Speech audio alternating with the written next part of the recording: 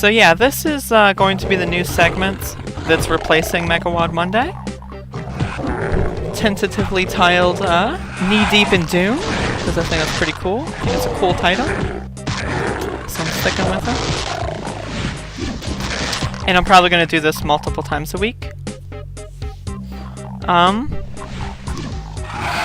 so I'm starting off with just doing Ultimate Doom, and then I'm going to do Doom 2, and then the final Dooms again.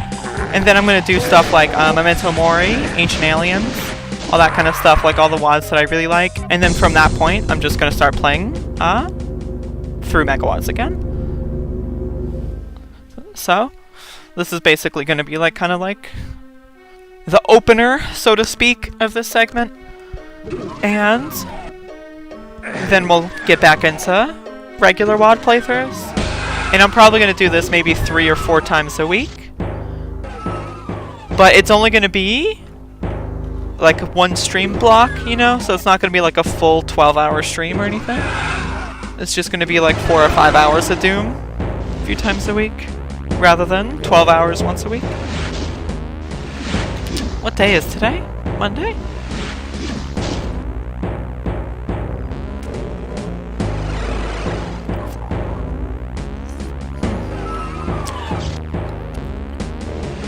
Hello, Dad and Bougie? I love quality. Alright, let me post on social media. You know, my social media socialization. I'm gonna socialize. Socialize the media. Except unironically.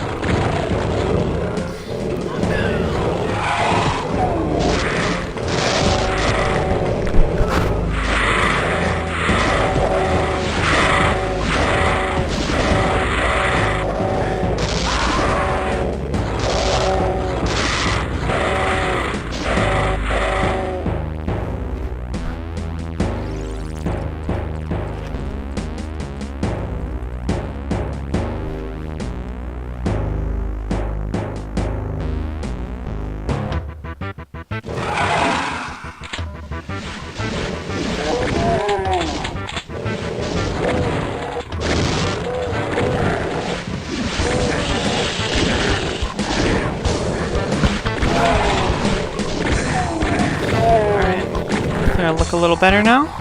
Brushed hair. Make the webcam slightly bigger.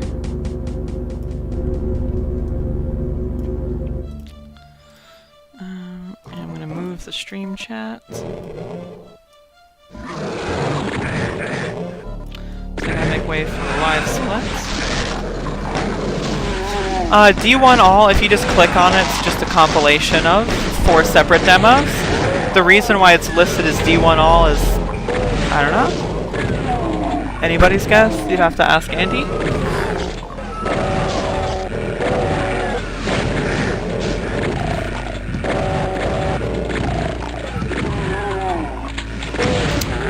Do I have a UV Max full?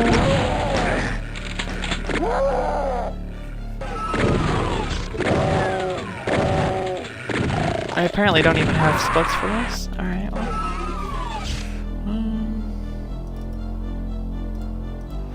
Let me see if I have full level splits for all the episodes. Oh wait, no, here's splits. Okay. This'll work. That'll work. Alright.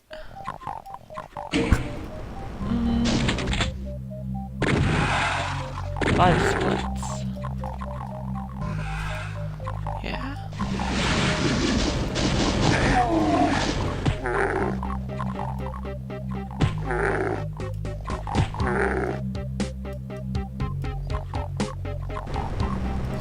Let's see here.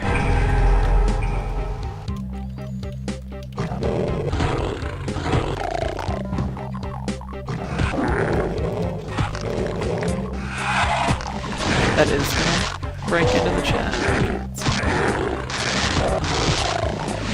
I'll pull it up with that then. Alright. Sorry for the kind of delay here. I'm being a little cringy. I'm cringing out right now. Oh fuck, I forgot to make a Twitter post. I'll do that. And a Discord post. Jesus, I'm behind? Help. Help me. Help.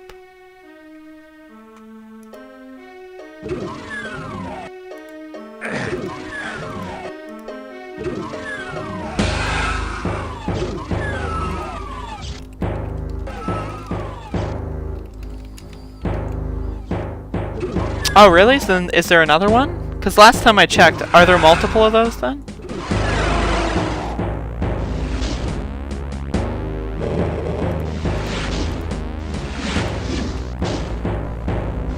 Okay. Alright, cool.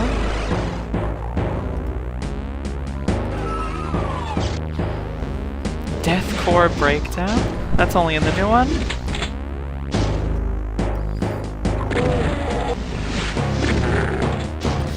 Alright, so...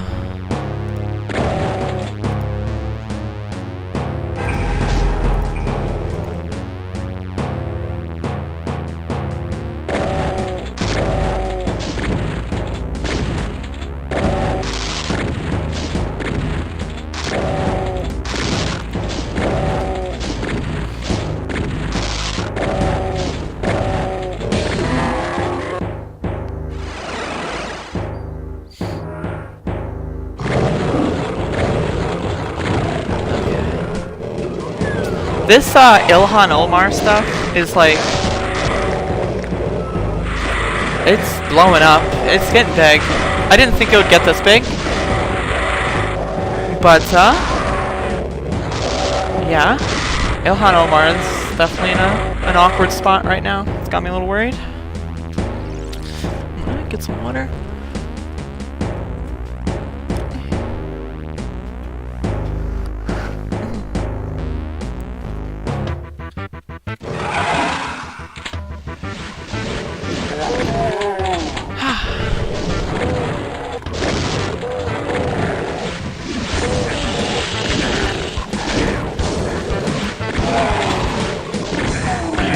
I think I've idled here enough.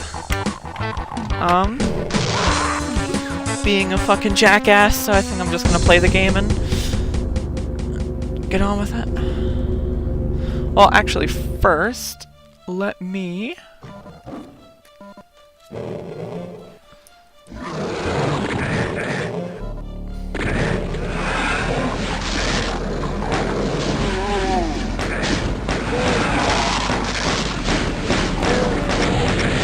Also hate Israel. Jesus. I mean, like, honestly, the way I see it, if you don't hate Israel, you're probably a bad person, so...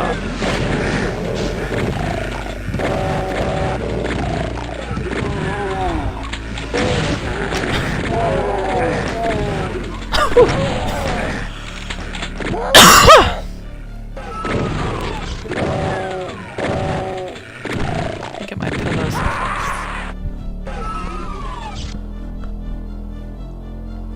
Nah, she literally just... Okay, so what happened was basically she just is against the BDS boycott thing. Basically, the Congress and the United States is trying to ban free speech. Literally, they're legislating the ban of free speech right now by making it illegal to support BDS, which stands for Boycott, Divest, and Sanction, which is a movement to get the United States to stop funding Israel's war crimes and human rights violations. So basically, it's just literally boycotting. So not buying Israeli goods, essentially, is what BDS is. So they made basically a way to legislate banning free speech by saying that if you support BDS, then you're not allowed to hold a government's position. Like say, like, you know, like a teacher, for example. Like a teacher in Texas got fired because she supports BDS. So she got fired for free speech. So Ilhan Omar basically is saying that, yeah, we don't agree, well, she doesn't agree with human rights violations of Israel in regards to Palestine and other things. So she supports BDS, which is, she's like the first openly in support of BDS member of Congress. And now because of this, like Chelsea Clinton is one of the architects in trying to smear her as an anti-Semite. To basically, it's a reactionary liberal agenda to get like actual progressive leftists out of Congress, or at least to destroy their possible power. So essentially, they understand that Ilhan Omar, Alexandria Ocasio-Cortez, like Rashida Tlaib and Ro Khanna, and a few other congressmen, or Congress people rather, are basically the power isn't a joke, and they're actually worried. So they're trying to like nip it in the bud, so to speak, and basically just get Ilhan Omar stripped of all possible committees. Similarly, a lot of people are calling for the same thing that happened to Steve King, and it's now getting to the point where we think it was a precedent that they made with Steve King, because Republicans are now joining in with the liberals to attack her being Ilhan Omar. So if you remember, Steve King, who was a Republican, got destroyed and stripped of his committee rights for saying, what's wrong with white supremacy? But the Republicans did this as like a virtue signaling flex, so to speak. So I think that this was in some fashion some sort of precedent that they're setting, like, oh, we hate bigotry of all flavors. And now those same people that are on the Republican side who attacked Steve King are now attacking Ilhan Omar under the same guise, under like criticizing Israel is the same as, wanting to ethnically cleanse all non-whites, apparently. Those are equivalent statements. So, yeah. Hopefully you didn't mind the 5-minute political dissertation on Ilhan Omar, but with that being said, let me play Doom.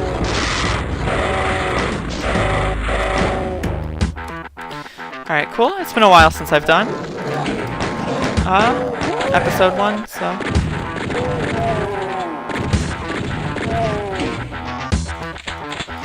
let's see how this goes.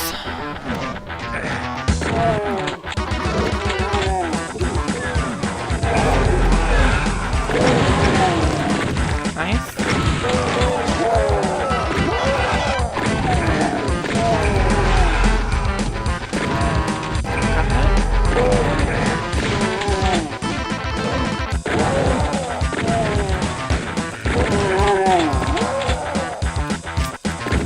Fucker. Behind me. Am I missing an enemy? No.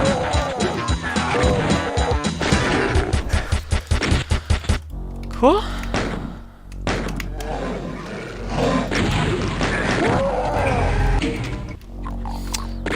I only really know episode 1. I got really close to getting the episode 1 world record, and then I got pissed. It's like mostly RNG, so I just like gave up. So I'm only really decently familiar with episode 1.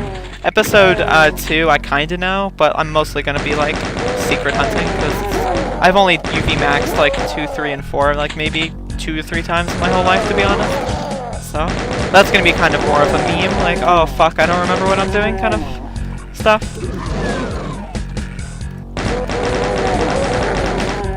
As I said earlier, I'm literally only doing this because it's the start of the new thing, and I want to do all the iWats. I don't like playing Ultimate Doom often. Only for very special occasions.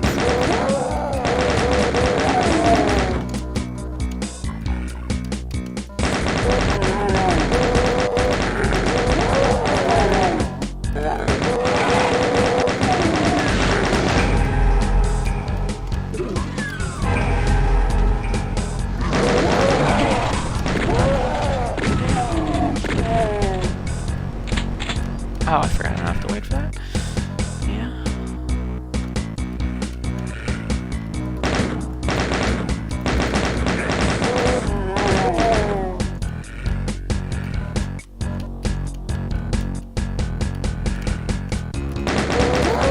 I really dislike this maze.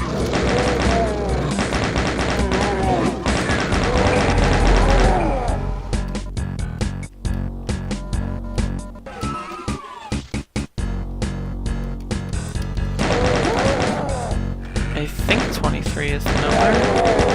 I'm not sure. I don't think so. No? That might have been it. 22 sounds more right.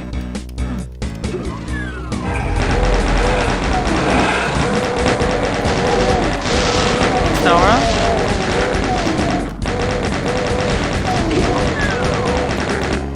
Hopefully I didn't miss anyone.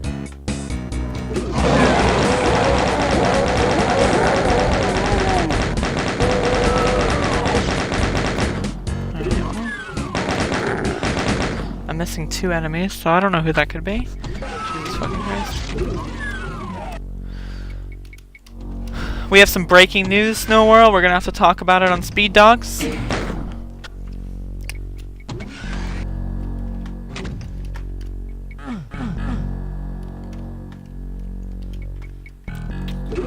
Fuckers in here, possibly? No. Is it? Maybe. Could be in here. No. Ugh, I hate Ultimate Doom.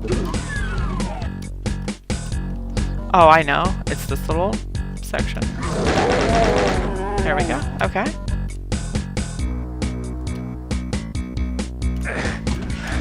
Cool. But yeah, so next time I'm gonna do Doom 2. Then I'm gonna do Plutonia again, and then TNT again, and then probably Memento Mori, and then Ancient Aliens, probably in that order. And then from that point, I'm not sure. If I finish Genesis by that point, then perhaps I'll do a run of that too, or something.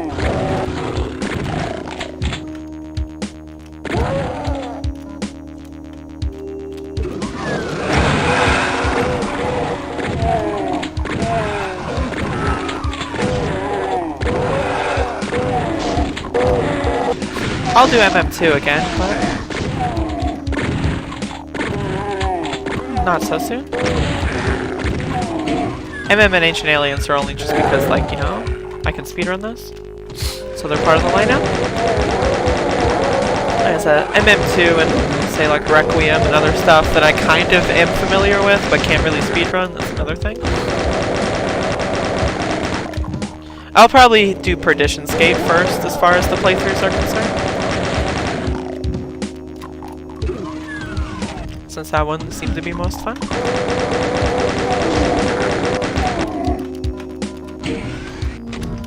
Alright.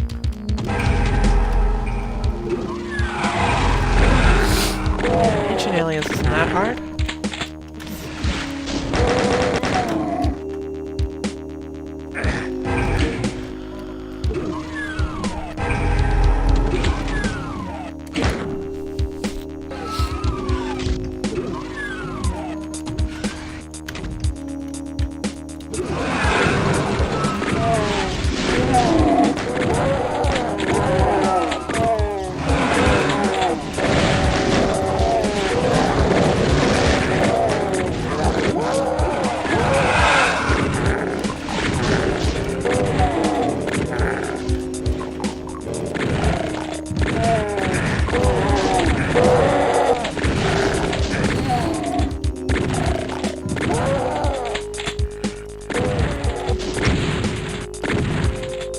Can you fucking die, bitch? God, I hate Zoom 1.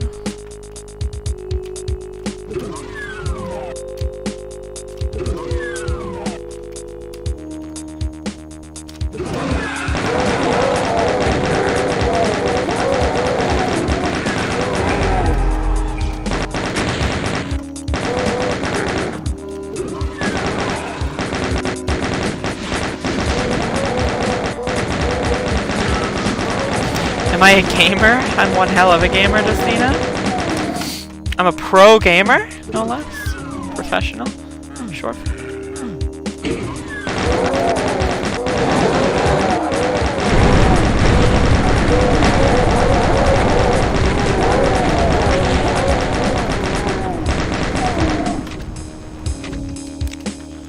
Awesome. One with the game, very true.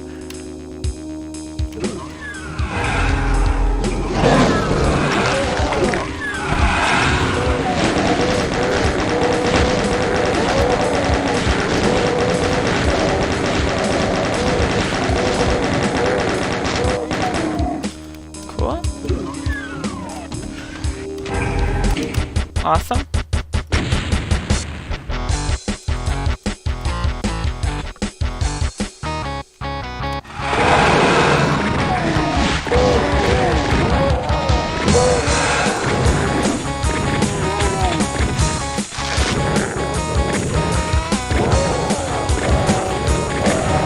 Upload my brain? Hell yes! Let's go!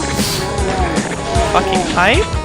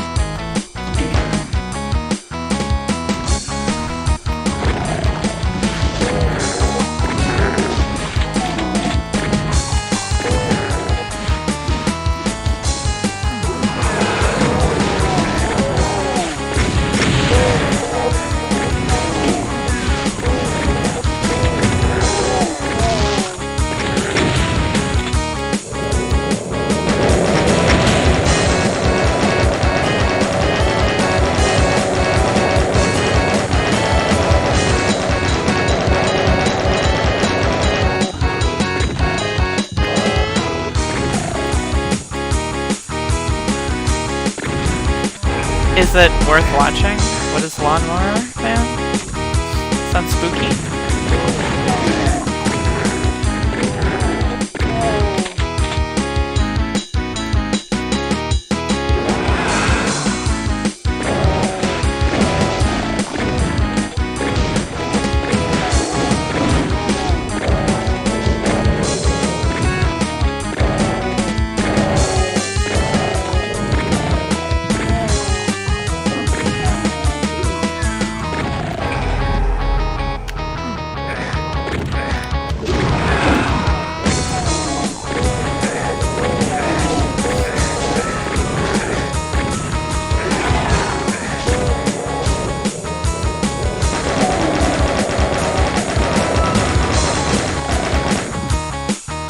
Missing an entire room that I don't know how I forgot about. It's the fucking star one.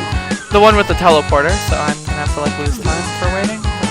I forgot, like entirely. I'm silly.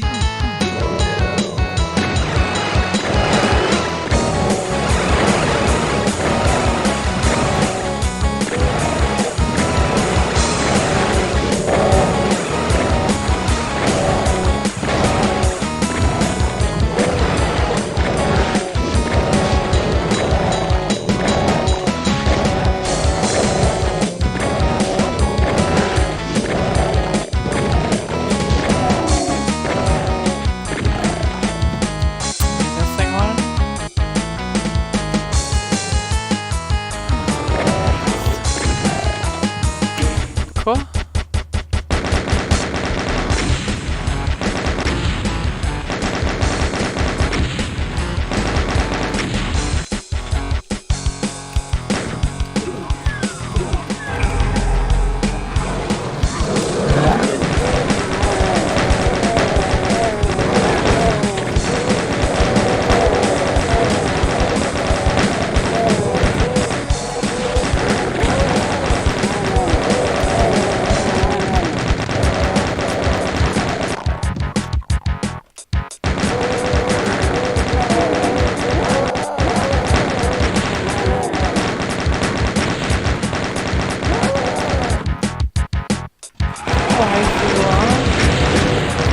Waifu law?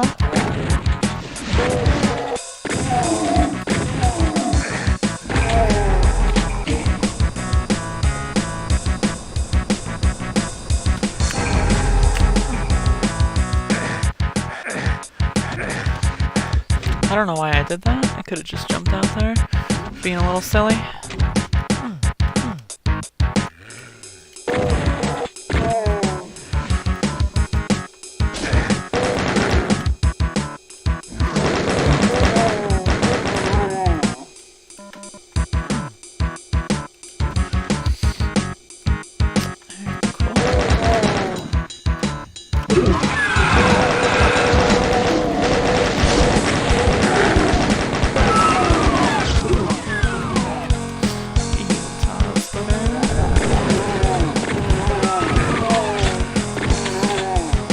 They did elect Mitt Romney, that's for sure.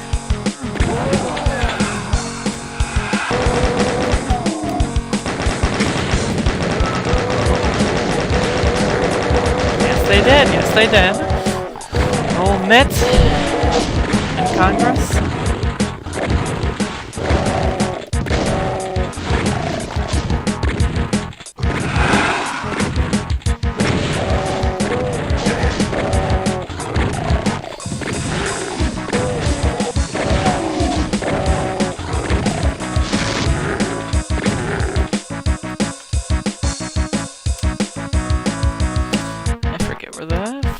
Are. Actually, yeah, now that I think about it, I think the only deaf ones are up here.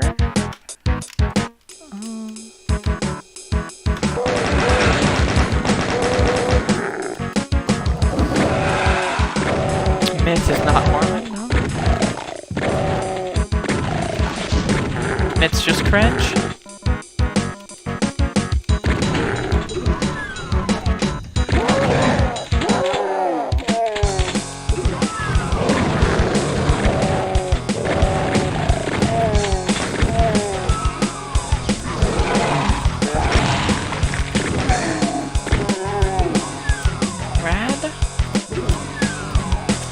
Fucking Mitt, dude.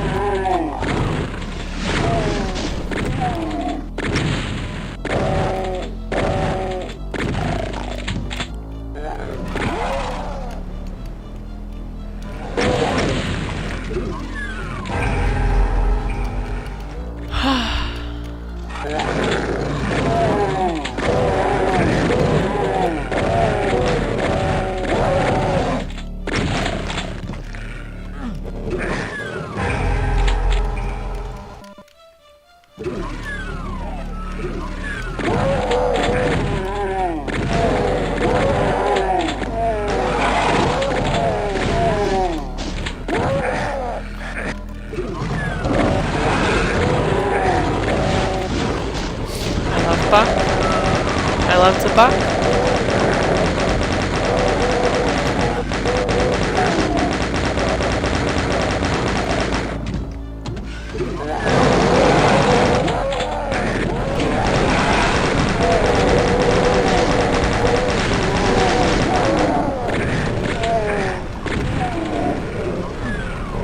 Yeah, come on.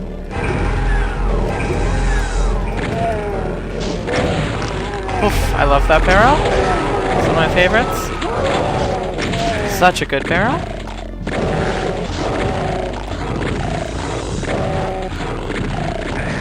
Who's the good barrel? Who's the good barrel? You are. You are! I love barrels. Glenn Beck, Christ. Get him out of here.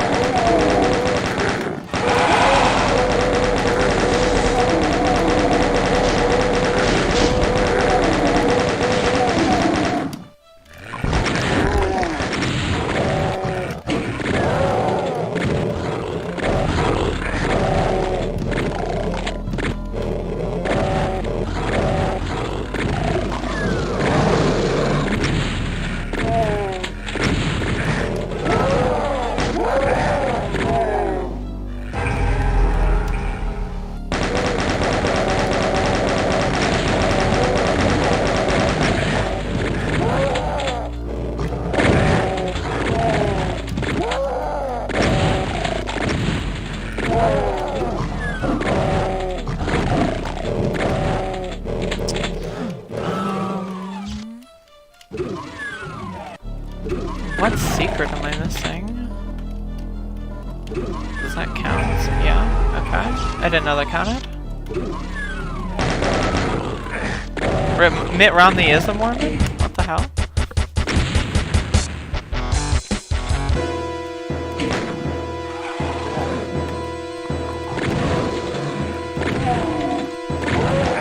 Mormonism is so strange. I mean, all the religions are strange, obviously, but like, that one's one of the weirder ones, you know? Like, that's up there as like Scientology, you know?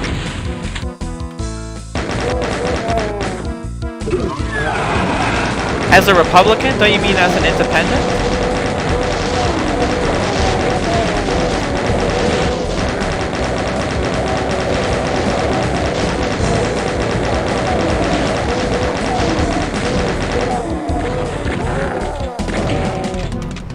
What do you mean, Dustina?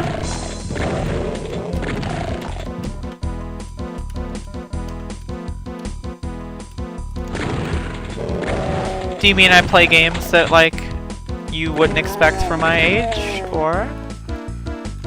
Evan McMullen? How is Evan McMuffin a good name? Is this a joke? Imagine literally living your life called Evan McMuffin. Jesus fucking Lord.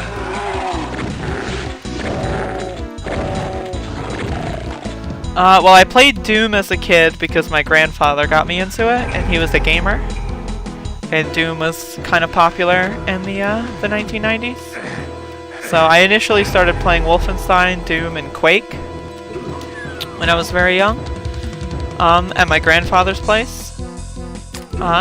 Keep in mind, my mom and dad were divorced, so every other weekend I would basically go hang out with my dad's side of the family, essentially, which included my grandfather. So basically I would just play Doom, Wolfenstein, and Quake every other weekend. In addition, also, I got a PS1 and PS2, but PS2 games and new games were expensive, so my mom mostly got me, like, really shitty, like, secondhand used PS1 games, you know, like the $5 fucking bargain bin shit. So that's why I play, like, a lot of old PS1 games and stuff, as well as, like, new PS1 games, as well as, like, Doom and the haphazard kind of, collection of time periods that I'm interested in. When it comes to, like, you know, mid-90s to late aughts.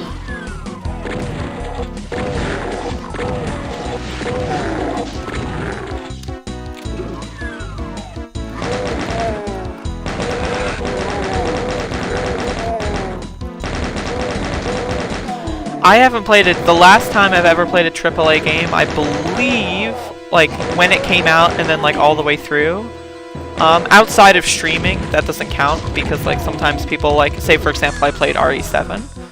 But, like, that doesn't count. The last time I played a AAA game for genuine enjoyment was probably, like, 2009?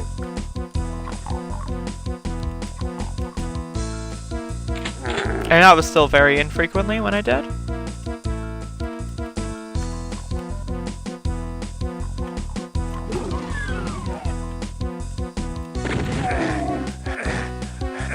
And even since then, like, mainstream games I don't really play. Like, I've played RE7.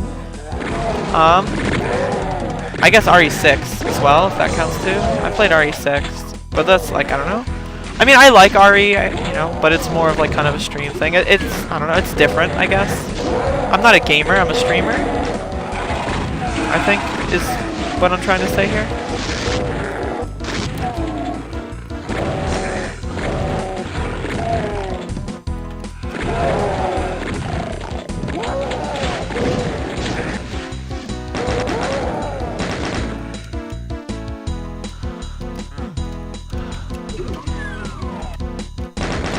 I really don't understand. I mean, I guess people, like, a lot of people just pirate shit, but I really don't understand how people afford to be gamers. Gaming is, like, so fucking expensive.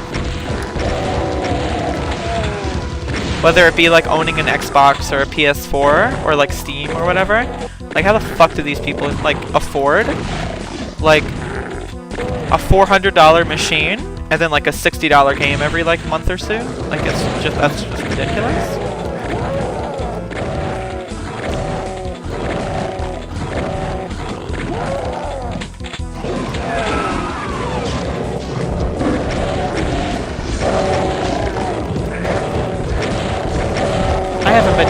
it's nearly enough in this UV Max run.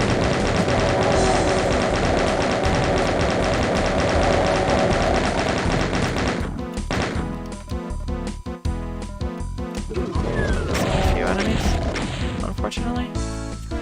I mean, indie games are cheap and stuff, but the gamers really play indie games.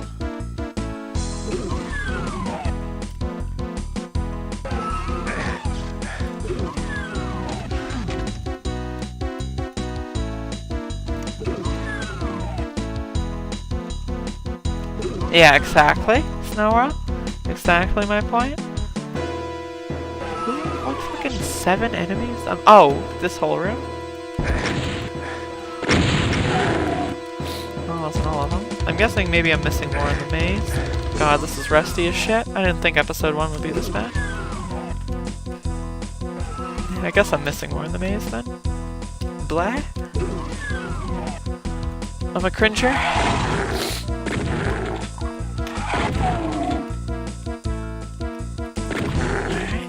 That's enough cringe. Yeah, basically, like, before I became a Let's Player / streamer, and after I was a gamer, I was, I guess, a lowercase g gamer.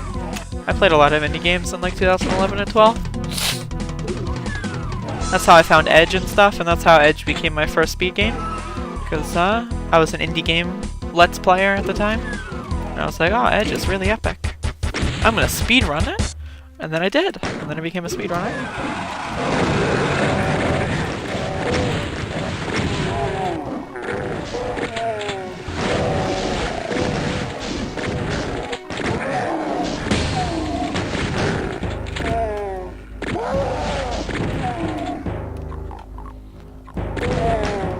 Ever since I learned that, like, Alucard was, like, a stay-at-home loser that, like, didn't, like, have any responsibilities, like, that shit was, like, so good. Fox, back me up here. Like, fuck?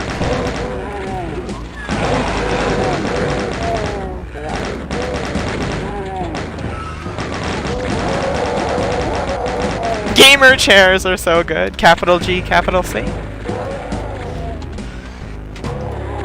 Yeah, Alucard literally just has no life and, like, is a literal, like, fucking basement dweller, like, essentially, and just, like, is just a shitty fucking gaming loot. Like, it's just every stereotypical position that you could imagine Alucard having, or, like, being, you know, like, it's true. I wouldn't be surprised if he were, like, you know, like, covered in Cheeto dust and, like, shit like that, you know, like, the guy is just a total fucking degenerate. Lowest of the low. And it's fucking hilarious. Because, like, when people, like, have a super moral superiority complex over minorities and stuff, it's like, oh, I'm a mentally stable person. I would never go trans, you know, like those people. Like, when those people, like, when you examine their lives and then, like, obviously just they're completely in disarray and, like, they have no idea what the fuck they're talking about, like, it's just, it's just so sweet, you know? But then you get to the point where it's like, isn't it like just really shitty that this person, like, exists? Like, they're in such a good position to be radicalized to, like, you know, dislike the government and dislike authority, but instead they're just like a MAGA chud. You know, that kind of stuff is a little bit upsetting. But still. And edging going trans, dude. I fucking going trans, like, the epic. It's so epic. It's just, I love when fucking cis people say go trans. Like, people misuse, like, the form of speech, like, for transgender and trans all the time. But I think my favorite misuse of speech is go trans. Like, it's just so good. Like, it's just so good. Like, it's like, I make it seem like it's like Goku going Super Saiyan during the Frieza fight, you know, like, just going trans. Because, like, what other context do people use for go like that? You know what I mean? Like, what other context is go, like, in that scenario? Like, go Super Saiyan, like, people say go Super, that's the only thing I've ever heard go in that kind of context, so I just automatically equate it to Goku going Super Saiyan. thus being really epic.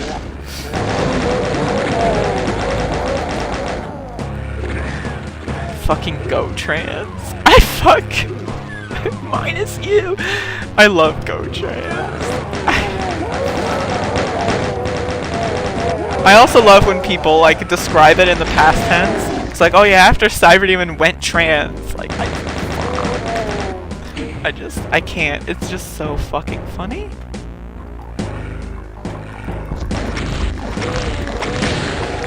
I love going trans.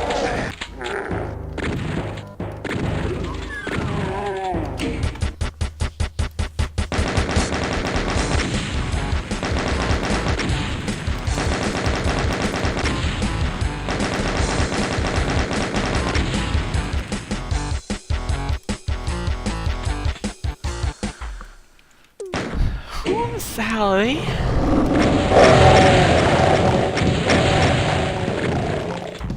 What's that bitch's name who lost in the Arizona Senate race but then became a senator anyway because lol? Fucking something McSally? I forget her first name. I want to say it's something cringe like Martha or something, but I'm not sure. I love that fucking Arizona shit, by the way. I love the idea of losing the Senate race and then you just get a Senate seat anyway. Like, it's just so funny. And like, I love the idea that both Cinema and McSally are in the Senate in the same state and like they ran again. It's just fucking stupid. Stupid garbage, but it's like hilarious at the same time.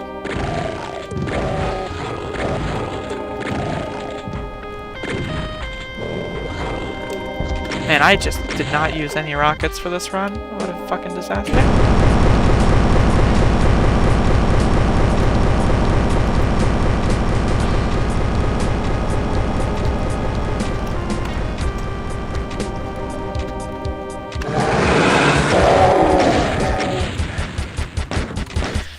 Alright, episode 2. Let's see if I can remember this shit. I would like to genuinely like run these categories. It's just that Doom 1 is just so boring. Like every time I set out and learn Doom 1, I feel like I'm only doing it just to do it rather than doing it because it's fun. Unless I never do it.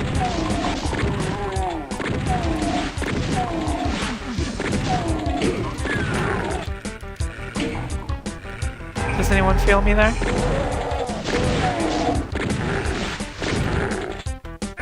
I didn't die at all during episode 1? I don't think so.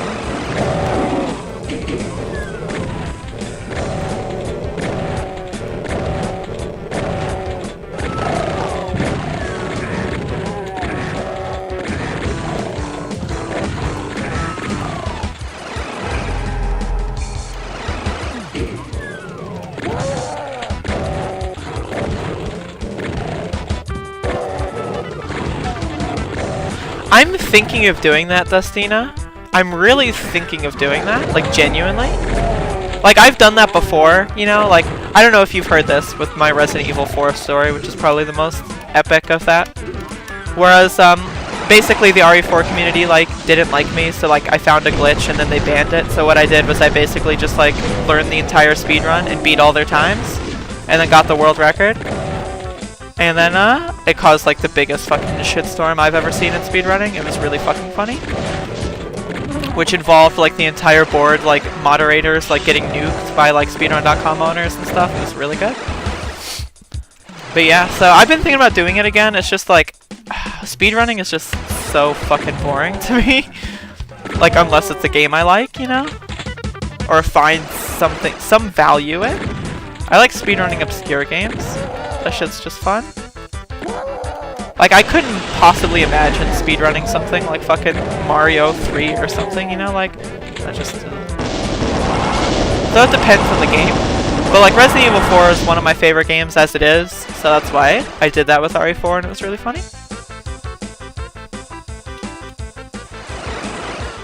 Exactly, Dustina echoes. Exactly.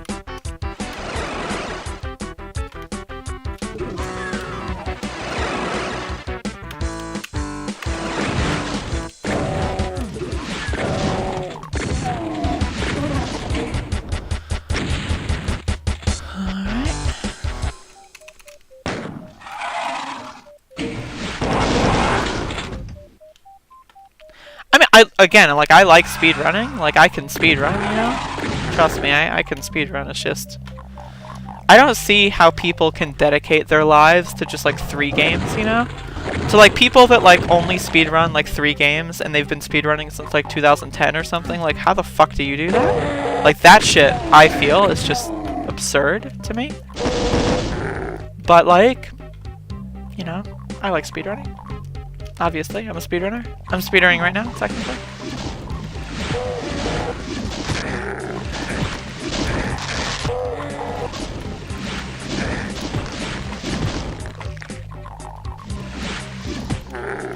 That also might be a factor.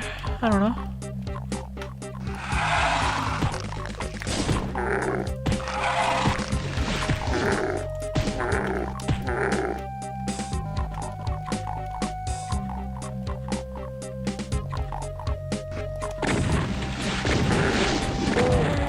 Yeah, no, see, this is the thing. Having been, like, an actual full-time streamer that, like, actually did things that, like, I didn't want to do because it was popular, like, that shit fucking sucks. Like, feeling like I have to do certain things in order to succeed that I don't want to do is just fucking shitty.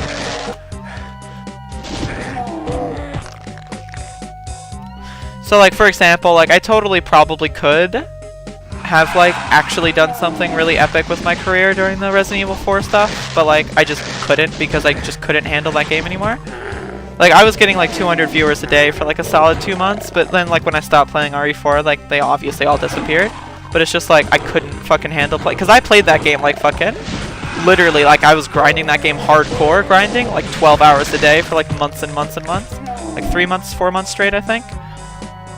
And obviously, like, once I started getting near the world record levels when people started paying attention, but, like, I couldn't fucking handle that shit anymore. But then it was like, well, you know, if I just do this for, like, another year, maybe I'll be super famous, but, you know, maybe I could have. I probably would have, even. But it's just like, can I really just spend my life doing something I just don't want to do, like, at all? Sunday Run Day came out before that.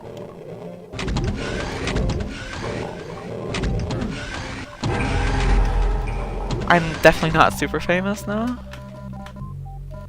I mean, it was getting to the point where I started, like, getting more viewers than, like, everyone else in the Resident Evil 4 speedrun community, except for, like, maybe Pitted or something. Like, I was getting, like, significantly more viewers than the world record holder, and, like, just shitting all over him constantly, and it was, like, super good. Felt very good. So, I mean, like, I could have actually probably done something, but then, again, it's just... Like, I've talked to Narcissa a little bit about, that whole thing with her, and then, like, Ocarina of Time and stuff, and I can just imagine how much more horrifying that shit is, like, at that level. So I'm glad I got out where I did.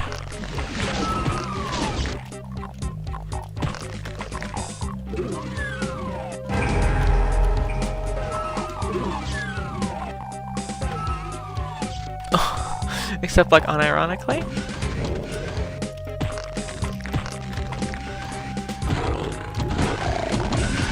Yeah, no. So, y'all don't know, but, like, maybe Fox knows. Fox, are you this old? I think so, right? When I was doing the Sunday Run Days during the RE4 period, that was, like, the only day of the week where I, like, took off, so to speak, and did Sunday Run Day. Like, it was really funny because, like, I would get, like, still, like, 150 people, like, coming in for their daily RE4, but then it would be, like, Arthur and shit. And, like, that was really funny. Seeing normies react to, like, the PS1 meme games was really good. I gotta get more people to do that. That was the most fun part about being popular. It's exposing them to my garbage. Which is why I want to get popular for things I like rather than for things I don't like. And, you know, again, I like RE4, but I can't speedrun it every single day for the rest of my life. So.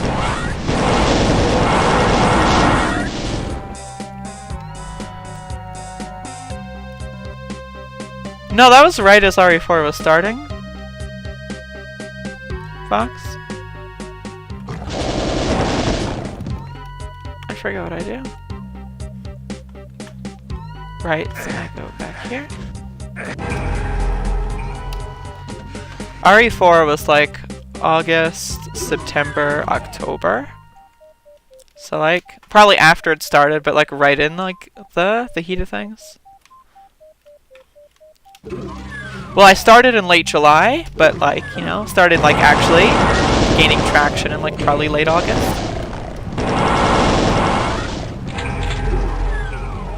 Like probably last week or so. What else am I looking for? This map confuses the shit out of me.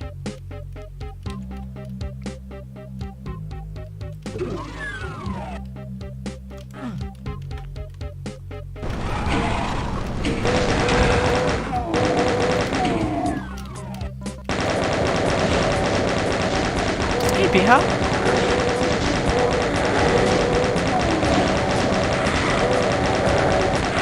Like Legos.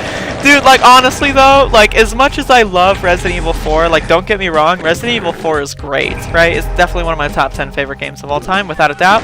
So as much as I love Resident Evil 4, like honestly, if I like had to choose between like Resident Evil 4 and like just shitty meme games, like I might just choose shitty meme games. You know what I mean? Like shitty meme games are just so fucking fun.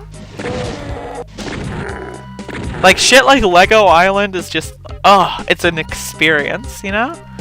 That's why I love that new game at Edibu and Pazarel's Secret. I think it's just amazing because it's just like pure fucking unmitigated garbage, of course.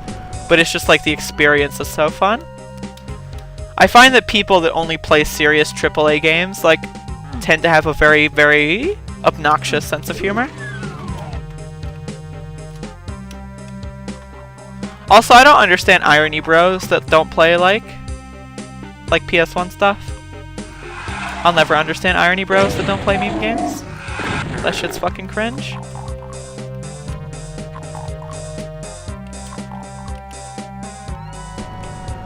This is the secret.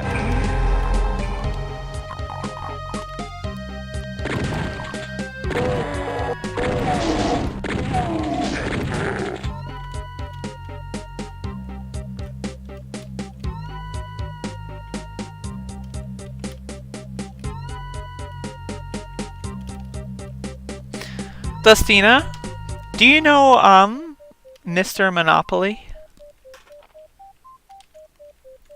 Because I have a question if the answer is yes. Where are these last two enemies that I'm missing? He's an asshole! Okay, that's what I thought. So I've known Mr. Monopoly since, like, early 2013. And every time I tell this story, I always, like, whenever people know Mr. Monopoly, but don't know him this long, I always like telling this story. So, I used to know Mr. Monopoly, back in 2013 when he used to get, like, 6 viewers. I used to be one of those viewers, because, you know, I like Halo, and I was new to speedruns at the time. So I interacted with him a little bit. And it was really funny, because, like, his streams were, like, always just very, very, very attention whory. He used to like the reason I even knew who he was because he used to like just constantly spam his stream in like popular streamers. And at the time I was like watching a few popular streamers. Because I just got into speedrunning, so I was watching some people that were somewhat decently popular for like, you know, a month or two. And like, so he would go from like stream to stream, and he would do that classic thing where it's like, haha guys, I'm about to go stream, and then like no one pays attention to him. And then like he says something else and then tries again in like 5 minutes, you know? It's like, okay, but for real guys, I gotta go stream now, you know, like that kind of stuff. So he would just do that in all the chats I've ever seen him in, and it was just like so good. It's just like that kind of mentality is just so hilarious. Like they're really trying hard for attention, but like trying not to look like they're trying hard for attention kind of mentality. And I always thought that was really funny. And then that GDQ run happened, and then like he became super famous, and then like turned into like kind of like a smug like kind of guy. And it's just like, I feel like it's just like really funny to like drop that lore bomb on people. Because like I literally watched his stream and he had like 6 viewers and like no one else has, so.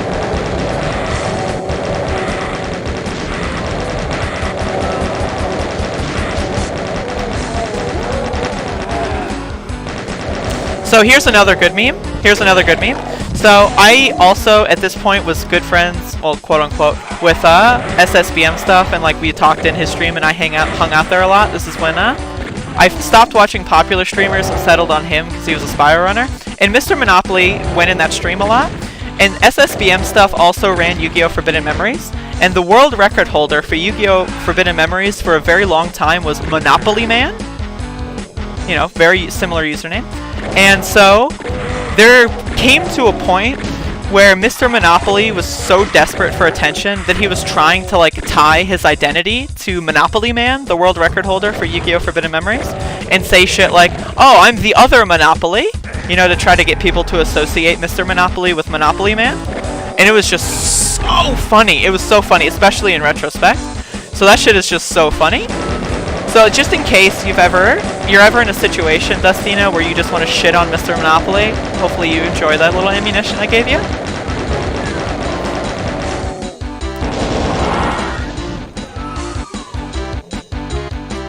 Now again, there's nothing too bad about it, you know, it was a long time ago.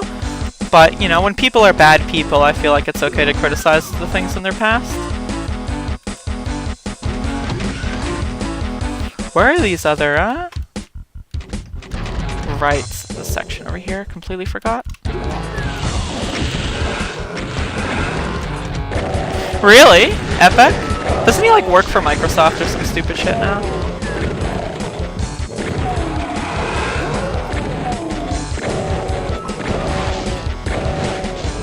Yeah, how do you feel about that though?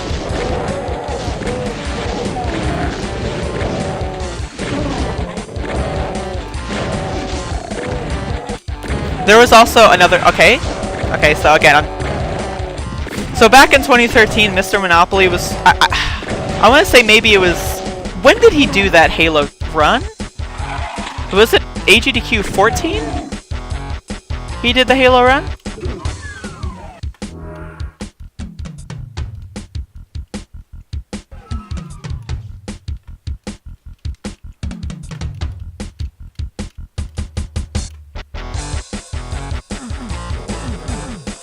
That's epic as fuck. Imagine being so cringe that like the devs of a game like dislike you so much that they don't even want to be around you. Like that's epic. Holy shit. Where is this last enemy?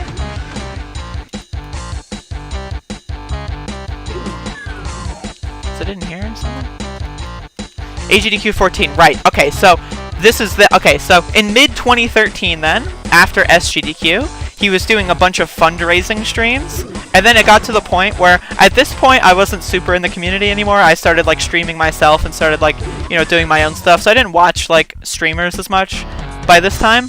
But I still, like, tuned in to, like, you know, an occasional Spyro stream from Saboom. So I'd see, like, Mr. Monopoly spamming and, like, not spamming, but, you know, like, just saying shit like, hey, guys, you know, like, and he would ask for permission, you know, so like, hey, streamer, can I talk about, like, something I'm doing? Because I'm trying to fundraise to get to GDQ. And, you know, because, like, people love that, oh, we're speedrunners trying to get to GDQ camaraderie bullshit.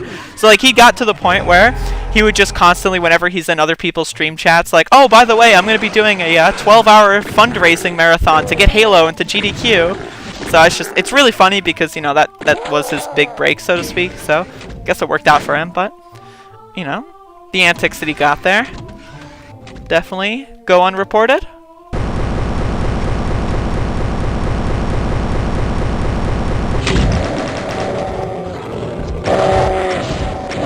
That's epic.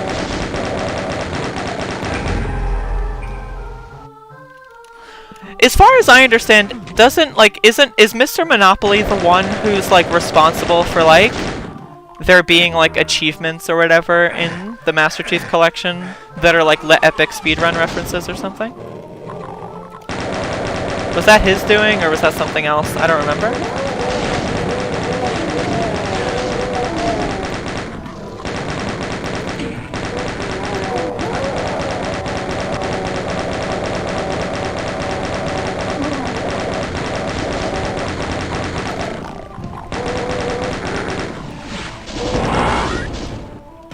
Okay. Epic. So is that where he gets the attitude then, I assume?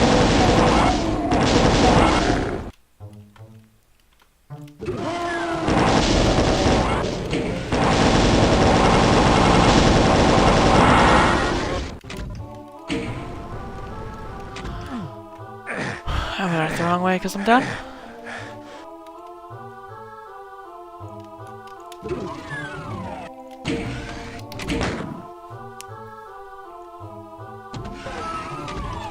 Yeah, this is fun. I'm having a good time. I like making fun of people. Like, that deserve it, you know? It's good. I also like having exclusive information. I love being a somewhat old-school speedrunner. I love, like, there's, like, popular speedrunners, like Caleb Hart, for example, that, like, I knew before they were popular, so I can just, like, you know, drop some hot gossip, and it's just, like, really fun. I don't talk to Mufin, like, at all. I was gonna refollow him on my new Twitter, but I'm not necessarily sure I want to really associate with him if he still associates with a lot of SRG people. So, I think he's an okay guy, but I'm not really. Like, we don't talk that much, and I have no genuine interest in reaching out anymore if he's gonna be surrounded in that group, because I feel like it's just gonna not go well, so I'm just avoiding it. Who, Caleb? Or Mufin? I love shitting on Caleb. Caleb is fucking epic cringe.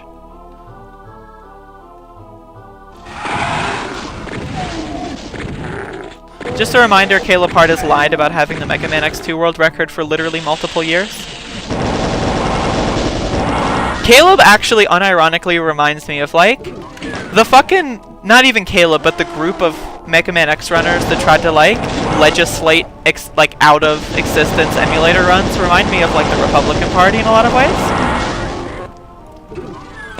I met Caleb in person at AGDQ once, and he called me an F-slur and told me to go fuck myself. So, that was pretty cool. But yeah, anyway, so basically it's really funny. Basically Caleb, like, claimed to have the Mega Man X2 world record because he and his cronies, like, got people to, like, just hate on emulator runs so badly and just spew a bunch of misinformation about it, like, how the emulator functions. And then, like, after a while, it was proven that the emulator was actually slower in a lot of ways. And that, like, it wasn't nearly as fast, like, in, like, because the emulator has, like, not perfect lag emulation, but, like, it also runs at a slower frame rate, right? So, it basically came out that the emulator wasn't, like, even remotely as fast as everyone thought compared to Caleb's run. So, like, Caleb used, and Caleb's run was, like, this is when his run was, like, a minute or two off of the emulator time. So, like, not even remotely in the same competition. And that was really funny. Oh yeah, reminder, I challenged... Okay, so Caleb and I used to be buddies. Like I said, I knew him before he got popular. So because of this, we used to be buddies. And so at one point, I challenged him to eat an onion with me, like make a competition out of it. Because I ate an onion on stream at one point in, like, 2015, and he, like, came across that and was like, oh, I could never do that or something. And he was doing, like, food challenges. And, I don't know, it came to a point where we mutually decided to challenge each other on whenever we see each other at an AGDQ and eat an onion. So that AGDQ, after, like, you know, I get there, and so I'm DMing him. I'm like, okay, so, like, what's up? Are we gonna do this? And then he seems like he's standoffish, but he doesn't, like, you know, tell me no or anything. And then he eventually just, like, you know, tells me to, like, kind of fuck off. And then, like, I kind of, like, run into him at AGDQ, and that's where the interaction I mentioned earlier happened. Where I asked him if he was going to eat an onion with me, and then he called me an F-slur and told me to go fuck myself. And that was, like, I don't know, I guess you could say that that was the end of our friendship, because I considered us buddies before that. And that was just, like, came out of left field. So, I mean, I don't know, but either way, it was pretty funny.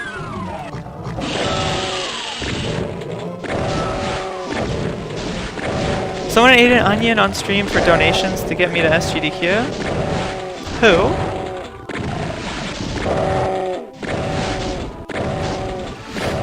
Reminder, I kind of ushered in the onion eating meme. Like, I know a few people were doing that. It was all me, though. Just saying. Like, in the speedrunning community, at least.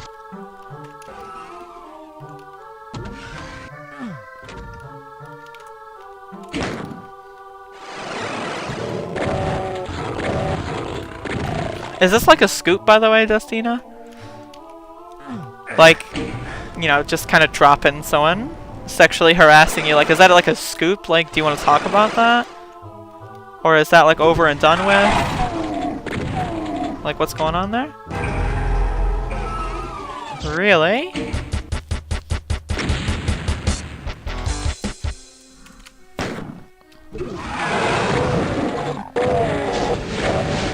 Interesting. Would you want to talk about it on Speed Dogs? Would you want to do like an expose of some kind?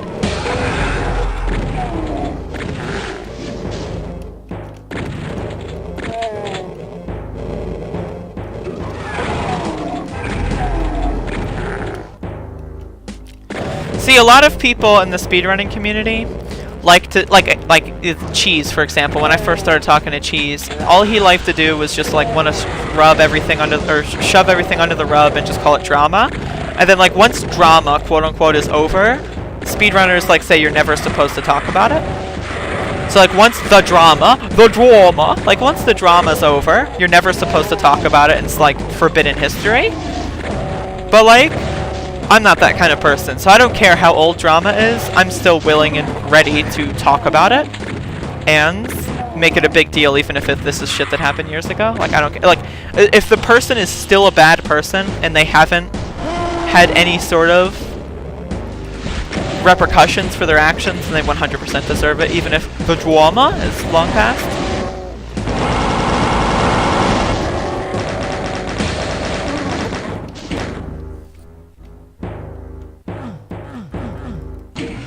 Better go feed my kids. Stop, that's really good. Yeah, I can't wait to read more into that. I definitely will. It looks so good.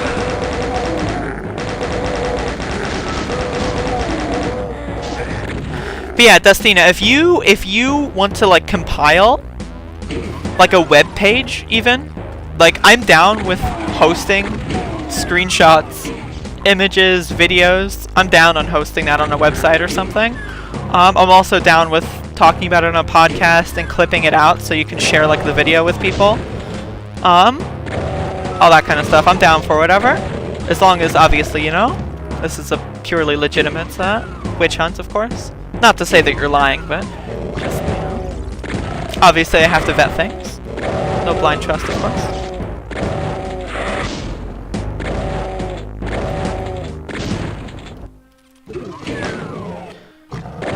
What the fuck? Wait a second. Whoa. Okay, wait a second, Dustina.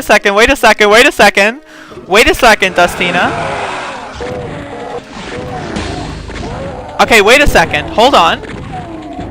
This goes from sexual harassment to sexual assault. If he touched you in a sexual fashion while you're sleeping, that's sexual assault, which is a crime. Wait a second. We're actually getting to like a serious territory here. I thought this was just like relegated to like, you know, shitty fucking messages on like Discord, like erping and stuff. But if this guy's like actually groping you in real life, then yeah, let's fuck him up.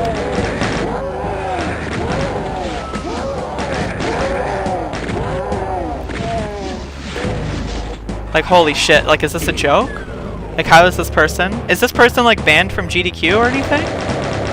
Like if we're gonna do this with a goal, is the goal to get him banned from GDQ?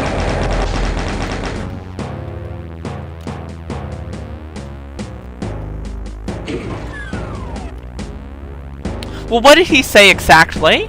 Because like touching me in my sleep could mean like someone like, you know, moving your shoulder and saying wake up or something. Like what like when you say touching in my sleep, like obviously given the context I automatically assume sexual, but I assume the intent is like what does that mean, touching you? Like if he's like, I don't know, putting his hand and like resting it on your like forehead or something, I would still consider that like sexual and creepy.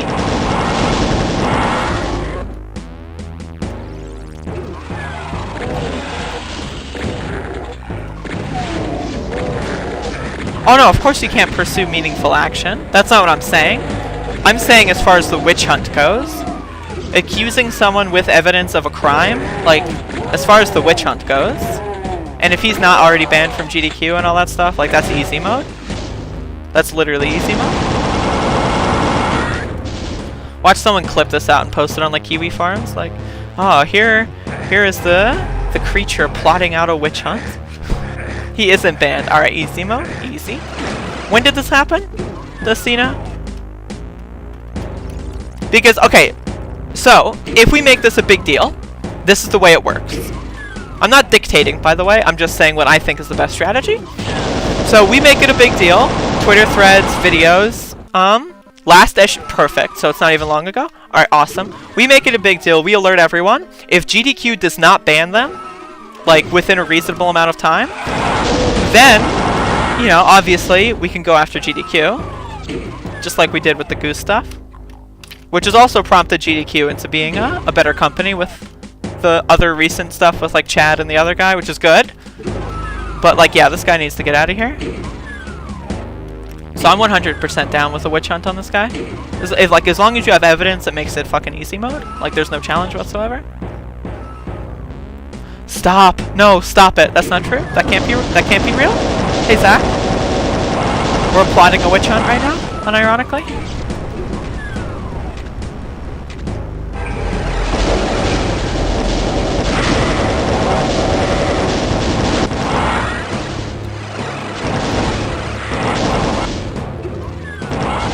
My pal Destina here was sexually assaulted at SGDQ and their assailant has gone unchallenged.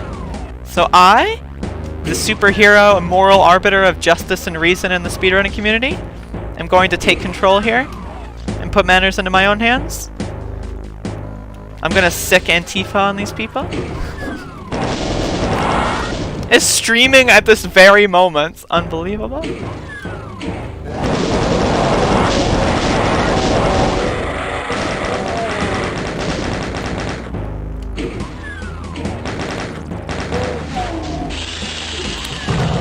So yeah, Destina, if I can ask you something straight up, like, if you want, you can come on the next episode. That's a good point, Whispered User.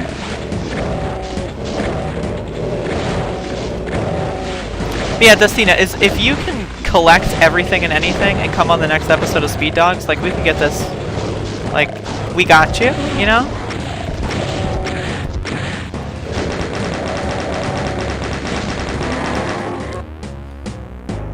Like, this kind of stuff is just unacceptable. Like, you know what I'm saying? Like, yeah, you need to get Discord message IDs, so you have to, like, enable developer mode on Discord and get message IDs. That way, if they do delete those messages, you can report them to Discord, and Discord can fetch the information. So, yeah, like, I mean, if you can just get all this stuff as soon as possible, get into, like, a collection, I will 100% help you, like, get justice, because that shit is just, like, unbelievable to me.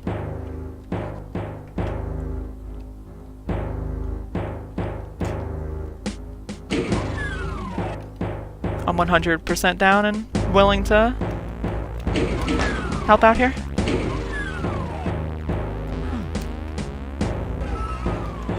This way.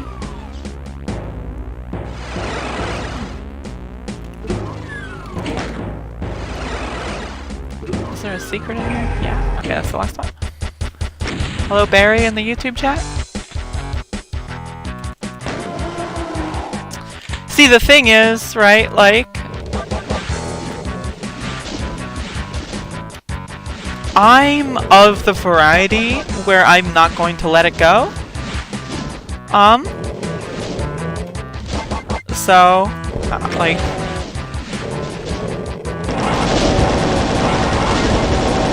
I don't know. I'm sure you at least have a decent understanding of how I behave in these kinds of situations.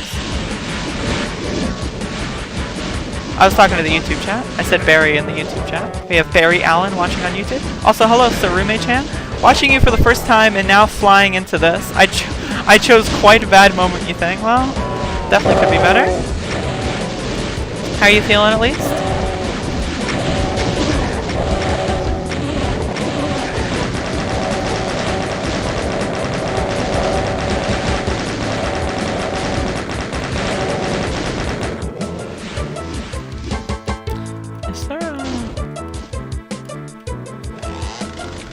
There's like a berserk in one of these, but I don't remember. Unless, is there like a berserk right here? No, maybe there's just no berserk and I'm just crazy. Maybe I already picked up the berserk? No. I guess I'm just crazy. There's no berserk. user.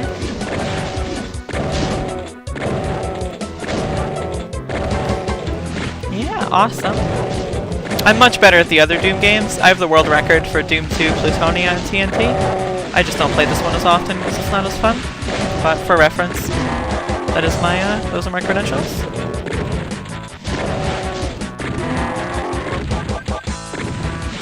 Yeah, what's going on with that podcast guy? Like, is he kicked off the podcast? Like, what's going on there? By the way, Zach, I have a proposal. Would you like to talk about SRX on Speed Dogs?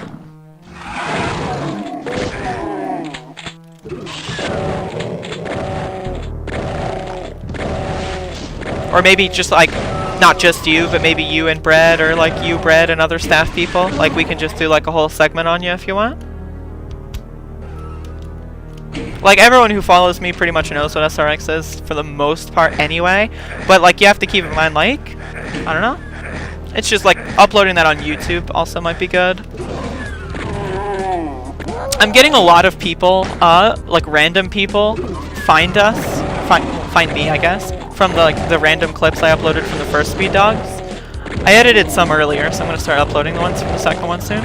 But that stuff is surprisingly good for bringing in new viewers. So, like, if it's like titled and marketed well, if I were to upload a video, like, I don't know, SRX breakdown coming soon or whatever, like staff member interview or something, you know, it could be good for getting some more recognition out there for sure. I don't know about the next. When is SRX? Isn't it March or something? Do you still have run submissions open? You could tie it into that if you want.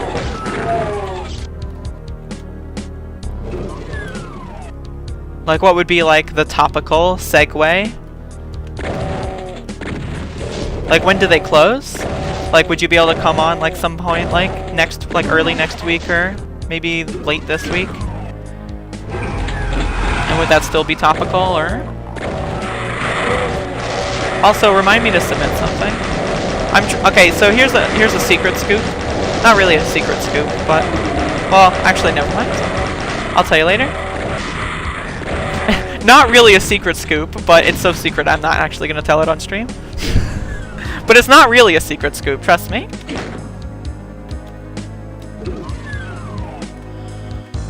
I want to host an in-person marathon at some point by the end of the year. Dustina Echoes. That's a goal I have. If you're talking about SRX, I assumed you're talking to me. But if you're talking to Zach about SRX, then no, that's an in-person event. And is it in Ohio?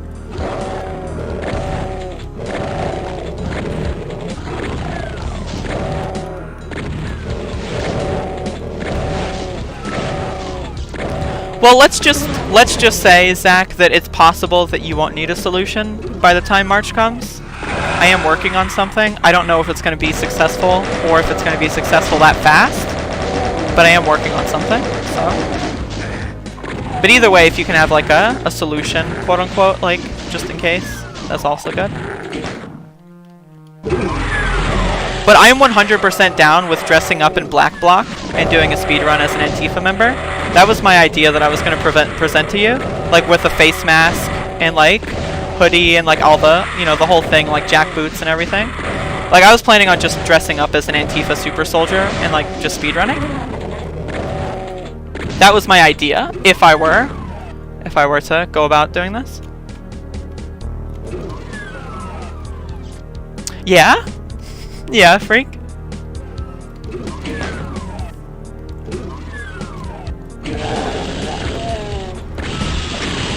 I mean, here's the thing. If I dress up and don't speak, you know, then I'm unidentifiable. I could actually even unironically speak, but like use like a different voice.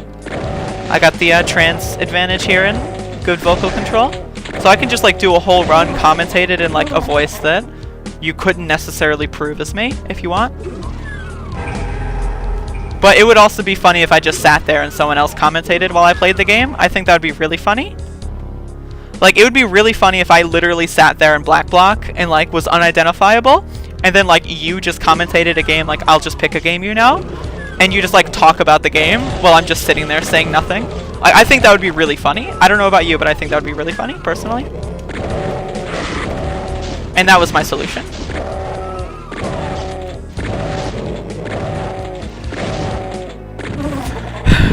God damn. Fucking hell. No, I think that one's a little bit too identifiable. The thing is, I can't be caught.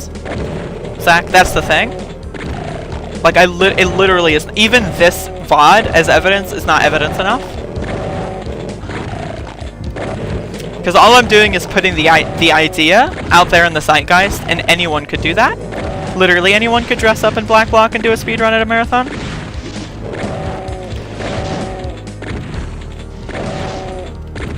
So, I mean, I'm just saying, it literally isn't possible. It would also be good viral potential. Now, I don't know if you're into this, but it is good viral potential to have, say, an Antifa super soldier dressed up as Black Bloc in your fucking speedrun marathon doing speedruns. I think that would be funny. So I'm just saying, that would be really funny and could potentially get attention. I could also learn a new speed game so that it's not like a game that I run. You know what I mean? So that it can also further unidentify me.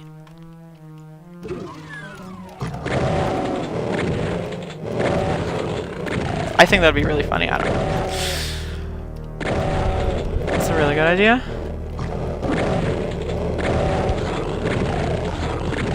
Yeah, no, if you had multiple people dress up, you know, that would be even better. So if it's just one person, someone could potentially make the argument, right? It's no way to be proven, but you could potentially make the argument. But if you have like 4 people dressed up in costumes of multiple varieties, you know, there is no possible way that you can make the argument that it's me in any capacity. Literally pull a magical hat from Yu-Gi-Oh! Fox, back me up! Fox, back me up! Where's my backup? Snow World, you too, back me up? Where's my backup? Magical hats. The Dark Magician. I'm the Dark Magician. No, I'm the Dark Magician girl, who can also use magical hats, of course. That is significantly more lame. See, this is my problem with... I'm gonna shit talk here, but I'm gonna shit talk when there's even no definitive answer. But, I mean, I don't know. I like to think big. All I'm saying is I like to think big. That's all I'm saying. Like, just streaming on StreamMe for my... That's stupid cringe as far as I'm concerned. I think being creative is a lot more fun. And also could potentially lead to viral, like, actual attention as well. Accidentally lets out a doggy! Oh no! Doggy! The charity would care about StreamMe. Like, imagine a charity looking at your stream and then the front page of the website's a bunch of neo-Nazis, like, streaming videos of, like, black people being murdered and then laughing at it. Which is reminder that, like, there are pages on this website that stream videos of black people being murdered and then, like, just laughing about it in the chat room. Like, unironically that exists, and, like, it's probably happening, like, as we speak on this very actual platform. Like, that kind of stuff. Well, like I said, I've got something in the works, and it might solve the problem. But if not, I think doing the dress up is the funniest and most potentially epic. In fact, I'm even down with just doing that regardless, because I think it's just really funny regardless. Hand washing lib cock. Stop! No! Where are these 3 last enemies?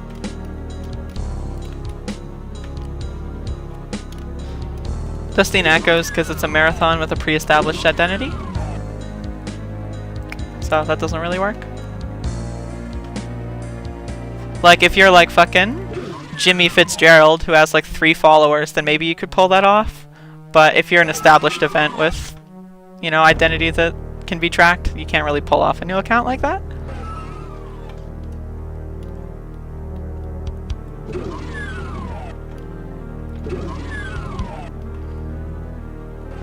Where the fuck are these enemies? 3 enemies. I have a feeling they're probably in here somewhere and I'm just like missing a little. Yeah, it looks like I'm just missing this area over here.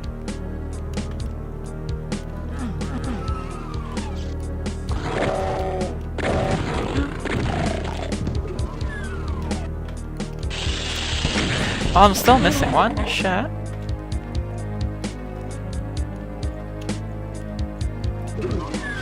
No, Stream Me is garbage. Definitely don't talk to them ever again. Do you... Well, I guess maybe we should... Well, fuck it. Do you have contact at Stream Me? Like, do you still talk to those people? And, like, if so, like, why? And then also, can you give me their information so that I can talk to them? Because I'd love to, like... just talk to them. Like, have genuine like, how does a human being look at this website and feel proud of it in any capacity? Like, literally, like, how can you, like, look at this website and go, like, God damn, doing a good job? Like, how do you do that? Like, I guess they don't. Maybe they just don't, and they just, like, get the money and it's just, like, worth it. But, like, I don't know. I can't imagine any of them are proud. Like, can you just, like, tell me, like, have they ever said anything that says that they're implied that they're proud of the website? Or has it all just been, like... Because I can't imagine being proud of anything that's going on in Stream Me on a development end, because the site runs like garbage, right? The site runs and operates like complete shit, and like hasn't had it like an actual genuine update in multiple years. So the developer side, garbage, complete failure. And the social side, don't even get me started, a complete catastrophe on every front. Like, Stream Me is like the most hilarious fucking failure I've ever seen in my life. Like, it's honestly fucking top-notch.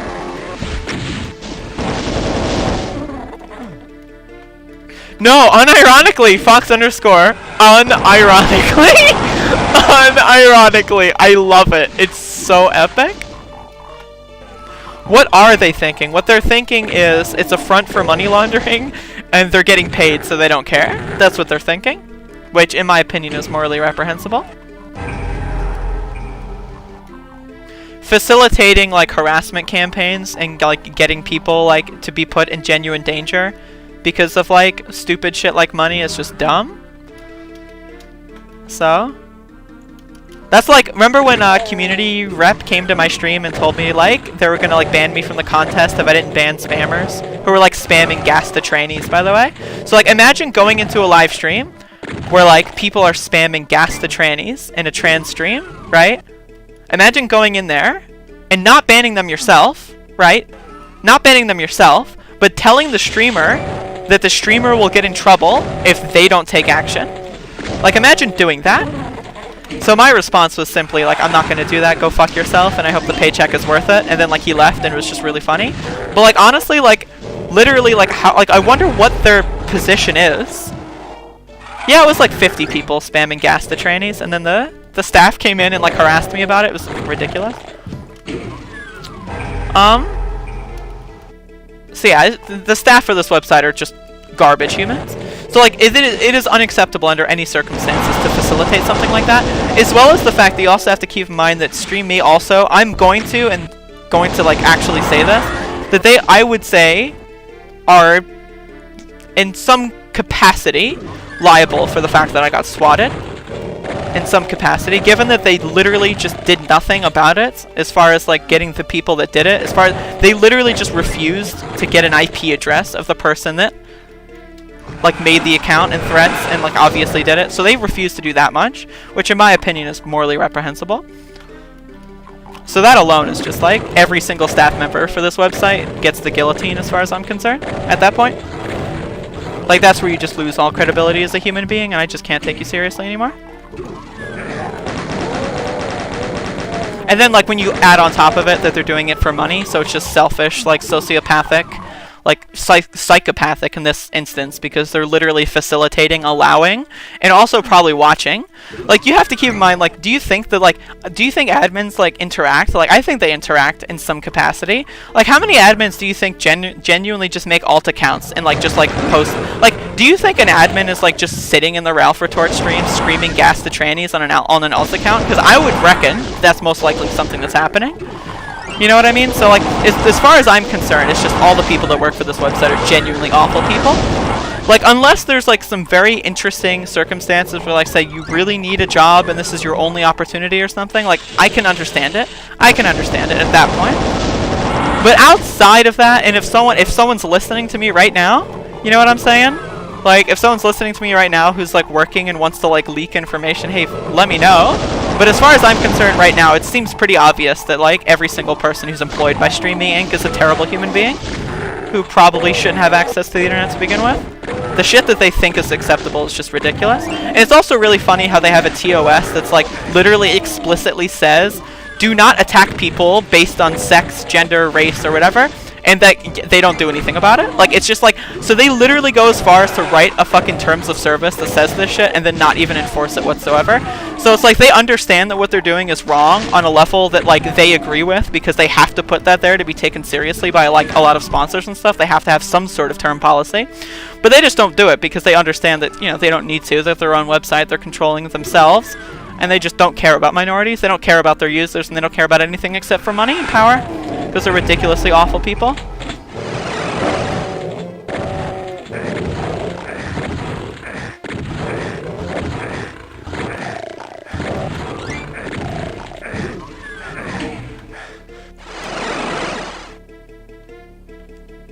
One of them is a sub to those accounts. Could you get me proof?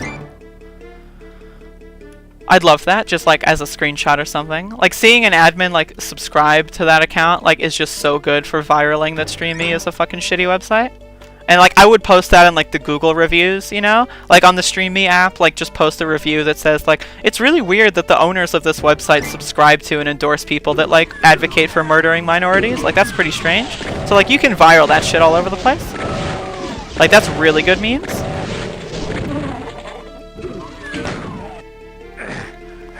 A moderator was last seen in my chat when they told me off that one time, Zach, that I mentioned, where they yelled at me for having people like raid my stream telling me to kill myself and shit, and they decided that it was my fault somehow just by existing. That was the last time I've seen an admin. You're gonna DM me something? Awesome.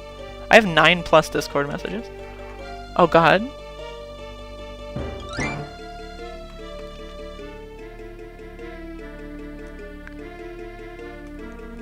Theo wrote me some novel about nothing.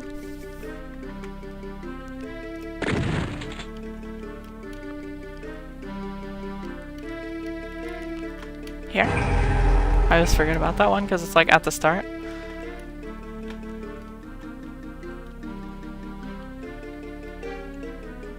VO BTFO? Wait a second. Oh! Did I say like VO sent me garbage? Yeah, VO sent me garbage. Here's what I sent to Vio, which is really funny. This is the conversation.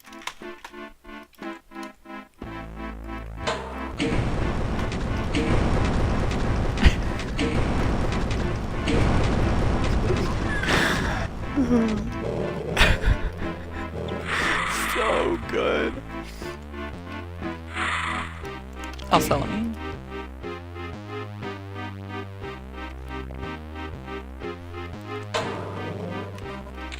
I like what I'm reading. Zach, I like what I'm reading. I like what I'm reading. I really like what I'm reading.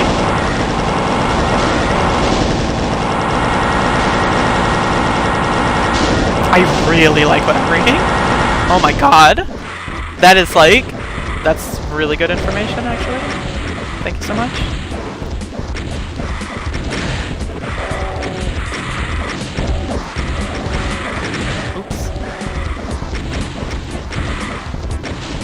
Wow, incredible. So, like, do you agree with me, Zach, at the very least, that, like, doing all of this stuff and allowing all this stuff to happen makes you a bad person? Like, can you understand my logic here? Because I'm willing to go after the people that own this website at some point. Like, that's... Maybe I shouldn't be saying... Maybe I shouldn't be saying that on the website. But... Never mind. Hold up, everyone go to my YouTube stream. I'm gonna mute the mic on Streamy real quick. No, I'm just kidding. No, but like for real, the people that own this website are garbage. And like, I'm gonna call them out, and I don't care. So, I am more than happy with contributing any and all damage to the people that own this website.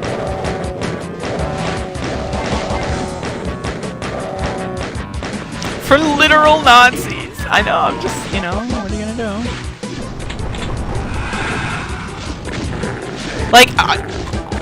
Like the level of neglect on this website is just like, it's indefensible. And it's so obvious that they're building like a money laundering neo-Nazi like scheme. Like at this point, I'm even skeptical to the, like, is the contest literally just being manipulated to just give Nazis money? Like at this point, it's just like some weird funding scheme. Like, let's think about it this way. Why would they ask people who are obviously outed Nazis to stream on their website? Unless it's a way to secretly just fund Nazi propaganda?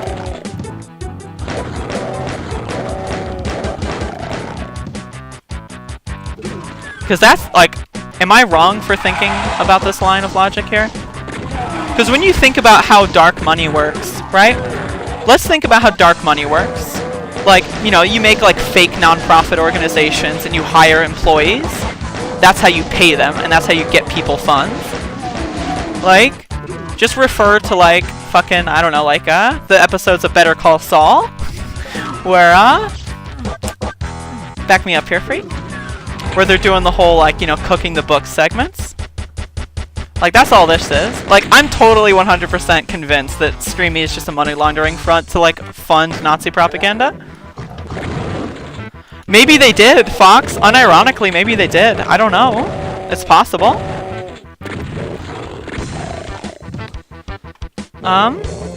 It's totally possible that that's, like, the... Like, and let's also go back in the history. They got Keemstar to begin with. That was their, like, first big thing. Was they got Keemstar. And who is Keemstar? Like, just a generic fucking, like, propagandist? So, like, at this point, I'm, like, actually skeptical on whether or not the whole thing is just Nazi propaganda. Like, maybe not the developers, or maybe not every person on staff knows that. I would maybe be surprised, unless, you know, it's possible. But, like, honestly, like, at this point, like, financially speaking, that's what it is. Like, the material effect at this point.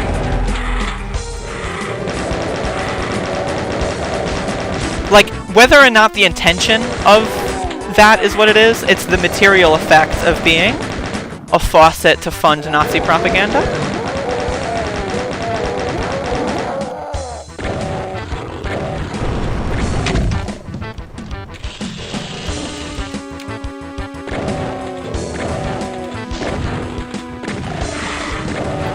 Because, like, think of it.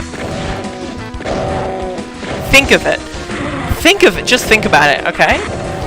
So streaming and gaming already, like, when this site was being created, was on its way to becoming super popular, which it is obviously now, it's super popular. And gamers are typically right-wing or, like, leaning in right-wing directions because they're typically uneducated, like, NEETs, like, basement dwellers that, like, are privileged and have no issues of their own, except, like, their mom, like, telling them to go to bed at, like, 10 instead of 11. So, like, typically gamers are more susceptible to propaganda. So it's definitely possible that StreamE, right, is just a front to just fund Nazi propaganda within the streaming and gaming communities. Because, like, why would they get people like Keemstar and, like, Ralph Retort as those are the people that they're gonna align themselves with, like, heavy-handedly? Seems very interesting to me. Especially when you look more into the actual origination of the company StreamE, which we did, like, a few years ago when I first joined the website. That shit is, like, super shady and super fucking weird. So, I mean, like, the shadier things get, the more easy it is to, like, see why. It could, you know, it's just, the more shady things are, the more skeptical I am of moral value.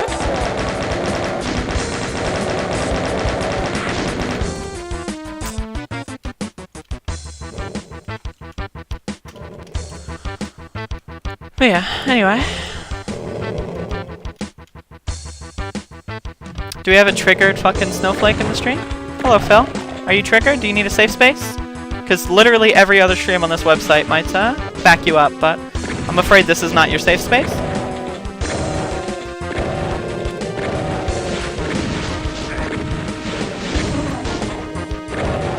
Till said unironically. Yeah, I mean that too.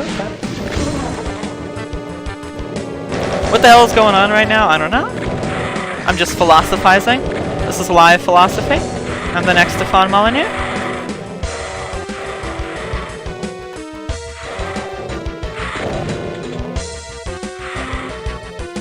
I am part of the scheme! Good one. At least you have a sense of humor.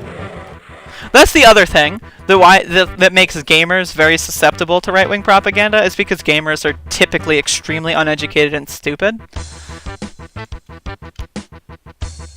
Like, you can get gamers to, like, literally commit fucking genocide under the guise of irony, and it's just super epic. Which is, like, literally happening, like, right now, like, on planet Earth, and it's just, like, hilarious. Like, it's just so fucking funny.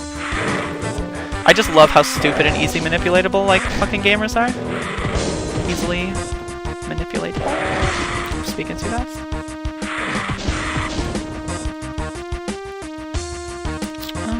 I guess I'm going this way.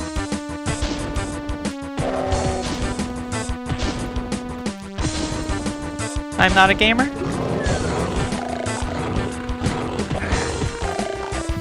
Oh, did you really? Epic. Exposed. Failed speedrunner. Damn. Failed speedrunner. How did, like, what is a failed speedrunner exactly? Let's analyze this. Also, conflating autism with stupidity is very ableist and also very, very, very stupid, which is pretty ironic. Reminder, some of the smartest people in human history were autistic. Jackass.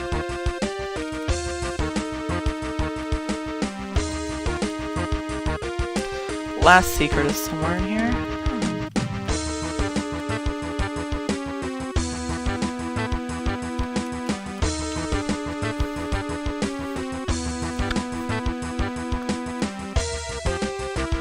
Saying it's a spectrum doesn't change the fact that you're conflating autism with stupidity, which are two different things.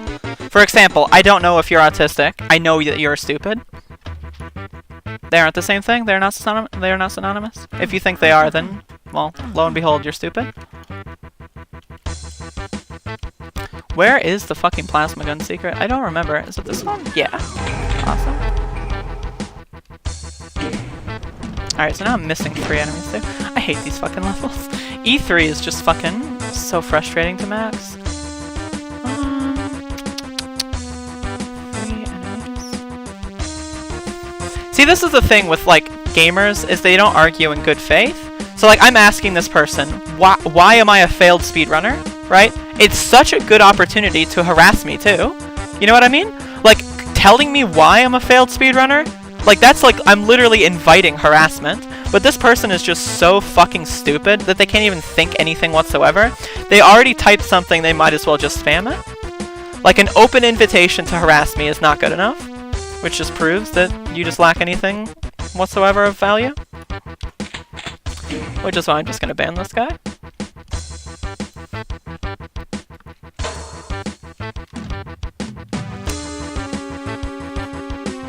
I mean, I have the world record for lots of games, but I mean, there's lots of ways you can call me a failed speedrunner. Like, I literally am curious as to what that could mean. Like, genuinely curious.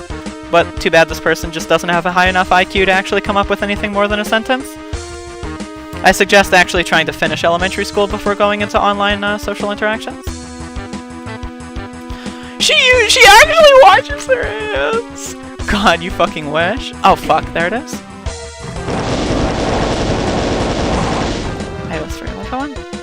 Okay, we're good. Nice. Like, I'm willing to debate a right-wing gamer. Like, Bully Ranger, if you want to try? Anime, if you want to try to debate me, I'm down. But you just irony shit posting in the chat, like, I'm just gonna ban you if you keep it up, like, honestly. Like, this is the first and final warning.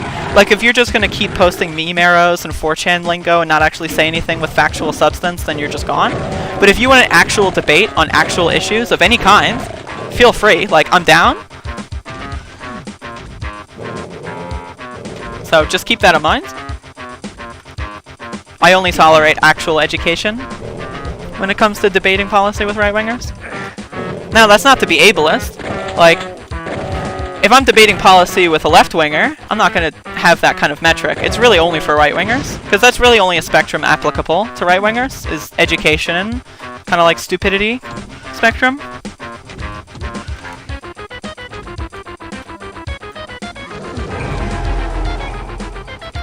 Hey now, I've been shitposting, but I've not been using meme arrows. Good chat message.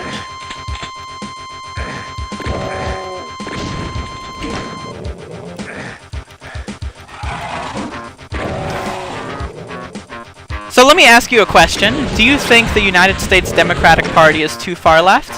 How do you feel about Alexandria Ocasio-Cortez? Do you think she is a socialist? And or a communist?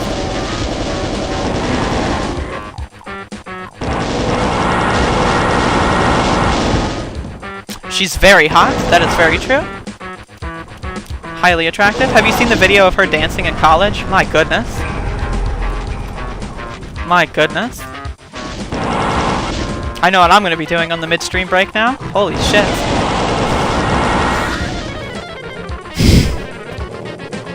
She's part of DSA, isn't she? This is what I mean. This is what I mean. Like, this person doesn't have any idea who the most popular congressperson is. Like, this is what I'm talking about with gamers. You know what I'm saying? Like, they're literally just so fucking uneducated, but they think they know literally anything. Like, imagine, like, actually fucking... I don't care if you're not American, dude. Like, honestly. Like, if I can keep up with global politics, you can keep up with global politics, let alone the most popular fucking actual, like... You know, I don't mean to toot our own horn here, but we're kind of important in America. To not know, like, one of the most popular politicians, especially on the left... Like, I know a lot of, like, leftists in, like, global politics. Like, come on.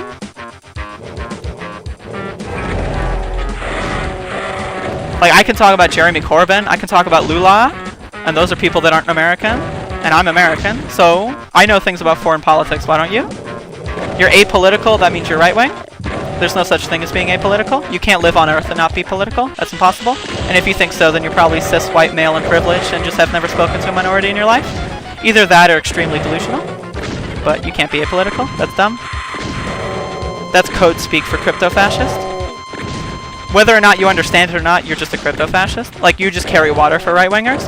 When you say I'm apolitical, that automatically is like giving like, it just makes it, it's a very fine people on both sides kind of argument. Like, saying both sides are just like something you don't participate in makes it seem like it's a valuable comparison. Alt-centrist, I mean, that's the same thing. Like, that makes you very, very, very stupid, very evil, and very, very, very uneducated. In material effect. And I'm not calling you a bad person. You have the opportunity to educate yourself, and if you want to be educated by me, I'll do the best I can to get you started. Right? Like, I'm 100% down, but you can't be a centrist without supporting genocide. So... if you're going to tell me that you support genocide, then okay. But if you don't support genocide, then the bare minimum you should do is participate in basic social politics.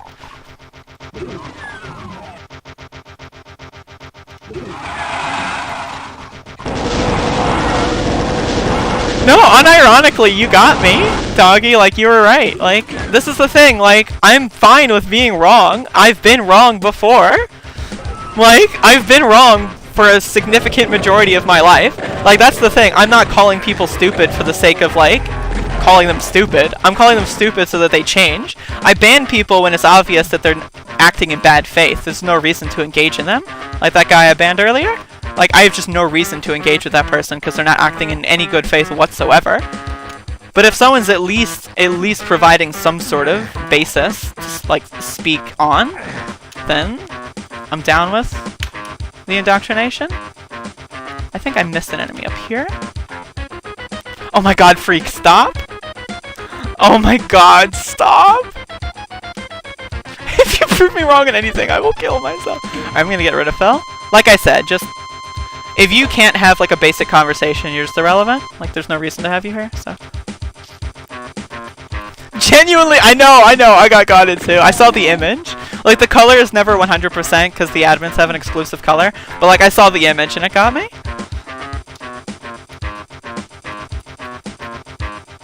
Once they have a chat with me on Discord, we can hook that up later. Not right now, though. Would they like to come on my podcast? I'm trying to recruit people to debate on my podcast, so.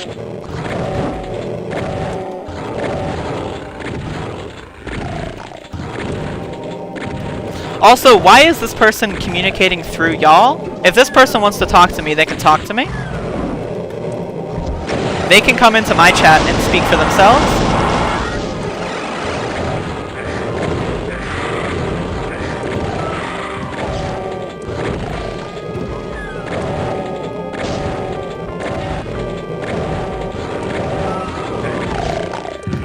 I will not negotiate through anyone but this person in question.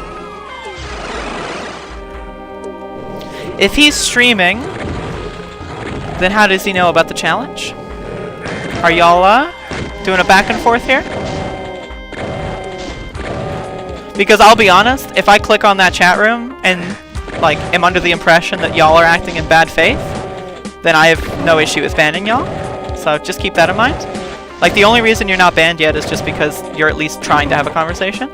If it's like getting to the point where you're just trying to bait me on a stream or something, then it's just like at that point I'm not gonna bother. So just saying. Okay, so you can ban anime requester. Snowworld. Acting in bad faith, thus not gonna bother talking to.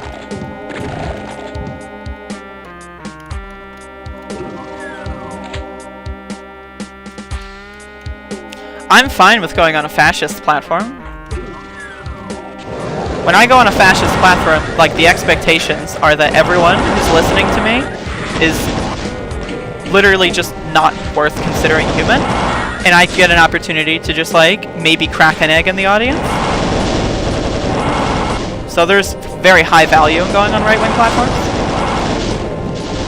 Because most people, like if I'm gonna go on this guy's stream, it's not gonna be to talk to this person. I have no interest in talking to this person, most likely. Maybe I will. Maybe I'm not gonna immediately call it out and say it's a useless effort. Yes, they will. I've been banned from fascist platforms many a times. The reason why you'd go on a fascist platform is, again, just to crack an egg in the audience. Because if like, for example, if you're gonna go on, say, I don't know, Joe Rogan's podcast, right? Which is, at this point, it's hard to even make the argument that it's not just a fascist propaganda platform. Like, so, if I'm gonna go on Joe Rogan's show, right, hypothetically, it would be to convince people in the audience. It's not to talk to that person. That person is just, like, fucking brain dead, right? Like, that's the whole reason why you'd go on a platform like that. Like, that's why I would, if I had the opportunity to go on Fox News, you bet I'd go on Fox News, of course. It's not to talk to the people on Fox News, it's to, like, actually give a vision that's coherent and makes sense that can crack an egg in the audience. Centrists aren't fascists, they just carry water for fascists, and thus the material effect is identical.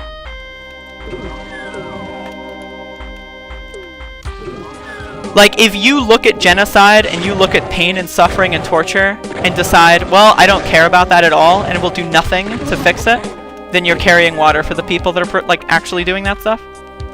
You're not providing any actual, like, resistance to their awfulness. And then also, reactionaries will flip and then attack people who actually care about, like, human rights and stuff. So it's just, like, ridiculous. Like, y'all are evil people, honestly. Maybe not you in particular. Hey, maybe you're an egg who's being cracked, but I'm just saying. As a collective, centrists are pretty bad people. And again, like, I used to be a centrist. Does that mean I'm a terrible person for the rest of my life? Of course not. It just means that when I was a centrist, I was severely uneducated and had no idea what the fuck I was talking about. Interesting, freak. Interesting.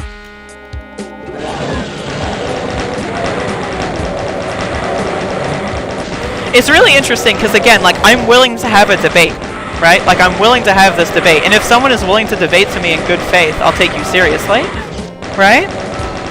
But it's just like all these people are just not willing to have a debate. Like, All they want to do is just call someone a tranny and get banned, and that's just like 3 seconds of their life, and then just move on. Like, I'm down to have like an actual philosophical discussion with y'all about like how we view the world. But it's just like, again, these people aren't educated. They just pretend to be educated. They literally are LARPers. Like, they're literally just like erping and LARPing as like actually like responsible citizens of society. And it's like really funny. God, right-wingers are just so fucking good. I love it. Such perfect cringe.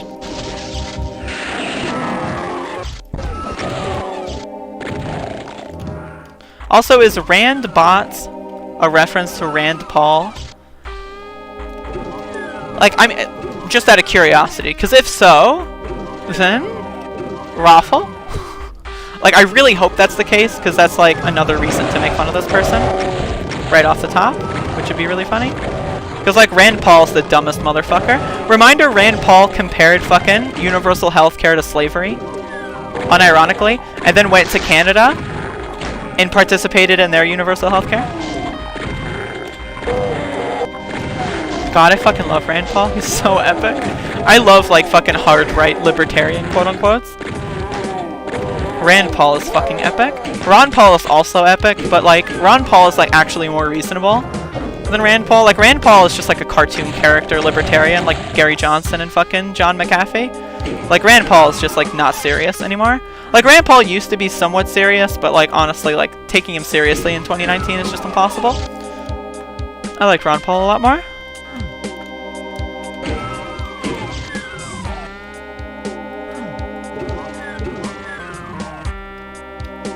Hello, YouTube user. I'm talking about how United States Senator Rand Paul compared Medicare for All to slavery. And then also went to Canada for healthcare. And participated in slave labor, by his logic. Rand Paul is a modern day fucking slave owner. Yeah, no, for real. Again, you can just... If someone says tranny, like, feel free to just ban them instantly. Like, because they're useless. Like, again, I'm willing to debate a right-winger. Like, I'm willing to do it, but I'm not going to do it if you're just going to, like, come in and call me a tranny straight up, because it's just irrelevant. If you want to call me stupid, sure. Right? Like, maybe. Obviously, I'm significantly more educated than you and actually, like, factually correct. But if you want to at least make the argument I'm stupid, I'll listen to it. But if you're just gonna call me a tranny, then like there's no point even taking you seriously as a human. You're just a waste of time.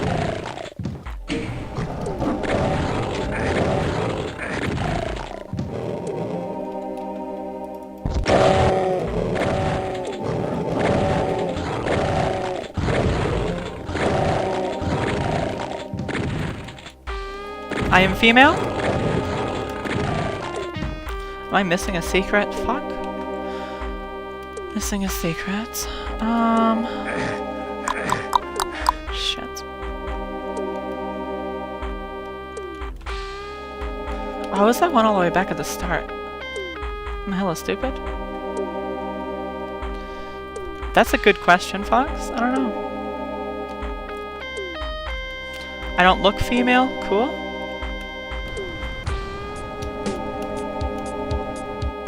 Too bad facts don't care about your feelings, bud. So where's the last secret? I love when people like criticize my appearance. Like, it's really funny. Like, I get it, that works with like a lot of people, I get it, but like you're not gonna... One, it doesn't work on me, because I go outside and like, I've been misgendered like maybe one time in the last like fucking 2 years. Even before I started hormones, I would often get referred to as female, so like, I know for a fact that that's just like factually untrue. Even in the South. So like, before you say, oh, you live in like a liberal city, like I even passed for female before HRT in the fucking deep South, so like, your shit doesn't even register to me as an insult.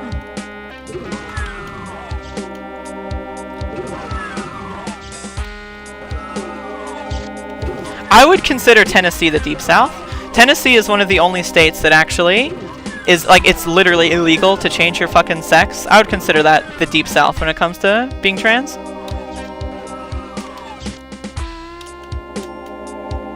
I believe there are 2, maybe 3 states. Where the fuck is this? Oh, the last enemy's in the exit room. I'm a fucking idiot. Come to North Carolina? I think I've been to North Carolina. Wait, is Charlotte in South Carolina? I probably flew over North Carolina at least once then. You're a flyover state? Fuck you.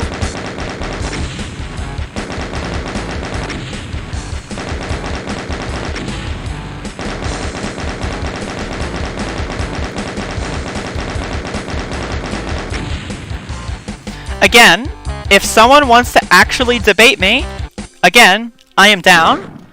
However, I will not be talking about fucking basic human rights. Like, that's undebatable. Like, if you want to debate me and then, like, you're going to even bring up the fact that I'm trans, right? Then, like, I'm not even going to bother, like, talking to you. Like, I'm really only interested in, like, left versus right debate here. I want, like, actual policy discussion. I don't want to talk about stupid basic fucking bullshit like human rights. That shit's too fucking easy. Challenge me? I need a challenge. Let's go.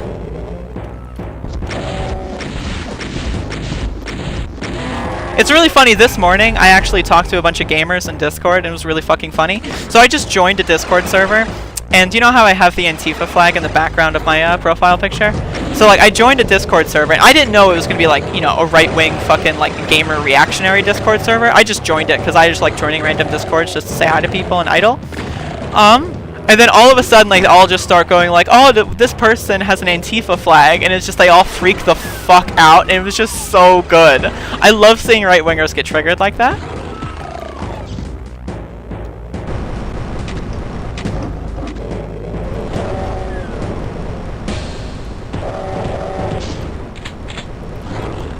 What do you mean exactly? Like, I could debate it. Like, are you going to give me a position to debate, or do you want me to debate a straw man, or what exactly? While I like debating straw men, because like all right-wingers and centrists are basically drones and NPCs and they all think and act exactly alike, you know? Like, I can debate a straw man if you want, but I mean, are you like providing yourself as to be like a debater, or like what is this question?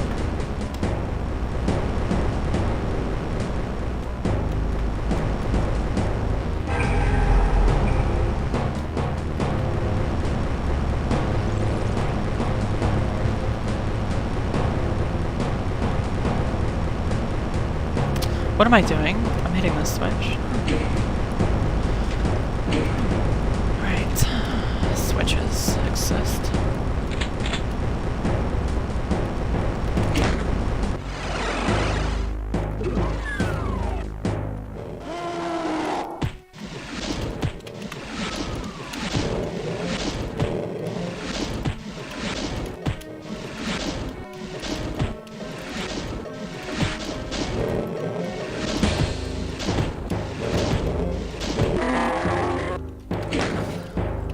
I gotta follow Kevin on my new account. Someone remind me later.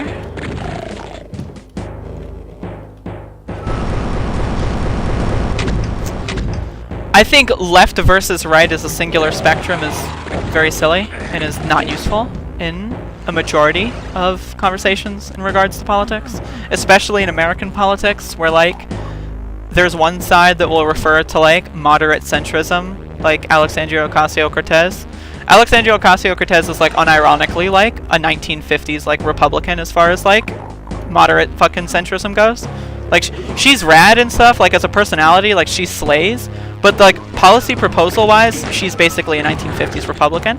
So like when like shit is like that far to the right, quote unquote, in the Overton window, like you can't have like actual debates here, which is why like I don't know what I'm saying, like it's just useless. Like if someone's gonna come into the stream and call me a tranny, like they're useless. Like, there is literally no point in ever talking to them, like, at all. Like, as far as I'm concerned, they're just not even human. Like, that's literally just NPC shit right there. Like, 100%.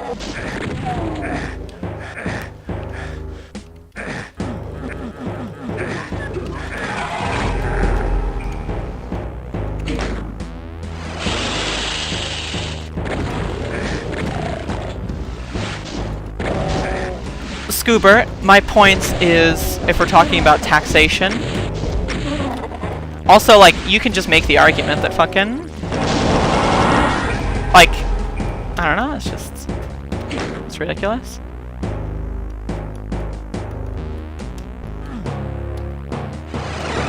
Oh yeah, she's very good.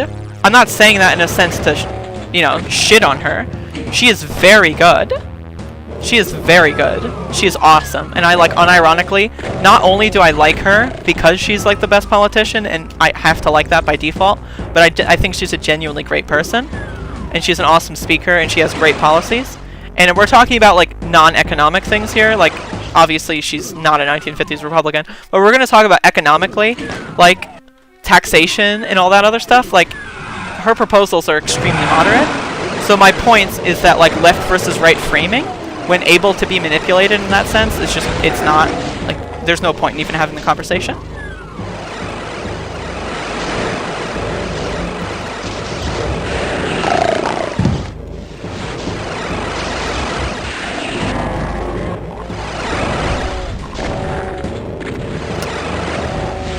I mean, world-wise, if you factor in, like, globally, she is a centrist, and so is Bernie, honestly.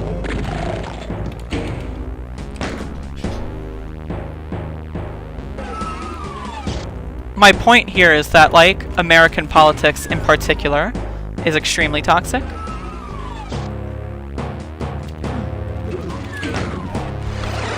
Like, there are, like, actual, like, we can't have actual debates about policy here because, like, an entire political party is literally just cringe. And they just have their own alternate reality. Reminder that Donald Trump, the president of the United States of America, literally was spewing fucking alternative Fox News facts at the State of the fucking Union, talking about how, like, some terrorist caravan is coming to kill us at the State of the Union, and there's, like, no evidence for that whatsoever. Like, this is, like, the level of fucking bullshit that, like, America's like, dealing with.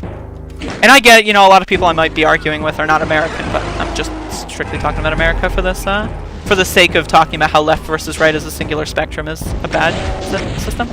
I much prefer the political compass style, although it's not perfect. I think it's widespread and used enough to the point where you can get a basic grasp on someone's issues and stance based on that result.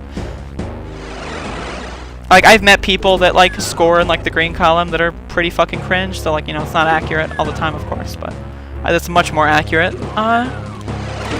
labels, so to speak.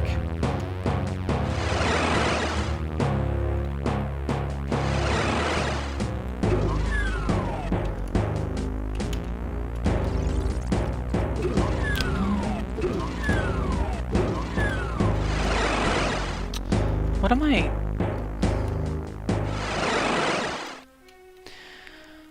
Miru Kihoshi, first of all, hello. I don't really talk in the YouTube chat that much, so my apologies. If you'd like, you should come to the main chat, if possible. But as far as my labels, I identify as an anarcho-communist. I think that is the most well-encompassed label, if I were to use one. I could use lots of individual labels, which I would prefer, but if you just want it to be quick and easy and digestible, then there you go. Oh, I remember what I'm missing. I'm missing this way. I remember? Okay, I'm silly. Back at the start.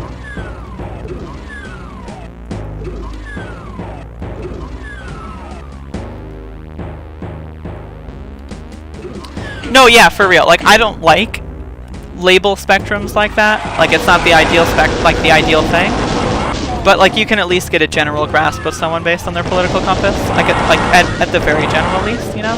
Like, if someone's not in green, you know, they're probably just worth not talking. Like, just ignore them for the most part. But, I mean, you know.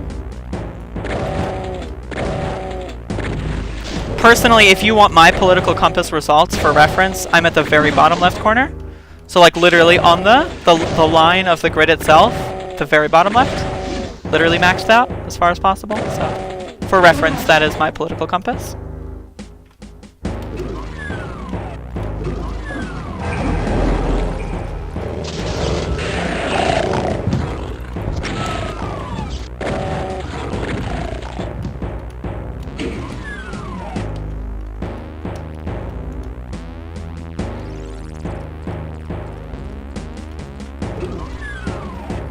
God dang. Didn't it make you a communist? Red's communism, right? On that one? Or is red fascism? I don't fucking know. I don't like the political compass test. I just think it's the best thing that we have that's actually used. Like all the other tests and stuff, like literally no one uses, you know what I mean? So it's hard to actually have genuine conversations about it, like on a common ground level. I forget what the secret is. I hate episode 3 of Doom 1.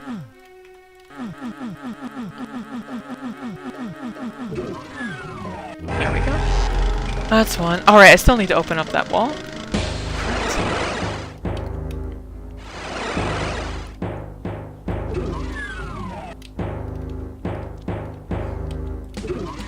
Last time I took the test, was basically when I kind of like agreed on a fundamental worldview for the last time, which is probably like 3-4 months ago.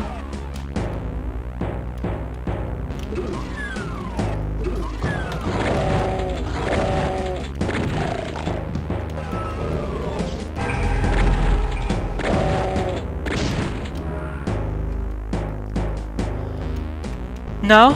At YouTube chatter? What is the last secrets? I think it's that middle thing. Yeah? Okay.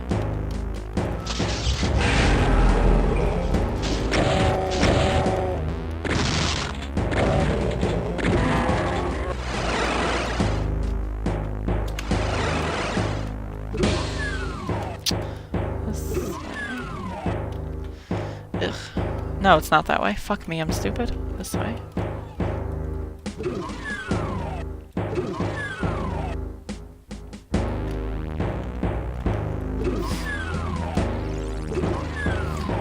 I'm upset that all the right-wingers ran away, screaming and crying for their daddy. I mean, it's unexpected, or rather, it's expected, but still, could have been fun.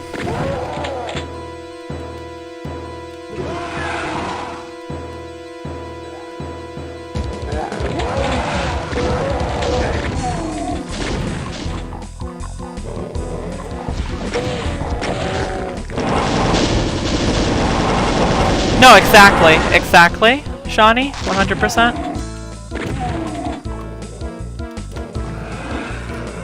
Like I'm saying right now, like the way I described it is on par with fact as far as I understand, which is how I often try to operate. But I mean, like the test is, I think, personally the best thing we have that is widespread usage, but it is nowhere near, obviously, like what you should be testing on, and a lot of the questions are super silly. And it's also super ableist, in my opinion. Like, just the way that the questions for the political compass are lined up and designed, I think is extremely ableist. Like, they often switch, like, double negatives and, like, make you read everything several times to make sure you're comprehending the question right, which is decent in theory. You want to make people, sure they, know what they're clicking before they click it, but at the same time, switching things back and forth and using confusing language is just, it keeps people out, so I don't like that shit. Sargon is a classical liberal, which is centrist. But like in American politics, centrist. So it means I agree with everything the right wing says, but I don't want to kill black people. I just, don't really care for them. I don't want to kill trans people. I just think they shouldn't have health care. I don't want to kill gay people. I just don't like when they kiss in public, those kind of guys.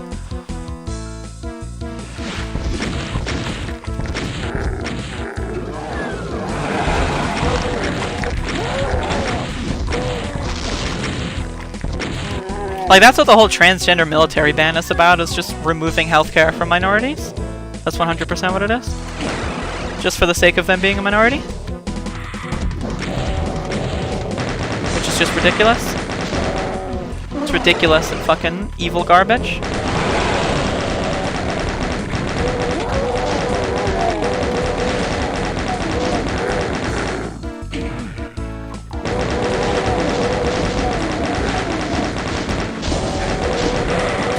Sargon's also been funded by the right. You have to keep in mind you can't properly analyze. Again, it's just not good faith. Like Sargon is someone who's just does not operate in good faith. He does what's profitable for him, which is to cater to the right. See, the thing is, YouTube centrists, they start off as centrist and all shifted right because centrists have no ideology. So they basically just projected themselves out there as blank slates, and right-wingers like latched onto them because at you know, blank slates are easy to manipulate. So right-wingers latch onto them, and then that convinces them, right? Oh, well, if I just, you know, keep being right, that means that I'm going to surround myself with more and more people and get more and more popular, and then, you know, get more and more money. So you just can't take any of that shit seriously. Like, I did that same shit, like, last year, or not last year, 2017, when I was making, like, fucking... What was I? I was making, like, $3,000 a month streaming, but, like, my audience was almost entirely, like, centrist gamers, you know? And that shit was just, like... It's hard to get yourself out of that. You know what I mean? Like, I could have very easily coasted and still be making, like, a few $1,000s a month, bare minimum, being, like, a centrist fucking hack. Like, losing 95% of my income is just not 95 anymore. More like maybe, overall, maybe, like, 75%. It's just, you know, if that doesn't prove that, like, Sargon and people just aren't real, then, I mean, I don't know what does, you know?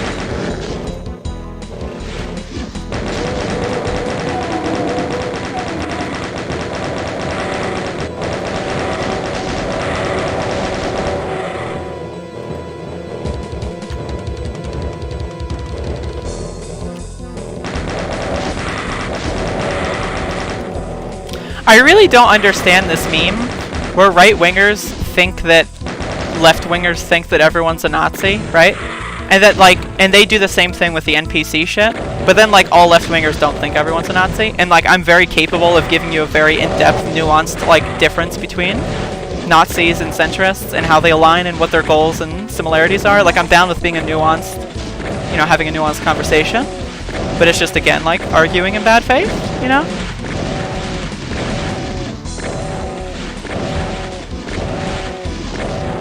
Like, Sargon's not an evil Nazi, he just carries water for evil Nazis because they pay him. And he also just probably doesn't realize it. Unless he's being directly funded, which I'm not sure. Maybe that's changed, but at least as of what I understand, he's not being directly funded, so... It's hard to call him an evil Nazi, just a very stupid centrist.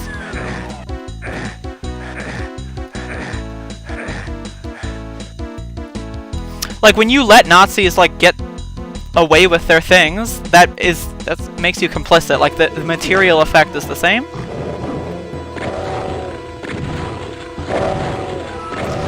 I got a whisper. Randbot is too timid to talk to you, so he's just got your stream up and is talking over it. Oh, nice.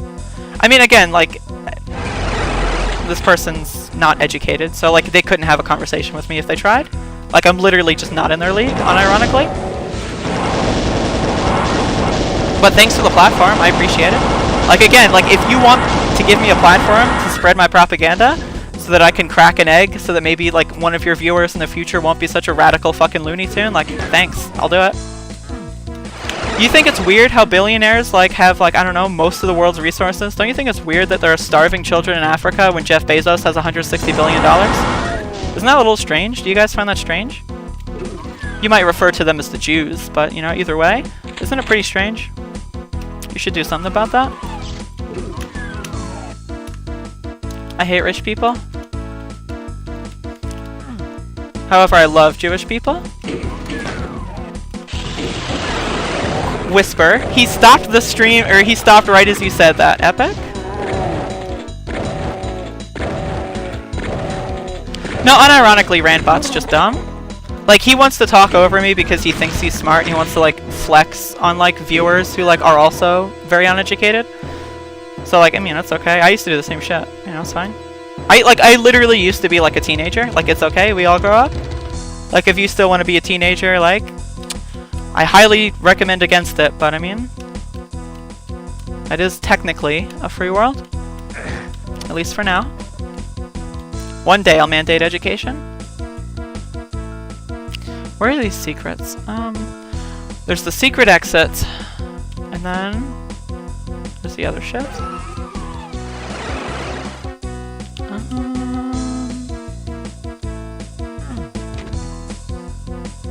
And redistribute his wealth. Excellent. Great idea.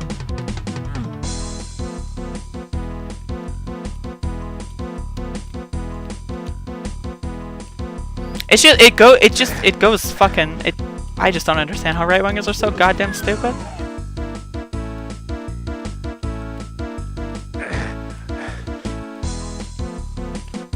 Like, I just, like, literally, like, imagine, like, you spend your fucking time and energy defending billionaires. Like, imagine, like, you work a fucking middle-class fucking job, right? Or, like, I don't know, fucking, it's just, like, imagine not being a billionaire and defending fucking billionaires. Like, what the fuck are you doing? Like, honestly, like, just stop. Like, fucking right-wingers and centrists are just so fucking cringe.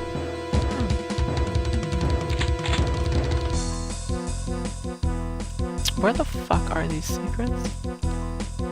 Because that's totally what I said, Motor Horse.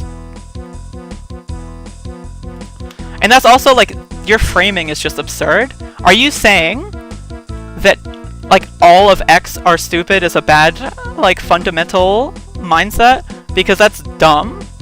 Like, I would say every single 1-year-old is stupid. Is it their fault? Not really, they're 1 year old. They haven't had fucking mental growth yet, you know? Like, your framing is just absurd, and then also I never said that to begin with. And then it's just like, again, just bad faith. No point even responding. Where the fuck are the fucking secrets on this map? I hate Erebus.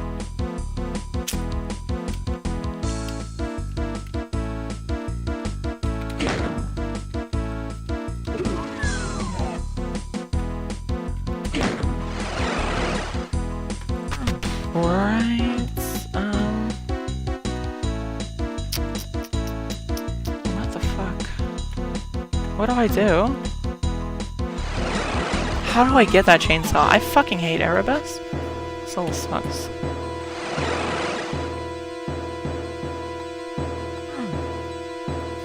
No, here's the thing, Fox. That's the thing. They don't care about the billionaires, but the material effect. You know? What they're actually doing is carrying water for the billionaires. Which is why I like to point it out. And like when I point it out, and sometimes like people who think they're anti-authoritarian, like, oh, the SJWs, I hate authority. You know, those people who like hate minorities and women just because like an SJW said something I didn't like once, like those kind of people. Like obviously they don't realize it. That's the whole point. Like centrists are just unself-aware Nazis.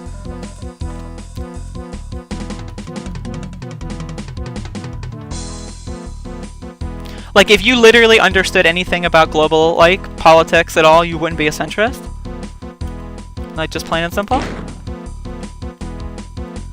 Their favorite pastime is trigger the libs, but, like, ironically, they get more triggered than anything. Like, do you remember the Gillette ad? Jesus fuck.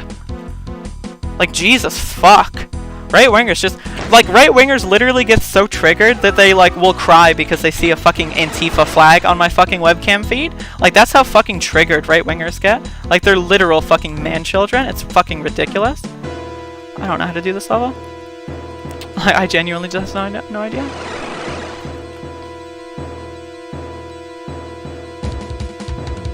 I never said that, Motor Horse. I love how you criticized me saying that I'm not capable of nuance because I said all X are X or whatever the fuck, and then I literally give you a nuanced take on what the difference is, and then you just immediately pretend like I didn't do that. Like, yeah, I'm just getting rid of you. You're useless. Again, arguing in bad faith, so I'm not gonna bother. Oh, the other secret is this. Right? That's one. Okay. I also have a Yu-Gi-Oh poster, but no one really comments on the Yu-Gi-Oh poster. It's pretty strange.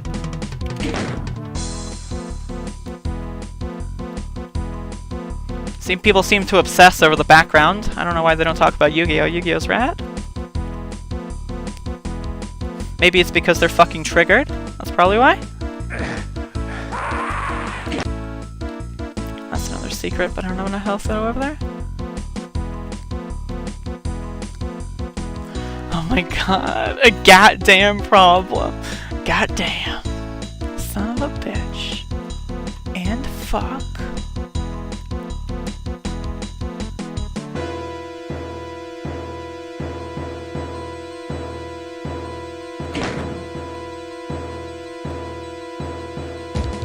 Centrist, literally, it's a made-up term.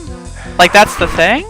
Like, it is entirely made up. There is no such thing as a centrist. Like I said earlier when someone was like, I'm apolitical, there is no such thing as being apolitical. There is no such thing as being a centrist. That's why I say when you're a centrist, you're just a Nazi who's unself-aware. And that's not to say you're a bad person. You just don't know. That's why I always say educate yourself. Because if you knew that, then you wouldn't behave that way. Which is the, you know, the main points on everything.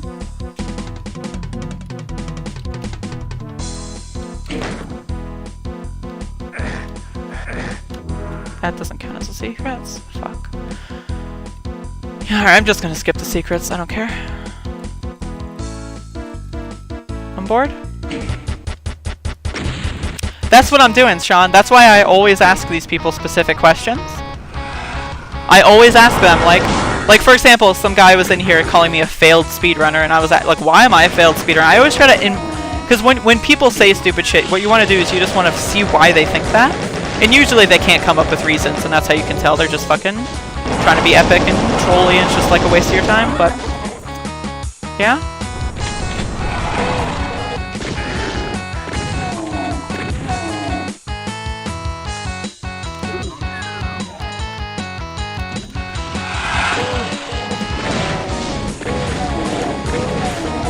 Here's the thing. Let me give you an analogy. You live in an apartment, and you're on the 3rd floor, right? And whenever you'd like to take baths, you take like 2 or 3 baths a day. It's just one of your vices as a hobby. You like to relax. And oftentimes, when you get out of the bath, you slosh the bath water out, a lot of it, and it leaks through the floor, and it's created like a wet spot on the person underneath you, on their ceiling. And sometimes it's rotting away the infrastructure of the apartment. Now, obviously, that's not your intention. You don't mean to do it, but you don't know that you're doing that. You're not aware. You're just uneducated. You don't know that. You don't know that when you slosh around the bath water, it like leaks through the floor sometimes, right? You just don't know. You're not a bad person. But then someone tells you that that's what's happening, right? Now, it's fine. You can say, oh, I didn't mean that. That's not what I meant. I'm sorry. That's totally fine. But would your reaction be, I think you're the one who's doing it. I think you're the one who's actually planting the bathwater and destroying the house. I think you're the one doing this. But like, no, you would say, oops, my bad. I'm sorry. I'll do better next time. You know what I mean? Like, so that's the thing. You know what I'm saying? Like, when I'm calling out centrists for being unself-aware Nazis, it's not calling them Nazis, you're a terrible person, die. It's do better, and the material effect, what you're doing and how you behave, allows this to happen. That's the point. How am I coming up with this right now? Because I'm a genius? That's why?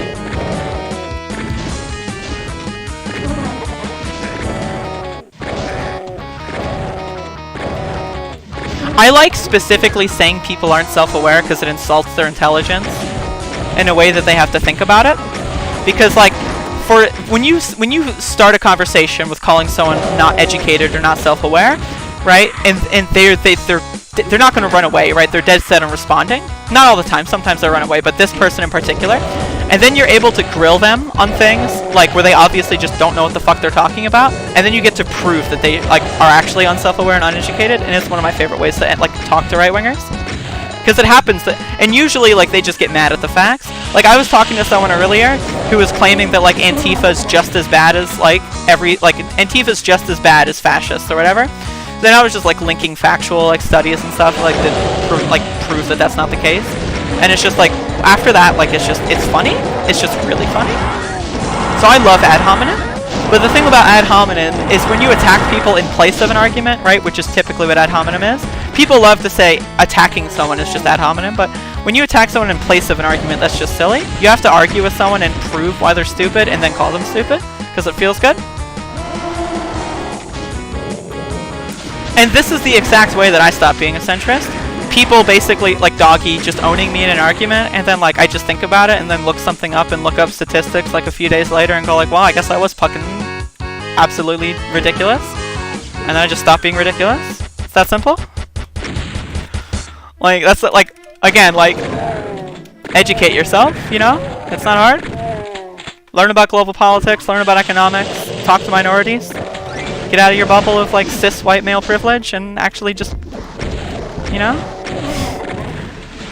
And the thing is, it's good because a lot of centrists like to do the enlightened above it all thing. We're like, oh, I love everything, and both sides are, you know, biased and all that stuff, and I'm facts. So when you prove that a centrist is uneducated, it hits them. That's what it hit me with, because I always prided myself on knowing what I was talking about. So when it was proven to me beyond a shadow of a doubt that I had no idea what the fuck it was that I was talking about, that like just shattered my worldview. So I just had to actually do research, which is the point. Like, when you say things, like, again, like, that's why, like, I'm down with a Nazi streaming me, because it's like, if I can say the shit on their, like, and if they have, like, I don't know, 30 viewers or something, maybe one person's watching them, and maybe they'll think about it later, maybe they'll think, oh, maybe I'll look up statistics for hate crime, you know, maybe something like that, and maybe they'll just, like, actually learn about how the world works, and that would be brilliant. And if that's the case, and say maybe me saying this, and then them hearing it, maybe they just don't think it's a thing right now, but maybe later they will. Feel free to, you know, reach out to me if you have any questions, or if you want to apologize. If I banned you for being a loser, perhaps, and you're still watching, feel free to send me an email, like, once you actually, you know, wake up and read a book. We can have a conversation. No one is permanently expelled. That is, unless you, understand what you're doing and do it anyway. Which we get into the Nazi territory. Those people are permanently expelled.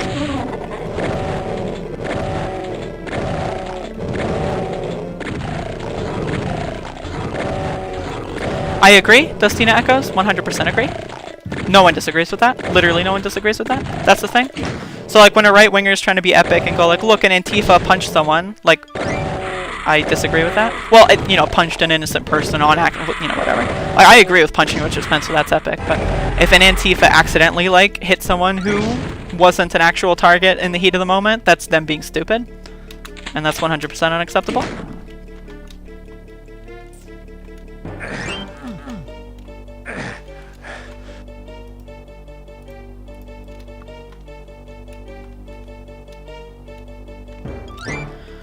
No, I use insults as a premier fundamental core aspect of my rhetoric.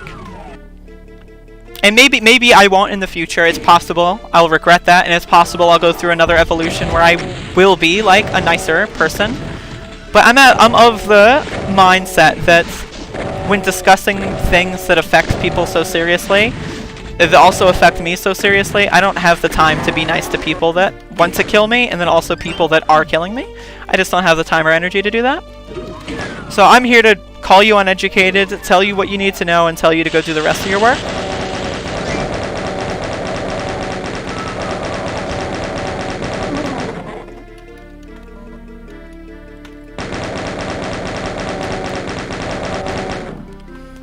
We can ban Tindu Muffin, I think. I think at this point he's just nothing that this person is saying is relevant, so they could probably be banned.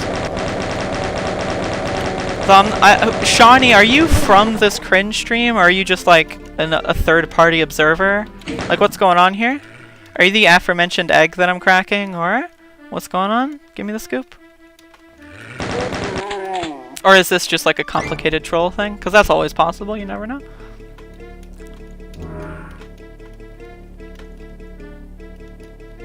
Here's the thing, I have no problem with centrists watching my stream, by the way.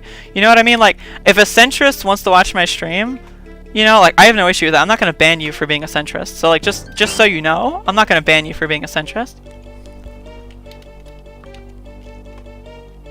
Like, if you say shit like, you know, Jews should die and stuff, like, obviously you're not going to be here any further, but if you're just ignorant, you know, feel free to stay in my stream and listen to me ramble about political philosophy so you can actually learn something. Because I'm not the smartest person in the world, I'm dumb as fuck. There's plenty of people way smarter than me, but I don't claim to be the smartest person. Like, if you want me to give you like a full fucking historic retelling of fucking, I don't know, India or something, I wouldn't be able to because I don't know all that information, but I don't also claim to. I argue purely about things that I know about. Which is another thing that's like just a general thing, is just you shouldn't talk about things that you obviously just have no idea, like what you're talking about. Like, when fucking right-wingers or centrists pontificate about whether or not Antifa is a hate group or something, like, one, they don't know anyone in Antifa, quote-unquote, you know, they don't know any anti-fascists, you know, they probably don't even know any trans people or gay people or black people, you know, any minority group, they probably just don't know, you know? So, like, they just don't, and that's fine, not everyone needs that frame of reference, you know, that's fine, it's okay. But when you make conclusions that, like, are from that, like, from a position of not having any facts whatsoever, it's obvious that, like, you're not educated. And I'm willing to educate you, and I'm willing to put up with you in certain situations. Like, if a centrist wants to watch my stream and they disagree with things I say, as long as you're not, you know, using fash talking points, like, you can be in the stream, and we can disagree actively while you're in the stream, and I can actively have conversations with you. I'm literally making no assumptions. Balzar, you just not understand what I'm saying? Okay, so I can exit the level. I just realized I have all the secrets.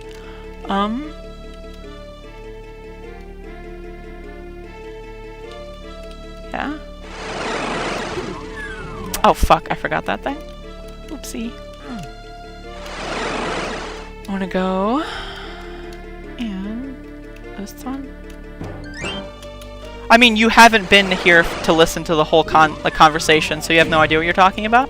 You have incomplete context, which was the premise for what I'm saying. You shouldn't speak on things where you have incomplete context, and you clearly have incomplete context. Thus, you're uneducated. And again, that's not a problem. I'm not insulting you. I'm just saying you have incomplete context and made a false assumption based on things that aren't happening. So, and you said something stupid as a result. And that doesn't mean you're a terrible person. But, I mean, still.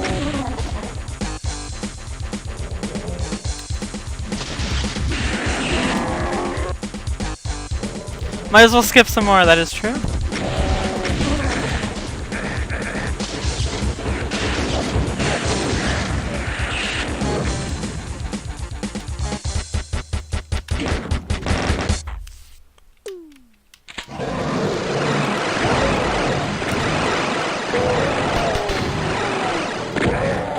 Nice try, Imperial Malice. I hate episode 4. I just hate Doom 1, it's just such a fucking tedious chore. Like, obviously, you know, it's a great game, but like, speedrunning Doom 1 is just such a chore. For max anyway, UV speed is okay. Maybe I should just run UV speed more, honestly. It's just max with a single barrel shotgun, you know? Because I'm a max runner, I like 100%, that's what I do. So like, just the idea of killing all this shit with a single barrel shotgun, you know, it's just insufferable. And that's why I hate Doom 1 so much. It's just, ugh, you know? Ugh!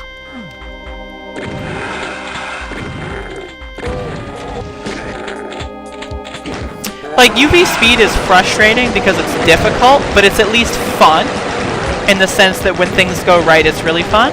Whereas I think when UV max is going right, it's not that fun.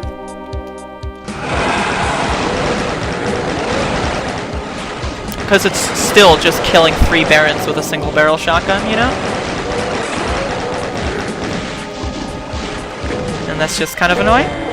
For those of you that are new, by the way, and those of you that came late, this is a new segment that I'm doing. I used to do a weekly segment, for those of you that don't know, called Mega WOD Monday, where I play through an entire new WOD in one day, which was the idea. Sometimes I'd split it up into parts if it was so long. But so I'm replacing that with a new stream segment called Knee Deep in Doom, which is not going to be strictly Mondays. Basically, I just wanted something so I could play more Doom, but not on Monday. And doing a Mega WOD Monday on Thursday is kind of hard. So I came up with something else called Knee Deep in Doom. And I'm starting it off with doing a UV Max run of every IWOD. So I'm going to be doing Doom 1 here, then I'm going to do Doom 2, then Plutonia, then TNT.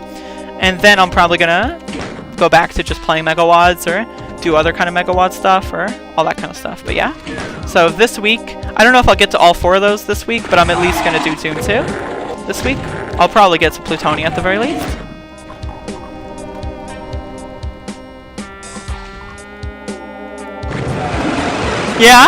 Yeah. By the way, in case any right-wingers are here, did you know that John Romero, the level designer, at least one of the core level designers for this game, supports trans human rights? Y'all know that? Does that make you upset by chance? I know lots of right-wingers love Doom, because, like, well, they love Brutal Doom in particular. Like, some guy was in here earlier crying about Brutal Doom, you know? Like, fucking cringers, but still, I find that really good.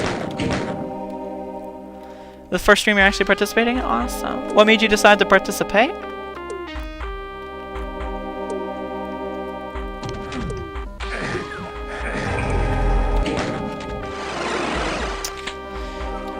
Okay, that's a good point. That's a good point. And I wouldn't say that that's centrist. I would say that that's more bipartisan, if anything. And that's not even a word I'm 100% set on because I hate that word. But it's the best word I can think of right now.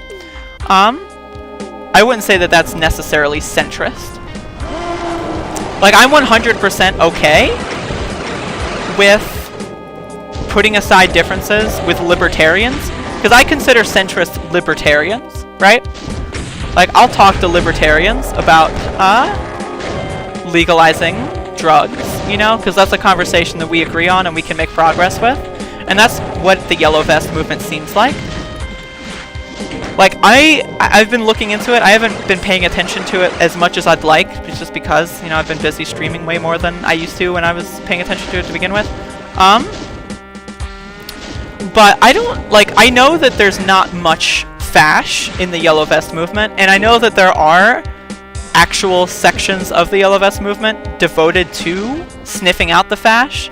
So, like, I'm not too worried about stuff like that, you know? Like, it's very well established that by a majority of people participating in that kind of stuff, that fascists aren't allowed by any stretch of the imagination and by any means. And like I said, centrists and liberals, like, they have the good foundation they can be reasoned with. Like I said, they're just not self-aware. Like, the idea is that when you're understanding that you're carrying water for Nazis, that you stop carrying water for Nazis. That's the idea. You know what I mean? Obviously, some of them turn into Nazis or whatever. That's totally possible, and I've known people like that. And a lot of my former viewers are like that. They just turn into, like, rabid right-wingers. So, like, that is a thing that can happen, but oftentimes centrists usually gravitate toward the left, because the thing is, the left is correct. You know what I'm saying? The left is factually correct, and in the information age, with more information out there than ever, like, there's a reason why there's a populist uprising in America right now, for example, and going on in France and stuff as well. Like, there's a reason this stuff is happening. There's also a reason that global fascism is trying extremely hard to hold on to their shit. There's a reason why Lula's in prison right now. And there's a reason, like, while people, like, are also, like, attacking, like, Ilhan Omar for saying, quote-unquote, anti-Semitic shit. Like, there's a reason for all of that stuff.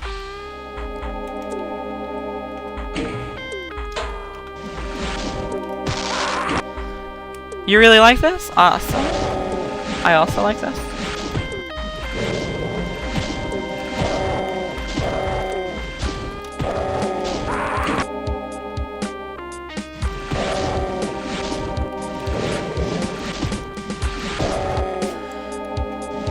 But yeah, and I get it. I know for a fact that a majority of people on this website are centrists and not fascists or Nazis. I understand.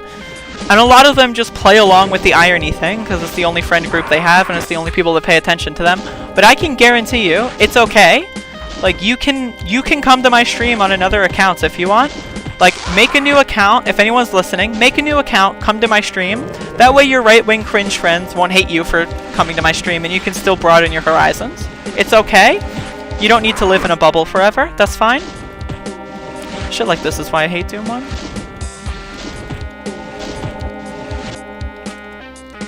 Alright, you can just ban this guy instead of deleting the messages. Exercise in futility there, as far as I'm concerned.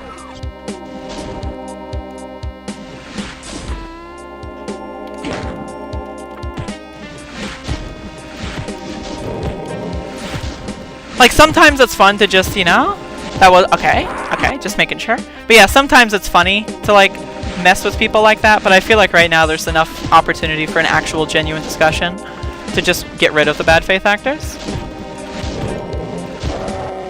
Hello, Bay Formats in the YouTube chat. I almost always talk about politics on stream. I think people being afraid to talk about politics is what they want you to do. They being the billionaires. I was so afraid to talk about politics on stream, like, for the last 3 years.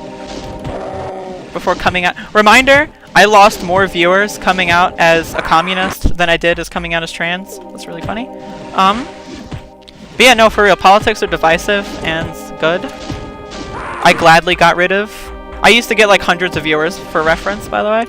I think the highest I averaged was like maybe 250 viewers at once. But obviously that's not the case anymore. I slowly got rid of all those people because they're all fucking cringe.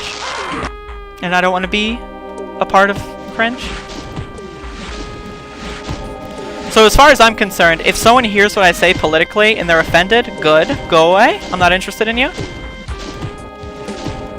And if you're not offended but you don't agree, then good, stay in my stream, talk to me, and you'll agree soon enough.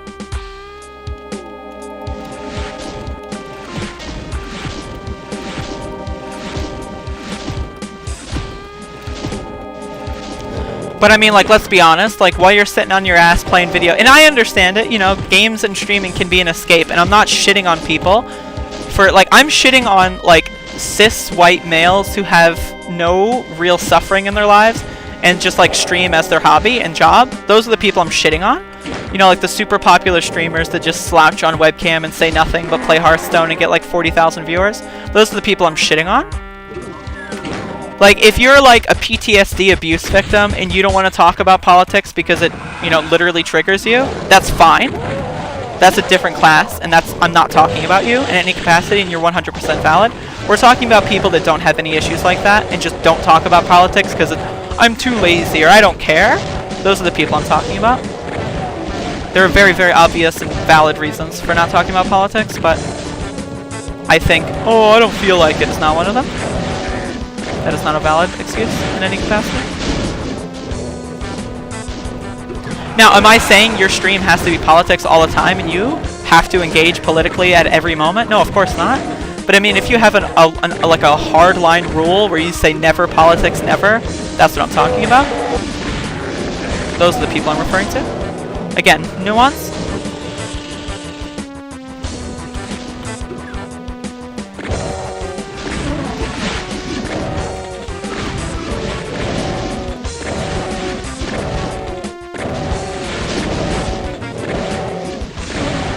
Because here's the thing, I'm trans. Every single day, I have to deal with people coming into my stream telling me to kill myself. Every day. I have to deal with mass emails, YouTube comments, everywhere, Twitter DMs. Every single day, I have to wake up and have people tell me to kill myself. It's just a part of my routine. So, like, when people opt out of politics, it is purely based on privilege. I don't have the opportunity to opt out of politics. It's forced in my face just by simply fact of being alive.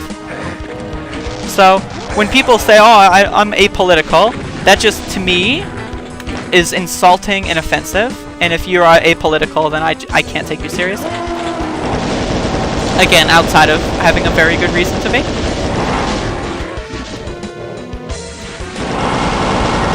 Like, I'm not apolitical because I can't be apolitical.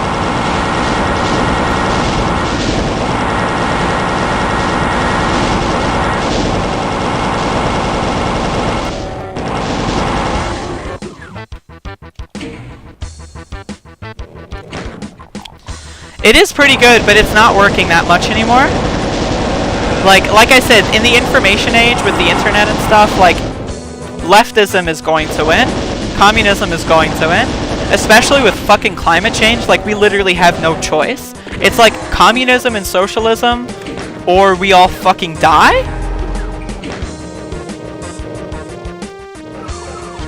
More information on Discord if you can. At Whisper. Like, we are all in this together, and we all have to work together. And the more people try to divide us, it's literally just so the oligarchs can make more money and just have a few more yachts before they pass out, before climate change kills the rest of us.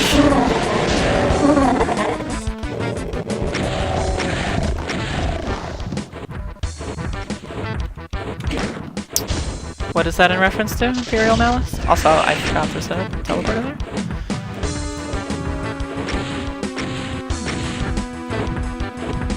What's the correlation between political views and climate? Everything. Everything is a class war. It's all a class war. It's the rich versus the poor. That's what it is. Anyone who thinks it's anything else is delusional. It's rich versus the poor. If you're someone who's poor but argues in favor of the rich, and that's what climate deniers are. They're, if they're poor, sometimes they're rich too, but those people have ulterior motives, of course. If you're poor and believe that climate change isn't a threat, then, again, like, it's politics. Like, you're literally subverting your own best interests. You're making it so that corporate CEOs can just get a few more $1 billion in the next 10 years, and then you have to pay the price. Like, remember all those Trump voters now that are really pissed at Trump because their taxes went up? That's what we're talking about here. Those are that's like the unself-aware Nazi thing. Like, you voted for someone who's going to fuck you over, you just didn't know it because you didn't bother doing the research, and now you're facing with the actual information coming directly at your head. 100%. Anti-vax should be... If you're an anti-vaxxer, you deserve to be in prison. That's child endangerment. And I the same thing with faith healing. I'm the same thing. Anything that puts a child in danger for no reason, I think that a parent should be imprisoned. And I would honestly... I am not 100% against regulating out of existence, like, fundamentalist Christian household and stuff.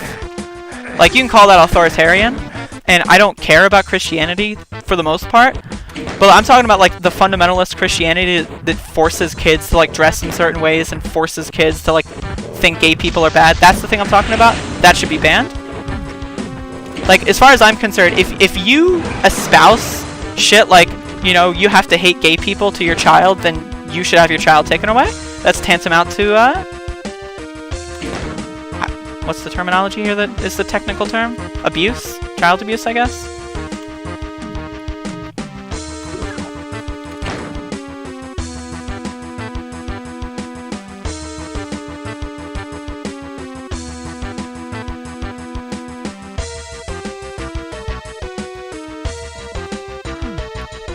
No, yeah, for sure. Like, these people are just fucking... They're ridiculous. They're literally fighting on the front lines of the class war, but not on their own side. And it's just... I don't see how people do that stuff, and it's just bizarre to me. Like, I don't see how you can literally just fight on the front lines against your own team. Like... it's just... It's so strange to me.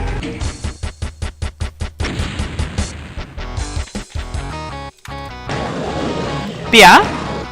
And if a right-winger is listening and you think this is crazy, this also includes, if you don't believe in climate change and you tell your child that climate change doesn't exist, I consider that child abuse. And I think you shouldn't have children. And I'm sorry, but that's just my opinion. And if you want to debate that, feel free. But what do y'all think?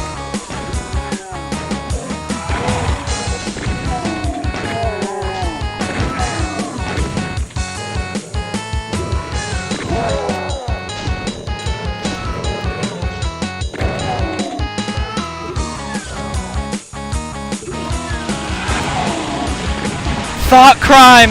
100%. Yeah, that's a thought crime. Not believing in climate change is a thought crime. Debate me?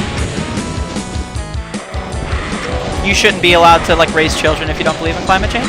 You shouldn't be allowed to raise children if you don't believe in vaccines. You shouldn't be allowed to raise children if you think that fucking gay people are evil. Just shouldn't be allowed. You shouldn't have access to children, or you shouldn't be near children, honestly. We need to treat climate deniers like we treat pedophiles. Don't be in, like, a distance from a school. You shouldn't be able to, like, be a teacher. There should be certain professions you're just not allowed to have, like, by default. Unironically. Same thing with anti-vaxxers. It's all the same. Get rid of them all. And again, if they want to just change their ways, go for it. Like, again, we're not shutting them out of society forever. It's, if you don't believe in climate change, you're not allowed to participate in society. So you can learn and believe in climate change and then participate, but you're not allowed to participate in society if you don't believe in climate change. At least in my opinion.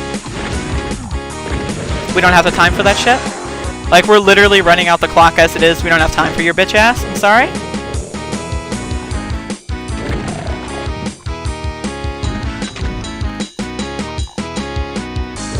This is just...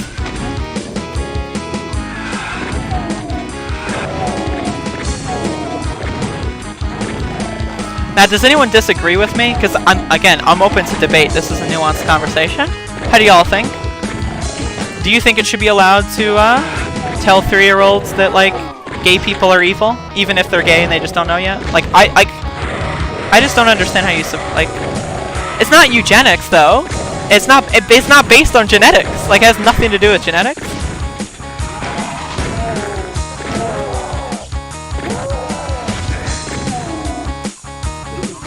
Wild Goose, I understand you're memeing, but I understand that you think you know what you're talking about, and you think you're doing a sick burn, right? One, first of all, she can't run until 2028. I'm guessing you don't know that because you're uneducated, right? I get it. It's okay. 2, she never said we're going to get rid of planes. She said we are going to get to a point where planes aren't necessary. Do you know what that means? It means we will have better options. It's like using matches when fucking one-click lighters exist. Like, why? Like, there's no fucking points. We have better fucking options. I'm not against gay people being criticized. I'm against gayness being criticized, so to speak. Alright, you can ban Wild Goose. Not worth having. Pea-brained fucking fool.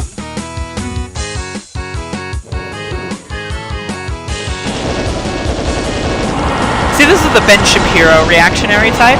The people who like read like one AOC tweet and think they all of a sudden know everything about the Green New Deal and stuff. Like, the people that think that AOC wants to ban planes like tomorrow, those people are just ridiculous. Like, the plan literally says that it's the idea that we phase out planes over time. Like, it's all logical. Like, why would you use a plane when you can use a train that's cheaper, gets you there faster, and also doesn't fuck up the environment? You know what I mean? Like, it's just like what the fuck is wrong with you? Like, what are these people and why do they exist? It's just ridiculous. Where are the secrets on this map? I don't remember. BFR! Stop it. And it's also like, planes are like an elite class kind of thing. Like, you realize not all poor people use planes, right? Like, most poor people have never been on a plane and will never be on a plane. I don't disagree, Punished88. I don't disagree. I think it's a real, very solid possibility. And even this whole thing with Ilhan Omar also has me very afraid of that similar thing happening. I do not plan to have children.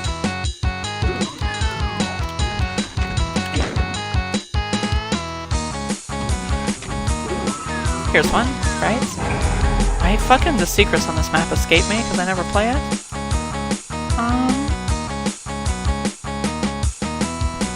Yeah, Europe's train system is pretty good. And there's obviously, we can do better than that, you know? So, like, it's just like, this weird American thing where, like, we all just want to do the same thing forever is just strange. You know what I'm saying? Like, why don't y'all want to fucking scientifically innovate?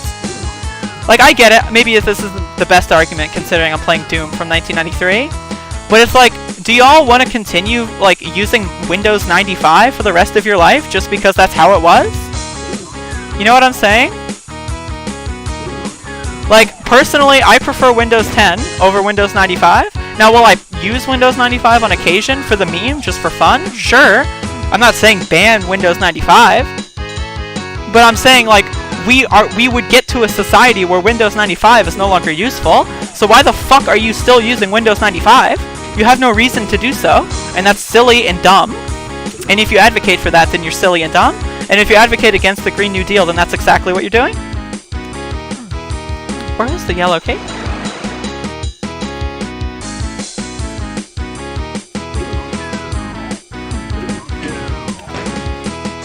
My god, these people are fucking again, just ban them? Like, these people are ridiculous. Like, they don't understand like, how can you not understand basic English? Like, won't be necessary, I feel like it's just such basic English. You know what I mean? Like, it's such basic English. This thing will no longer be necessary. Like, what don't you understand about that? Like, obviously this person does, and they're just trolling because they're fucking stupid. But, like, the thing is, like, you're actively endangering every fucking human on planet Earth with your stupidity. Like, I get it, you're dumb, right? And you don't care to be educated, right? But don't fuck up the planet for the rest of us.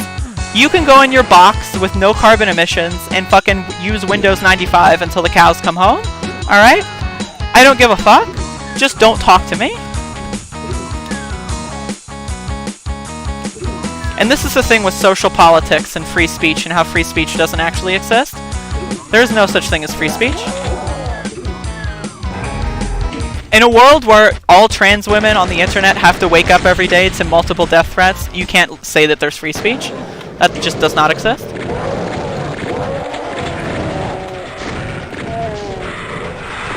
The most popular streamers on Streamy are just replays of people murdering black people, and it's a money laundering scheme because Streamy is just run and owned by Nazis, and they want to fucking launder and funnel money to a bunch of like disgusting gamer fucking shitlords, so they use this website to do so.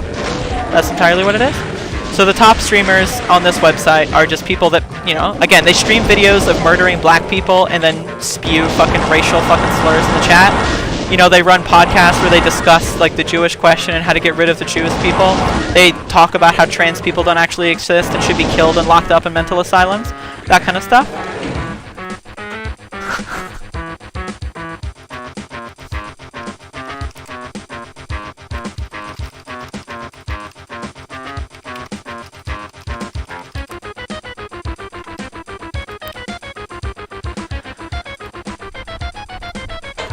It's just words, it's not just words. When you say trans women aren't real and they're just insane, that leads to people like Donald Trump forcing a transgender military ban that bans perfectly qualified troops from the United States military based surely on nothing. So it's not just words, you stupid fuck. It's not just words. And in states that exist where you can't change your fucking gender on your birth certificate, no, it's not just fucking words. Maybe for you it's just words because you're not oppressed, but for me, no, it's not just fucking words, you stupid fuck.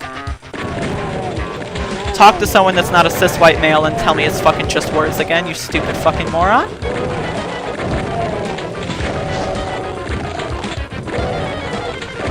Words are violence. That is an indisputable fucking fact. Now, am I saying calling someone a tranny is equivalent to killing them? No, I'm not saying that. I'm saying you're perpetuating the culture that is working toward killing them.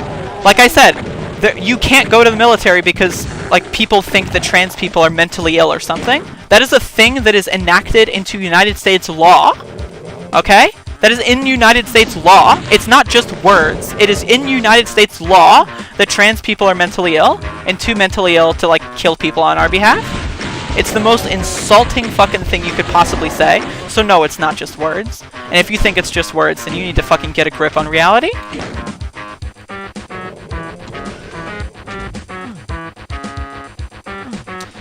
Would I agree with killing someone who calls people tranny on the internet? It depends.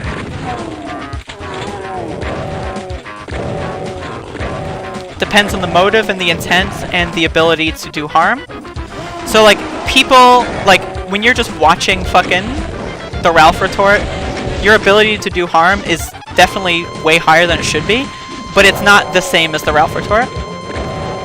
So, I hold people who are in positions of power and have positions of social power to higher standards. So, if you run a platform designed to troll, quote-unquote, minorities into killing themselves, and you know that that's the material effect, you know that that's what's happening, you've been informed that that's what's happening, and you know scientifically that that's what's happening, and you do it anyway, and you enjoy doing it, would I be sad if that person got hit or punched in the face? Of course not. No. Not in any capacity. Do more than that. Now, would I say that they should be killed? I don't think so. There's more you can do than kill them. I think jails exist for a good reason. Rehabilitation works. Now, are there certain people that are too far gone? Sure.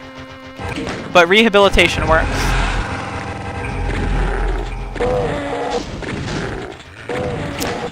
Would I recommend punching someone who has a platform like that? would I recommend physical violence of any kind? Some kinds, not all kinds though. I do not recommend murder. I only recommend murder in the case of like oligarchs and billionaires and people that actually run society.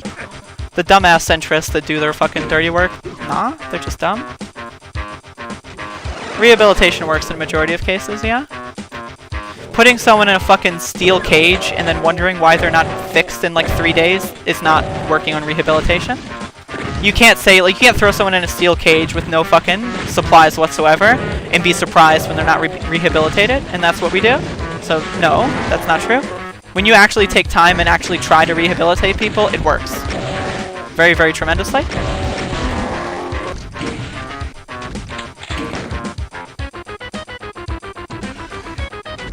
He already has the nuclear codes, dude. I don't know what to tell you. And you saying former Trump voter, I mean, go for it, dude. I don't care.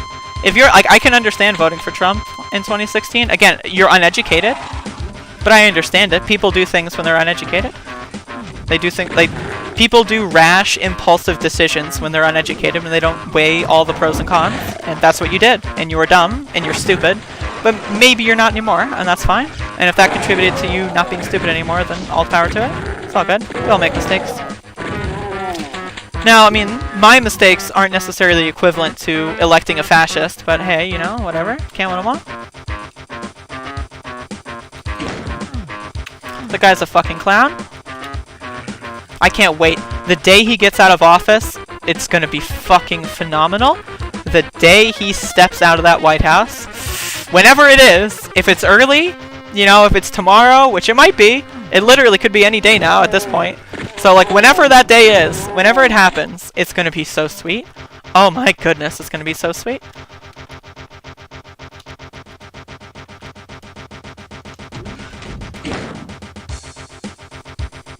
The shutdown was just such a disaster on every fucking front. The fuck, and it's gonna happen again. We're gonna have another fucking shutdown soon. And it's just like, fuck, dude. Like, if this shutdown happens again, I swear to fucking God.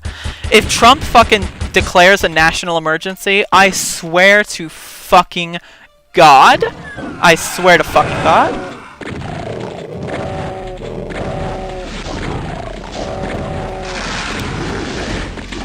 Just a warning, don't ban these people just yet. If more people are coming in, just a warning. From this point on, I now authorize banning them after the sentence, for the record. So, whenever you hear this, and afterward, if they continue to do so, feel free to ban them now, but let me get this out. This is the warning. If you're going to come in the stream and say stupid irony, fucking bro, shitposting, you're going to get banned immediately. We don't tolerate that here. If you're a right-winger or a centrist, and you're here to, like, debate an Antifa communist, I'm more than willing to debate you. More than willing. And I will 100% debate you, and I have been doing so for like the last hour, but I will not tolerate like this stupid shit. Like Wall now, nah. This guy can get banned. That's not being tolerated. So if y'all want to be mature enough to debate someone, feel free. I'm open to it. But I'm not going to be debating children.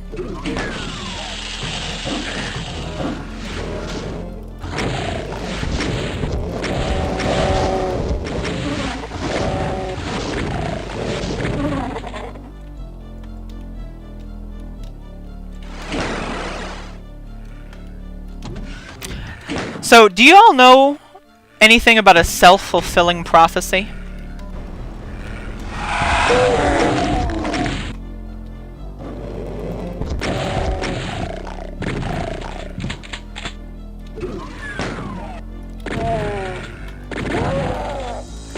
A self-fulfilling prophecy is basically a prophecy that you control over, right? You dictate when it happens and how it happens, but yet you still call it a prophecy. That's a self-fulfilling prophecy. So like when someone comes into the stream, hears the words, if you say stupid shit, you will get banned, and then says stupid shit, right? That is a self-fulfilling prophecy. This person, like, they have no ground to stand on.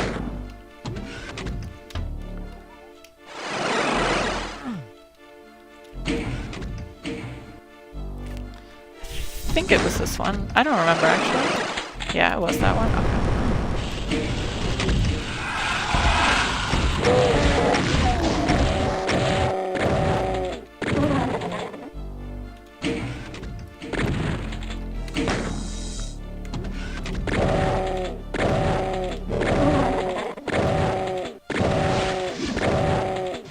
Balzar, that's literally not what happened in any capacity, and it's obvious you're a troll, so I'm gonna ban you myself.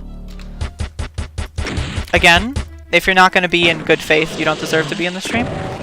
Like, we can disagree. I'm not banning people for disagreeing. I'm only banning people who aren't arguing in good faith. If you can't tell the difference, then that's your problem.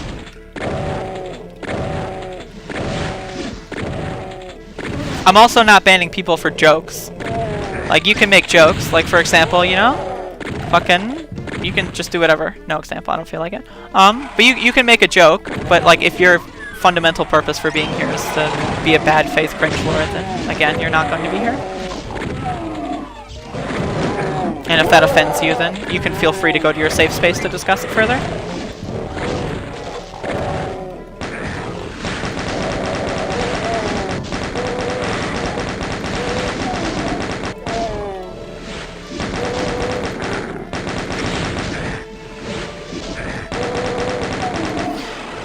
By the way, Baufomat, I haven't been paying attention to your chat messages too much because the streamy chat's been popping, but if you do want to come into the streamy chat and I can pay attention to you more, and it also is a higher quality and better stream, so, I mean, if you do want to come over here, I'm letting you know the reasons why you'd maybe want to. Higher quality stream, like 720p, 60 FPS, so if you have internet that can handle that. Generally, it's lower latency as well, and then also the resolution is higher, the bitrate's higher. And then also you get to participate with the rest of the users. I mostly use YouTube just to bring people to stream me. I get paid for streaming here, so I like to stream on StreamMe as the main platform, and stream on Vim and YouTube to just kind of expand my social interaction. But yeah, so. But what is my opinion on libertarians? Libertarians are, again, just centrists. Unself-aware Nazis. They are doing extreme material harm, and they just don't understand it. And like I said, it doesn't make them terrible people, it just makes their material harm, you know, it exists. You can't just ignore it.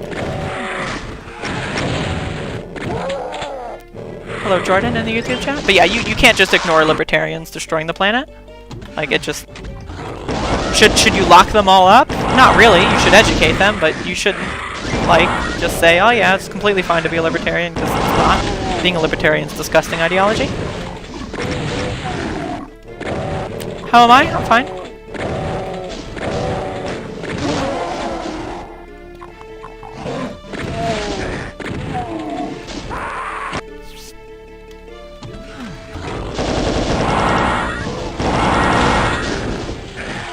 Libertarians are just like the cringe lords that won't go all the way. The thing with libertarians is usually they are decently, quote-unquote, educated, you know, like they think they are. Like, they read, like... That's the problem with libertarians, is, like, a lot of libertarians get indoctrinated by, like fucking laissez-faire capitalism and, like, basic econ courses in, like, high school and shit. Which is just, like, if you're basing your fucking economic or political, like, philosophies off of high school or, like, what you learned in high school, it's the same people who hate trans people. Like, they base their, like, genetic and scientific understanding on, like, 9th grade fucking science, you know? Like, if you're basing anything on high school science, then I'm sorry, you're dumb as fuck. And same thing with economics. If you're basing your fundamental philosophy and worldview on fucking laissez-faire capitalism that you learned in 11th grade, then I'm sorry, then there's some problems here. Which is why you see so many well-educated people be so goddamn stupid. That's why you see people like Ben Carson be a brain surgeon, but also be dumb as a fucking sack of shit. That's how that happens.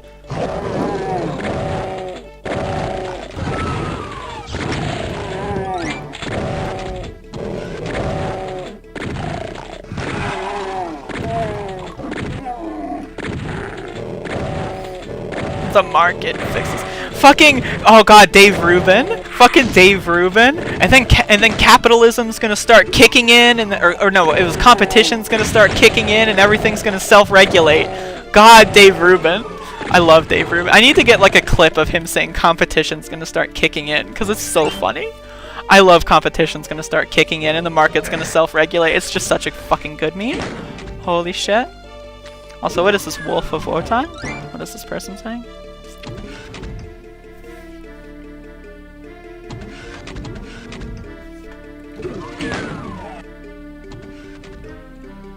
Cool, dude. The invisible hands, yeah? Laissez-faire capitalism is fucking stupid cringe.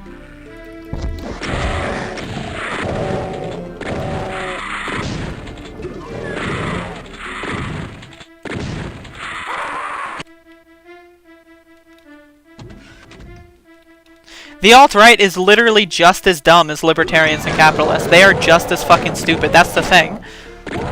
Like, the capitalist class is all the same. If you're carrying water for the billionaires, it doesn't matter how you do it. It doesn't matter how you do it. Like, you're carrying water for the billionaires. Like, if you secretly hate Jewish people, that doesn't change anything. You know what? Well, secretly. If you hate Jewish people, it doesn't change the fact that you're carrying water for billionaires. Every time communism is tried, it fails. Why stand for something like that? It fails because capitalist states, like the United States, interfere and meddle and destroy things. That's one reason why it fails. Scientifically and technologically, it's also not as feasible to have... Also, communism has only been tried in significant fashions with states, like the USSR and like, you know, China, debatably. Stuff like Venezuela, which is more so state capitalism rather than communism. State capitalism is when the state controls the capital, and I think state capitalism, for the record, can be better than unregulated capitalism. It is 100% better than unregulated capitalism, but state capitalism is still prone to corruption, and is still prone to failure, and is still prone to, you know, getting fucked. And then also when you have things like Venezuela, where the United States constantly meddles, you can't possibly have an actual state control, like, that actually functions, because there's just constant meddling from other sources.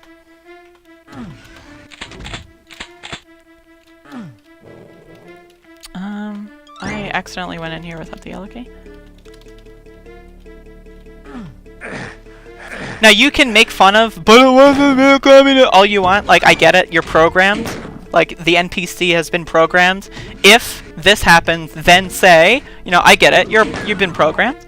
Like, I get it. So I'm just gonna actually ban this guy, but I'm just gonna speak on the general sense. Like, you don't understand anything about communism if you think, quote-unquote, communism has never worked, or if you think, quote-unquote, communism's been tried and has never worked, then you don't know anything about communism. And that's okay. And I'm here to explain it to you. Like I said, USSR, state capital, not communism. Now, they did things in the name of communism, sure, but it wasn't real communism because the state controlled the capital, and they still existed in a global capitalist world. Like, Venezuela isn't socialist, and it isn't communist. They still exist in a global capitalist world. It's just that that country, the country's government, the state, controls the capital. And that can be good and that can be bad. Like, for example, in Venezuela, it's bad. In the United States, it can be good. In, like, Denmark, it's good. In other places, it's good. You know, like, fucking the UK, there's good things, there's bad things, you know? Like, socializing, like, the means of production isn't, you know, like, I don't, like, if you don't understand that by this point, then I think I've explained everything. I don't remember where the secrets are, like, at all, by the way. Hey, Randbot. Are you gonna stop being a timid little boy and actually talk to me now? Because that's cool. What do I think of North Korea? Hellhole? Disgusting fascist regime? I think everyone in leadership of North Korea definitely should be killed for war crimes, without a doubt. No competition. Now, do I think we should go in there and assassinate them and create some fucking weird anarchist fucking limbo zone where, like, there's lots of, like, non-central leadership? Like, I don't think we should do a coup or anything. No, of course not.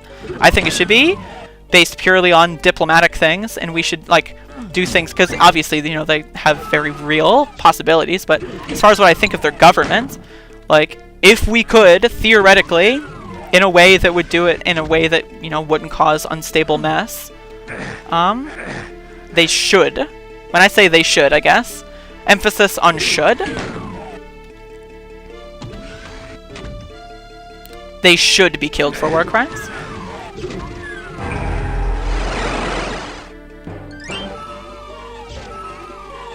Like, for example, the Emperor of Japan, who, you know, fucked everything up in World War II, he was not killed for war crimes. He should have been killed for war crimes. That kind of stuff.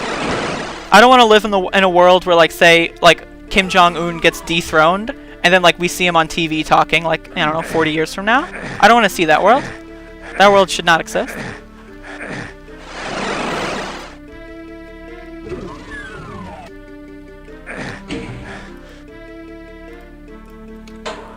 Again, only interested in debating someone in good faith. If you're going to be a cringe lord, I'm not interested.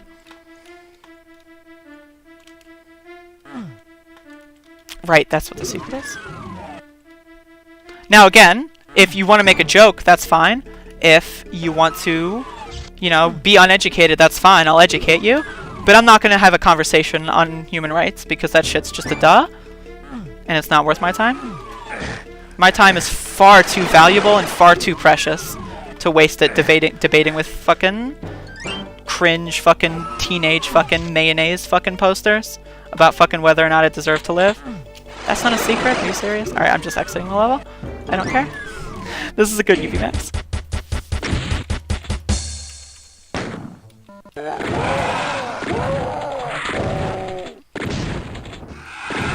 It's not harsh words, it's reality kicking in. Like, again, like, you don't, like, if you, like, it's not, like, we don't live in a world where, like, it's ultra-free speech paradise.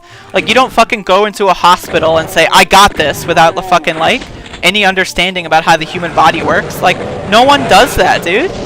No one fucking does that shit. Because, like, when you're not qualified to talk about something, you get qualified to talk about it. You don't fucking perform surgeries when you're not qualified. You don't talk about politics when you're not qualified. Do fucking research. Learn what the fucking world is about and stop being a fucking cringe lord. I am an anarcho-communist, so I support anarchism. I don't think like sudden anarchist limbo zone is anything remotely good. Like, just killing a leader and having, like, the rest of the government figure out what to do and the rest of the population figure out what to do, that's not good. I believe in organized anarchism. No central leadership, but very organized.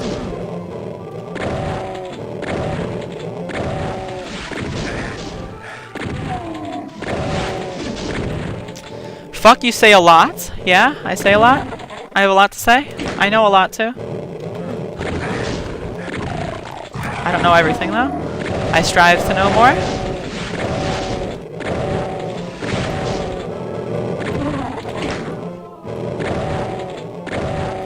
How is organized anarchism a meme?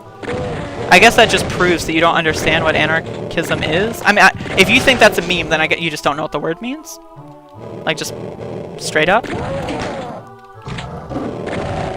Which, again, this person isn't qualified to talk about anarchism. Like, if you don't know the definition of the word in discussion, you're not qualified to talk about it. And that doesn't mean that you should never talk about it. What it means is Google the word, right? Do some research, and then talk about it. That's what that means. Again, if I ban someone tonight and they want to be unbanned later, feel free to join my Discord, send me an email, send me a tweets, that's it. Feel free. Like, it's not a permanent ban for the sake of, like, silencing you forever. It's just, again, if you're going to argue in bad faith, then you're a waste of everyone's time.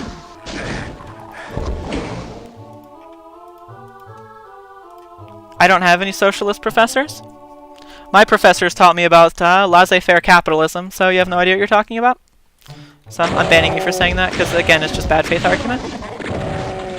It's also really funny how the people that call me an NPC has, like, everyone immediately agreeing with them, like, with what they say. Like, it's just like, come on, dude, you're not the NPC. Like, if you're in a situation where 99% of people agree with you, you're not, like, you're an NPC, and I'm not the NPC. It's obvious. Like, I actually have free thought here. Like, hello, you're the one who's doing the same thing that your entire fucking cringe stream is doing, and yet I'm the NPC? Like, wait a second, buddy. You also don't know what anarchism is, and you don't know what NPC is. NPC is like non-playable like character, meaning someone who's like programmed into thinking things and can't have free will. So when you're like in a stream where everyone tells you the same thing constantly every day and does the same thing, and then you go somewhere else and then like call them an NPC, like that's just bizarre to me. Me personally, I don't surround myself in a hug box. That's why I like to stream on StreamMe. I like the money too. But I would have left this site a long time ago if I didn't want to surround myself in a hug box. I stream here to battle the people on here because I like being in the environment. I like challenging people's bad ideas, and I like debating people I disagree with. So, if that's not you, which it obviously isn't, because they all come in here with bad faith arguments, saying stupid shit like, lol, you're like, that's not an argument. There's no debate here. And then they go back to their safe space stream where they all say the same shit. Like, y'all are the NPCs. I don't know what you want from me. Y'all won't even fucking have an actual fucking argument with me without calling me fucking a tranny. Like, it's ridiculous. But I play Hexen. I'm playing Hexen PS1 relatively soon.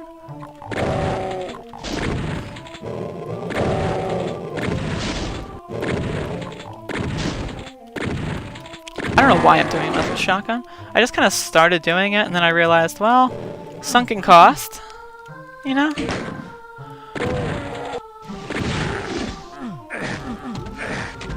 Within fuck off. It is 100% possible, and I openly say that. Like, you obviously haven't been listening. I openly say that. Like, I've said I don't know everything about X, like, probably 45,000 times over the course of this stream. I'm not coming at you as a know-it-all. I'm coming at you from being more educated. And that's just how it is. You can disagree with my level of education, sure. I disagree with it. And education isn't even purely academic. I don't have really a fundamental faith in United States schooling of any capacity, so I don't really treat any of that as really worthwhile. Because look at it this way. Okay, I don't know if you know this, but like I think 1 in 5 high school graduates can't read or write. Think about that. 1 in 5, 20% of high school graduates cannot read or write. Think about that. So like high school graduates, not high school dropouts, by the way. High school graduates. They graduated high school and they can't read or write. So a high school diploma is useless. And you can apply that same logic to just education as a whole. And now it's not to say all education is useless. Education is great. I'm saying that you don't necessarily need a PhD or some sort of certificate to be educated. That's what I'm saying. You can be an autodidact. Part of being an autodidact is being skeptical of ideas and like doing the research yourself and knowing that not everything you read is going to be accurate. That's part of being an autodidact. Part of like understanding and researching things for yourself and reading things like on your own terms and not having people like spoon feed you your political philosophy, like that's being educated. Having a streamer like, you know, make fun of trans people on their stream and then you just copy all their shit and go into the stream and copy them, that's not being educated. Public schooling is not a waste of money in any capacity. What is being considered reading or writing? Anything but their own name was the thing being studied for. So people can generally sign their own name, but if you're to ask someone to write out like a sentence that's not their own name, they wouldn't be able to do it. Or if they did, it would be like barely legible or like wouldn't be like readable or like comprehensible, like, you know, words would be like, you know, that's what I'm saying. Like they cannot convey ideas via written form. 20% of high school graduates in the United States cannot convey thoughts in written form. And like, let's be honest, like a lot of these right-wingers here also like would probably fall into that characteristic in a like a less severe sense. Like obviously they can read and write, but they can't convey thoughts. You know what I mean? Like a core fundamental thing with reading and writing is communication and being able to convey an actual like substantive philosophy and idea. But most people can't do that, so that's another thing you have to keep in mind. So what is the statistic of high school graduates that can't make an argument? Because that is a hell of a lot higher than 20%, that's for sure. And when you understand that stuff, you begin to question authority and understand that the system that you operate in is definitely not what they're telling you. It is.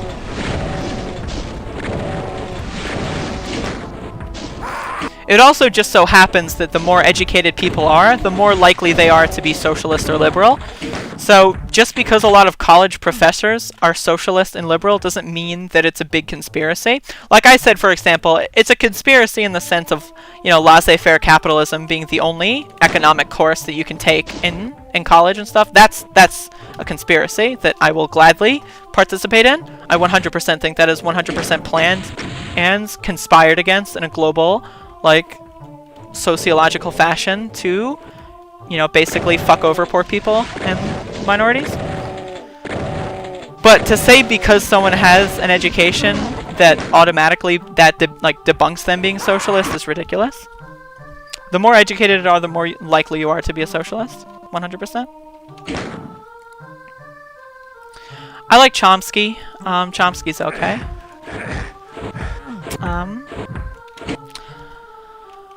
I don't know. Honestly, I don't really follow people all that much anymore.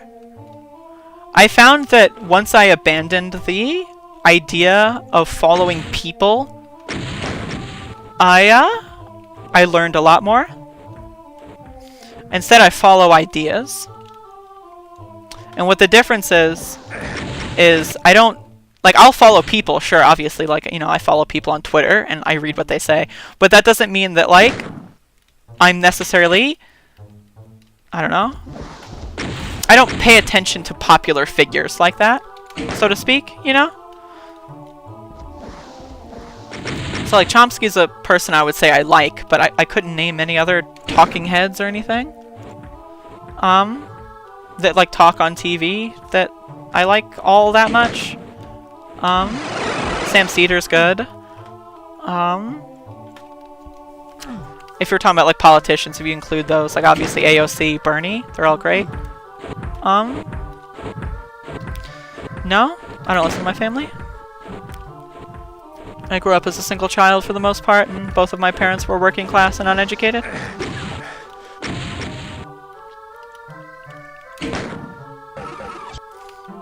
I'm trying to, like, figure out how to do this without completely fucking myself, and I think I just figured it out.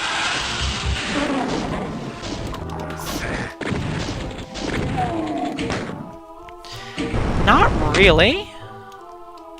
Like I used to, but I don't anymore. Like I said, like, my thinking has kind of quote-unquote evolved to the point where, again, I'm more so concerned with following certain events or philosophies and taking all the information in rather than just paying attention to single sources.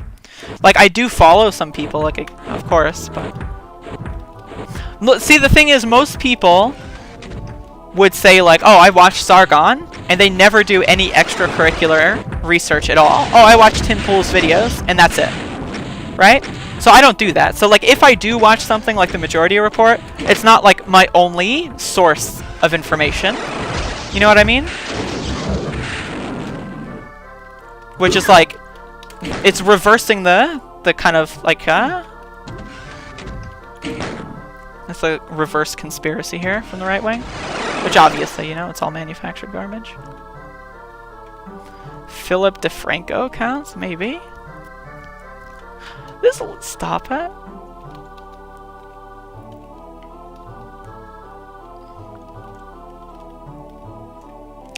I don't know anything about Philip DeFranco other than he's really popular.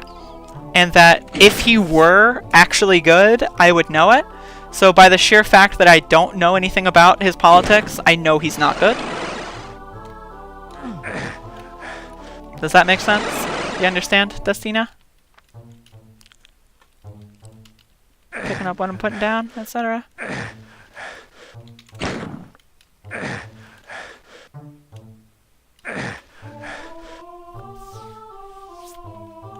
Like, I feel like if someone were genuinely good and had a super large platform, that I would know who they are at this point. I would say. And it's possible that I'm wrong, but, you know, I'm just saying.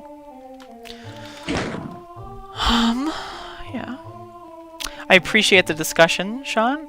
I think you're like the first in a long time of people that have come from Stream Me that hasn't been completely brain dead, so it's pretty interesting. The tree outside. Nah, I didn't. That's it. Also, by Fomats, in the YouTube chat, I'm just now reading the message. I prefer capitalism, but I'm afraid you call me dumb. I'm gonna say you're uneducated. Like, if you prefer capitalism, then you don't know what communism is. And, that's just the way I say it. Which tree is it? I don't remember. Oh, this one? I got this one, yeah. But isn't there another secret around here? I don't remember. This level sucks.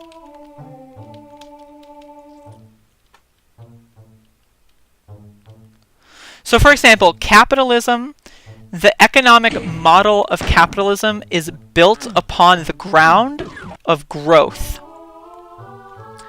So the incentive is profit. Whereas in communism, the incentive is like sustenance. That's the main difference. So when your incentive is profit, then you're going to be thinking first and foremost in terms of what lines your pockets. Whereas if your incentive is mutual aid and helping one another and making sure we're all taken care of, then you're not going to be a capitalist. So like you can say you prefer capitalism because you don't like the USSR, but I would respond with you don't know what communism is. And then that would lead into you hopefully looking up more about what communism is. I do. I have the world record for it.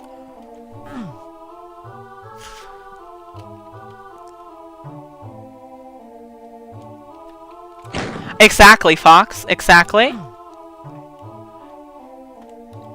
Where is the third secret? Oh! It's that one. Oh. Ugh, I always forget about this one because it's invis and it's just like useless garbage. National Socialism is obviously horrendous garbage. Come on, don't troll.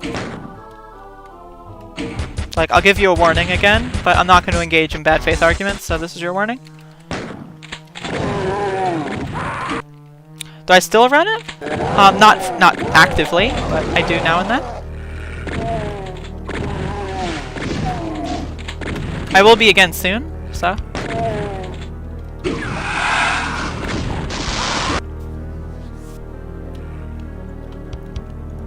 Exactly. So central leadership isn't inherently bad, it's just usually really bad because of lack of accountability.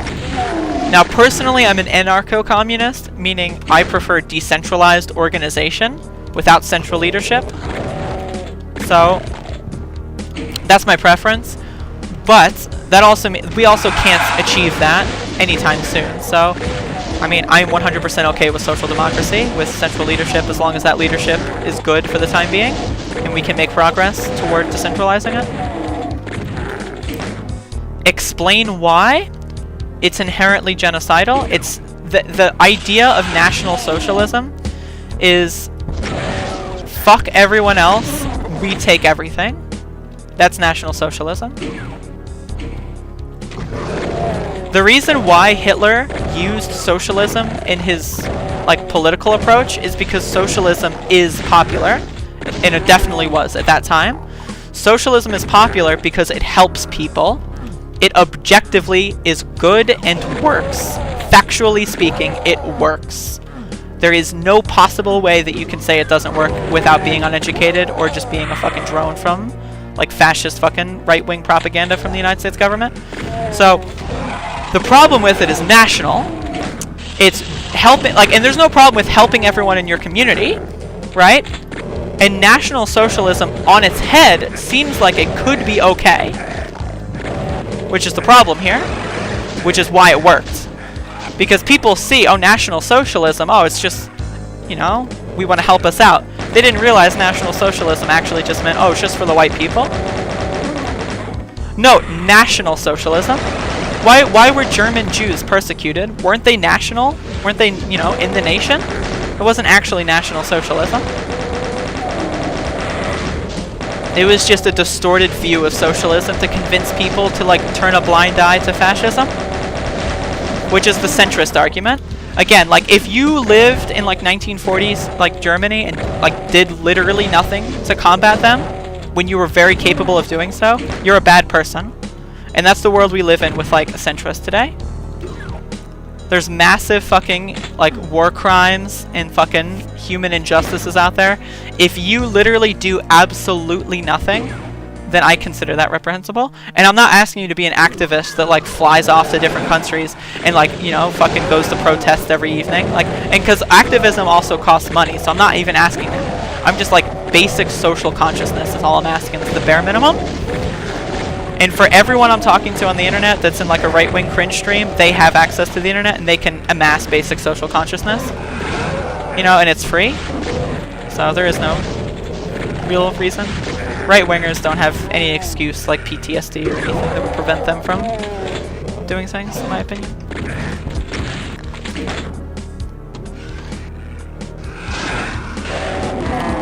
Alright, Star Tropics, you're gone.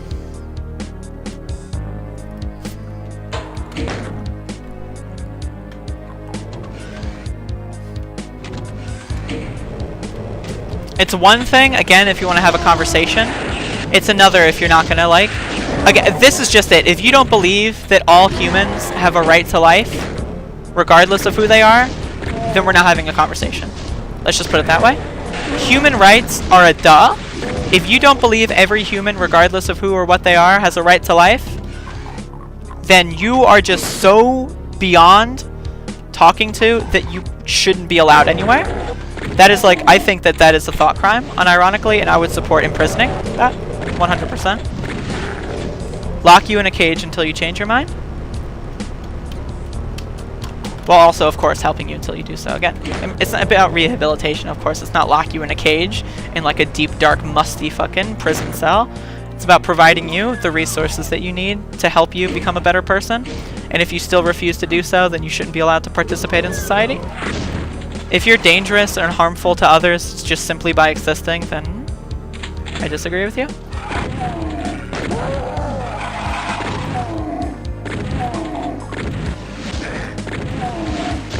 Like I said before, I think we should have the pedophile approach to like climate deniers and shit, like unironically. Like, don't necessarily lock them up unless they do something really stupid. But like, everyone publicly put them on lists and mock them and make fun of them at all costs. I think the pedophile approach to climate deniers is perfect.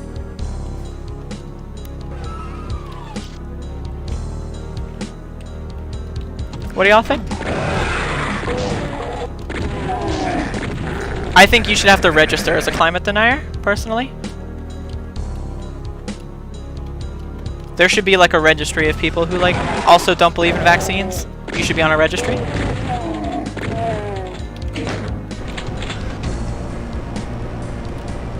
Same thing with if you think like, you know, Jews control the world and they're gonna kill everyone and thus the only reasonable defense is to kill them first. If you think that, just because they're Jewish, of course, if you think that, then also agree. You shouldn't be allowed to participate in society.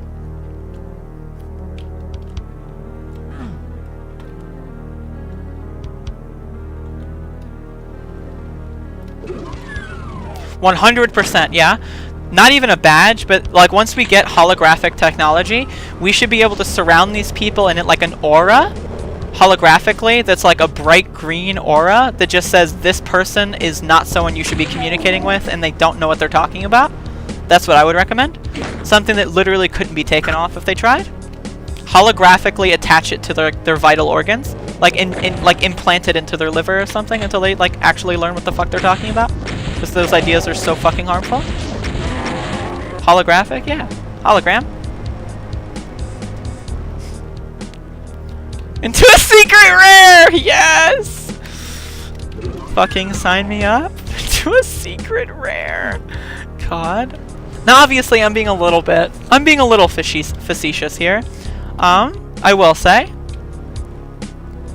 And this is a little facetious, you know, do I think that we should develop technology for this? Nah.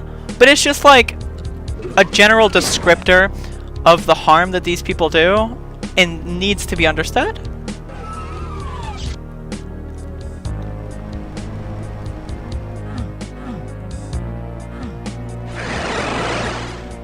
Fiery onion. Again, if you don't I'm gonna try this one more time. I'm getting sick of repeating myself, but I think you might be new, so I'm gonna try it again. If you don't understand the difference between hating people based on what they are, right, versus hating people based on who they are, then you are not worthy of being in this chat room. So Germany, like, you know, collecting Jews to kill them based on what they are is ridiculous. The idea that we should scrutinize and identify climate deniers based on what, like, who they are, because they actively do stupid shit with the intention of changing their mind so that they understand reality, that's not anywhere remotely considerable and close to Nazi Germany. And if you're trying to make the comparison, then you're stupid. And I think you're purposefully trying to do Nazi propaganda. So this is your last chance. Also, I'm just gonna get rid of Kusa. I feel like Kusa's just been saying like one word stupid shit, so just remove that ability. Not like actually adding to the discussion and only really like, yeah, it's just useless garbage. We don't need those comments.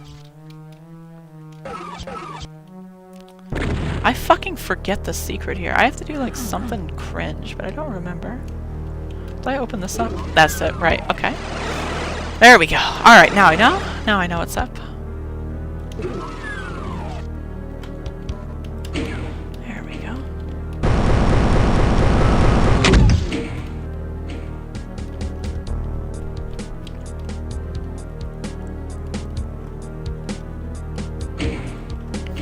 Did I miss something? Right. That's what I missed. Epic.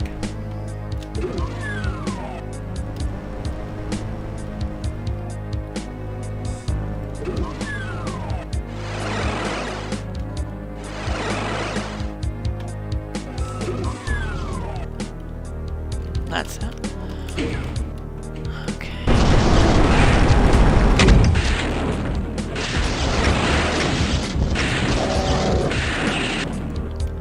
Right.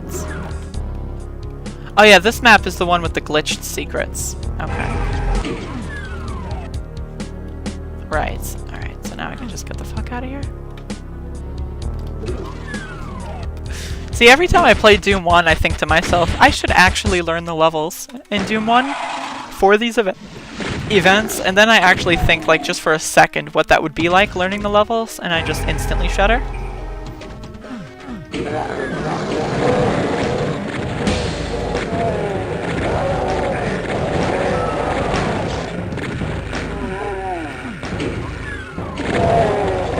I do have a Discord. The link is down below. You're gonna bounce. Alright, bud. Hopefully I'll see you around again. Nice meeting you.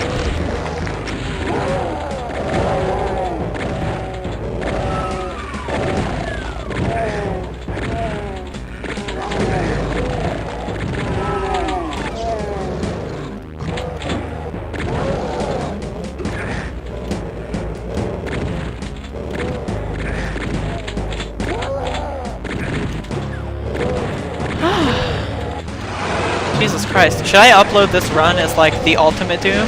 Or should I upload this run as like fucking failed communist speedrunner? Fucking destroys alt-right losers? Like honestly, like this isn't even remotely relevant to the gameplay, like this entire fucking commentary. I feel like I could probably clip some shit out of here for actual good use.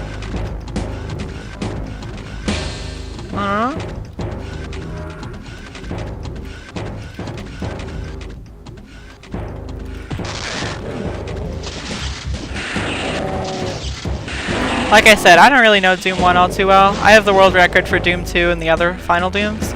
I don't like this one because it's just kind of boring, so I just don't know the levels. So it's just kind of like wandering around until I get bored and then forget like the secrets.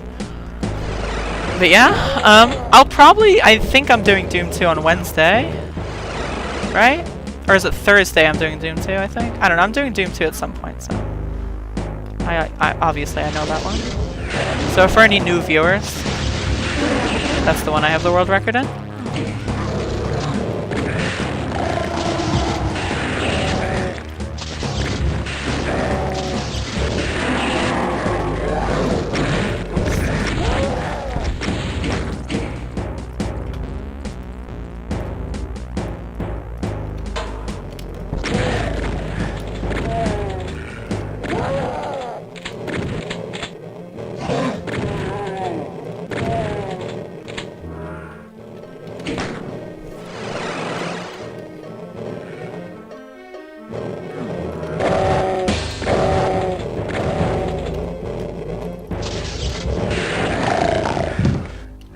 Just a reminder, again, I'm open to a debate.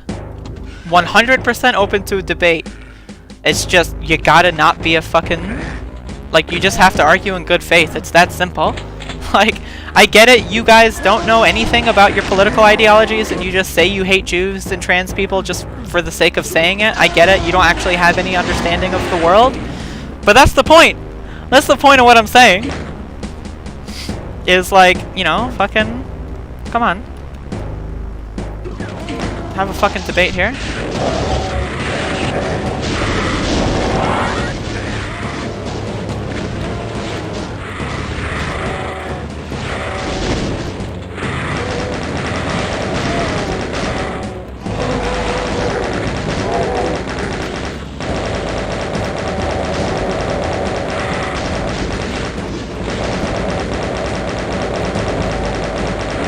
Obviously, I can't upload this run because I just straight up ignored some secrets for the sake of the meme, but, you know. I don't know, I feel like I'll eventually learn Doom 1, it's just, I really don't wanna. But I just feel like I'll eventually do it. You know, like, one of these days, I gotta just learn the original, you know what I'm saying? Like, it's just, I got to at some point. Just, I really don't want to. Extreme back burner, yes, the extreme back burner. Doom 2 based WADs are maximum priority. So the thing with Doom 1 versus Doom 2 and the others is Doom 2 added some fundamental gameplay changes like new monsters and weapons and stuff that make the game significantly more fast-paced and enjoyable for a 100% run.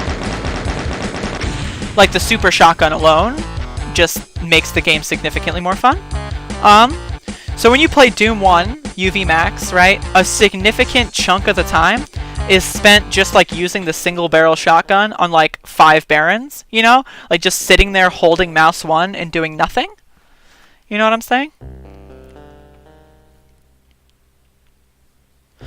Dustina Echoes, like, this is why I took off from, like, you didn't really know each other that back then, but I took off from streaming from like May, or April, late April, early May, all the way really up until recently. I've been kind of like in a limbo zone.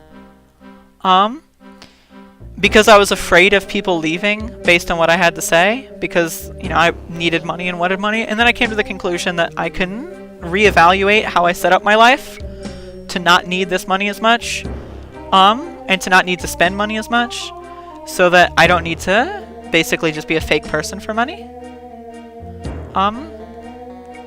So it was really uncomfortable beforehand, talking about politics on stream. Actually, like, being a confident and I know what I'm talking about kind of person, and like, really it's just about confidence, and confidence comes with education. Like, the more you study and learn things, and the more you understand the resources that we have to offer, like, in the world around us, like, it's just, you're going to gain confidence with that. Like, and this goes from, like, I used to be, I am still am in a lot of cases, I have severe social anxiety, and, like, just being around people, like, makes me uncomfortable, for the most part. But, like, I've gotten to the point where, just through kind of, like, self-discovery and introspection, I'm significantly more comfortable with myself, that confidence in everything increases, which is something interesting I've noted, over the past year or so. And maybe this is into the trans thing. Maybe one of the reasons why I've always had social anxiety is because of being trans, and it kind of just, like, you know, festered in that fashion. That's possible, and now that I'm out, I don't really have those issues anymore. I mean, I still feel socially anxious. I'm just more capable of dealing with it, though, is the thing.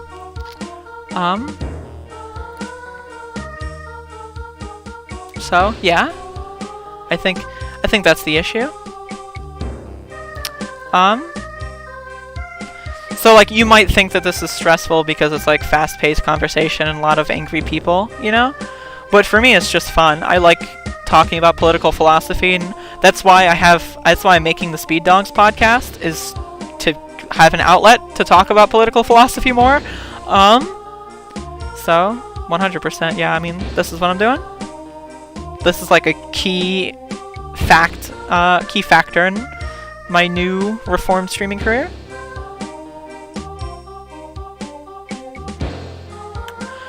I haven't read a book in a long time.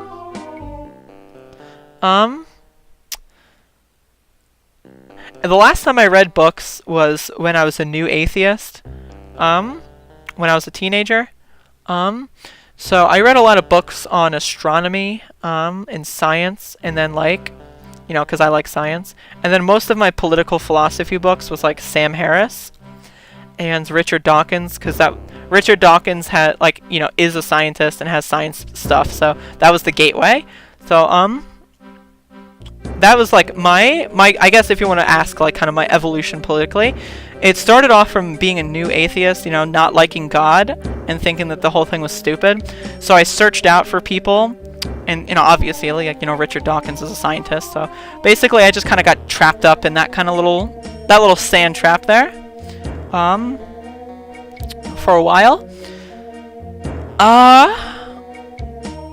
And really it's just like, it's been, I don't read books or lectures for the most part, honestly. Like, I can tell you people to follow. Like, if you want to go to my Twitter and, like, just follow any content creator, just anyone, honestly, that's something I would recommend, maybe. You can just see who I follow on Twitter and probably get a decent summary of the kind of people that I'm surrounding myself with for the most part. Again, I spend a lot of off time reading, like, 4chan and, like, all that kind of stuff, just seeing what they're up to. I love surrounding myself with non-safe space shit. Because I love arguing, and I love debating, and I love trouncing fucking losers on the internet, especially. Now, obviously, as far as stress goes, though, I think this is important to note, Dustina. It is stressful when certain things happen that being openly very political kind of increases the likelihood of. So, like, for example, you can, you know, I shouldn't say this on stream, but I mean, whatever. You can find my address and legal information with a simple Google search. So do I think that it's, you know, reasonable that if I put myself out there this much, that it's possible someone could take actual retaliation? I mean, I've already been swatted, and I feel like that's the most these kind of people would do, is kind of like the phone troll. Really, I don't think alt-right people on Stream Me, especially on the internet, are the kind of people that are going to track me down and kill me. And maybe they'll prove me wrong, you know? Maybe they will. We'll see. I don't plan on living here forever, so eventually I'll move. So keep that in mind. You have a time limit. Yeah, no, I've been swatted before, and, like, knowing that that can happen at any point, you know, that definitely adds a level of stress to it. But it's at the point where it's just like, I so strongly believe that we should all live in a world where we help each other and are nice to each other, that I'm willing to go through that kind of stuff and, you know, just deal with it if other people don't have to. Because, again, like, especially when it comes to trans stuff, everyone seems to think that every trans person is, like, a representative of all trans people. And, like, that, like, you don't understand how gross of an invasion of privacy it is to, like, ask a random trans person, like, a scientific question about their fucking genes or biology. Like, that is an extremely invalidating premise to begin with. Like, the whole premise is to invalidate them. and then it's also just a severe invasion of privacy. So like, not every trans person can be a representative. So that was like kind of the thought process originally, was I just wanted to be kind of like a lightning rod in a sense, so that if other people don't have to deal with it as much, like if people pay attention to me and attack me more so than other people, I'm down with that, because it just goes into with me wanting to spread my message. So, did you contact the police to warn them you are a streamer and you might get swatted? Okay, so first let me start this off by saying ACAB. And so basically my experience getting swatted was so basically I'm trans, right? So the person who swatted me, told the police my dead name, of course. So the first thing they did was they had like 7,000 fucking vehicles on my fucking street, and they got a megaphone, and they basically shouted my dead name across the whole neighborhood, with a megaphone so that the whole town could hear it. Of course, so yeah, obviously it's a hate crime at that point. And they almost killed my mother, but I'm 100% convinced that the stress of the swatting led to my mother having the stroke. Because my mother has PTSD, so having her go through that situation... Okay, I'll give the rest of the story. So basically that was it. So basically I eventually think that something's going on outside. And I didn't hear them. The megaphone was unclear because I had my headphones on. So like when I took my headphones off and went downstairs, I could hear the megaphone at that point. So I was like, oh Jesus fucking. So I immediately realized I was swatted because someone gave a SWAT threat in the chat prior. So I knew what was happening. So my first, what I did immediately was I went outside with my hands up, obviously. And, you know, they immediately ran, okay, so it was a line of about, I want to say 12 people with some sort of assault rifle, and they all had it aimed at pointed at me.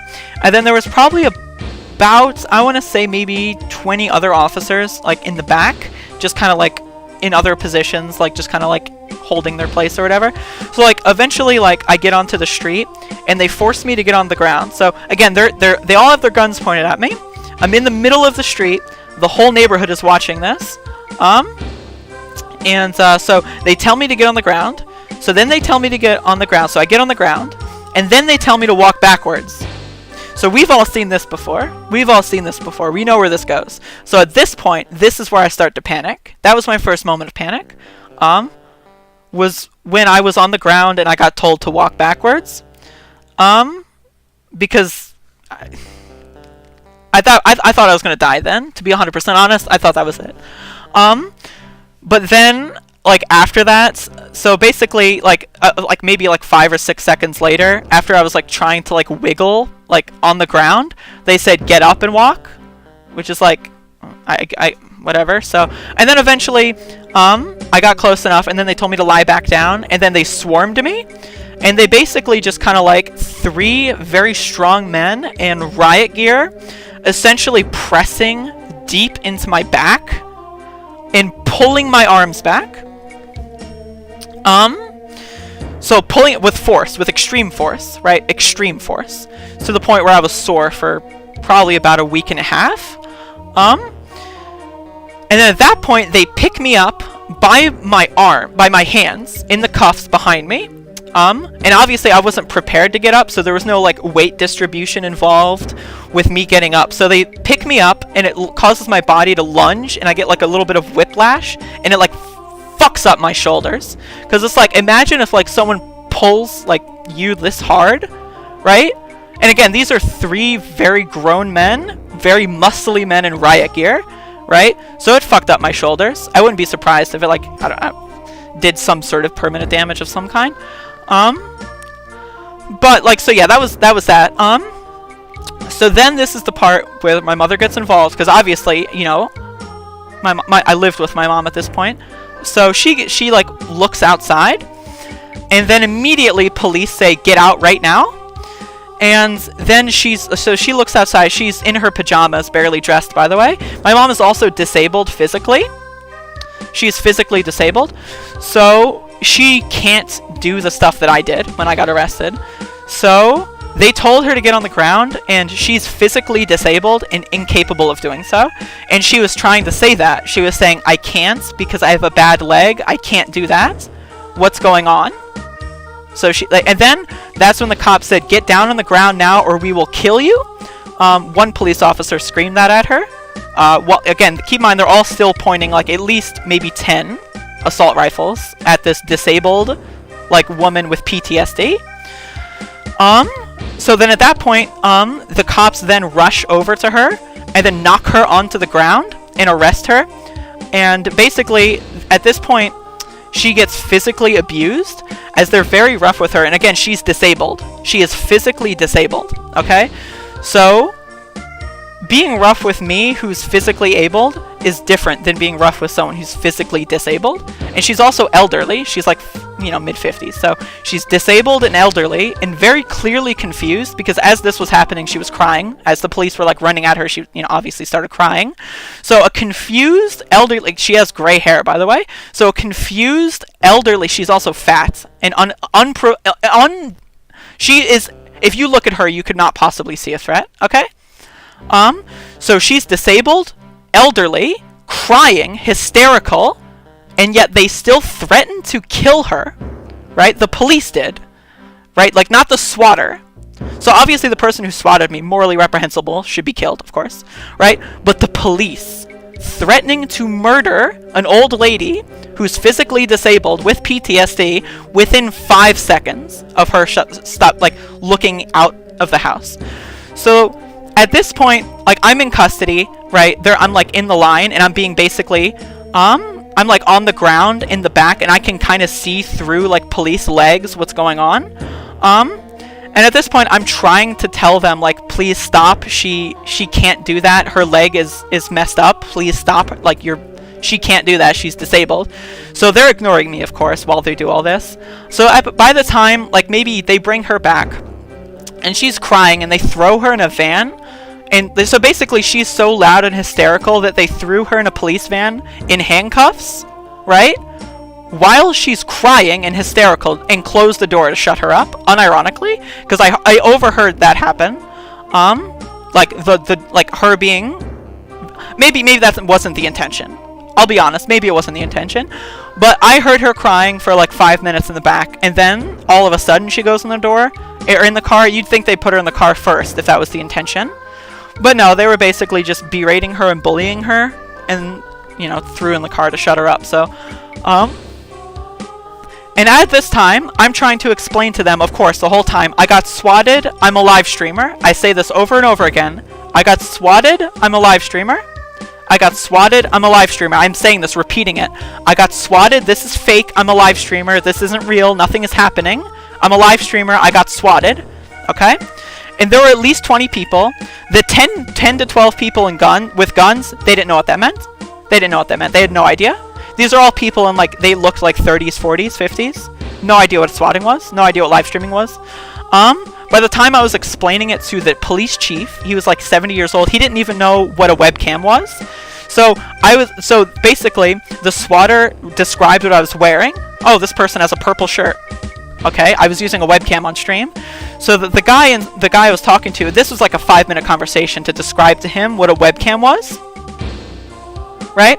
So I literally, I was sitting there for 5 minutes in handcuffs while my mom is being brutally tortured, having to describe to an old person who reasonably could kill me, right, what a webcam was. So nah.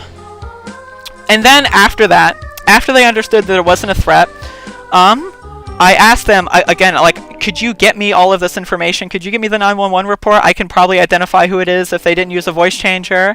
I can give you all this information. They said, we will contact you later and deal with it later. So after I got swatted, they didn't even do a follow-up. They said they were going to do a follow-up later, which is like, okay, maybe, you know, again, it's a lot of resources. I understand. You know, my ideal would be, say, maybe leave 1 or 2 guys behind, let them get the follow-up, you know, the statements, and have them help, and then maybe take the rest of the resources. So then I contacted them a week later or so, and I asked them, I was like, hey, I was the part, you know, all that, and they literally just didn't talk to me. They said that, you know, basically, I don't have authority to talk about this, you know, we can't do that, you know, like, you know, this case is closed. So, I don't know what exactly happened there, but all I know is that I got brutally attacked by police officers, and my mother with PTSD got brutally attacked by police officers, and she ended up having a stroke 2 months later. And I know that those 2 months, she had lots of nightmares, and I know that she was not having a great time. So I think it's a fair assessment that the person who swatted me is responsible for my mother basically being a vegetable right now. And I wouldn't say that they're the only person who's responsible. I would say that every single person in my local police force is 100% responsible. If I had my way, the SWAT team would be tried for murder, and they would all be in jail if I had my way. They shouldn't be allowed to be police officers. If you see a disabled elderly woman, I don't care what information, right? I don't care what the fuck information you've been given. You do not physically beat the shit out of an elderly old woman, right? You don't do that. So all cops are bastards. Hang them all, kill them all. With that, I'll be back in a few hours. I'm going to take a break, and I'll be doing some speedruns in a bit, so I'll catch you all in a little bit.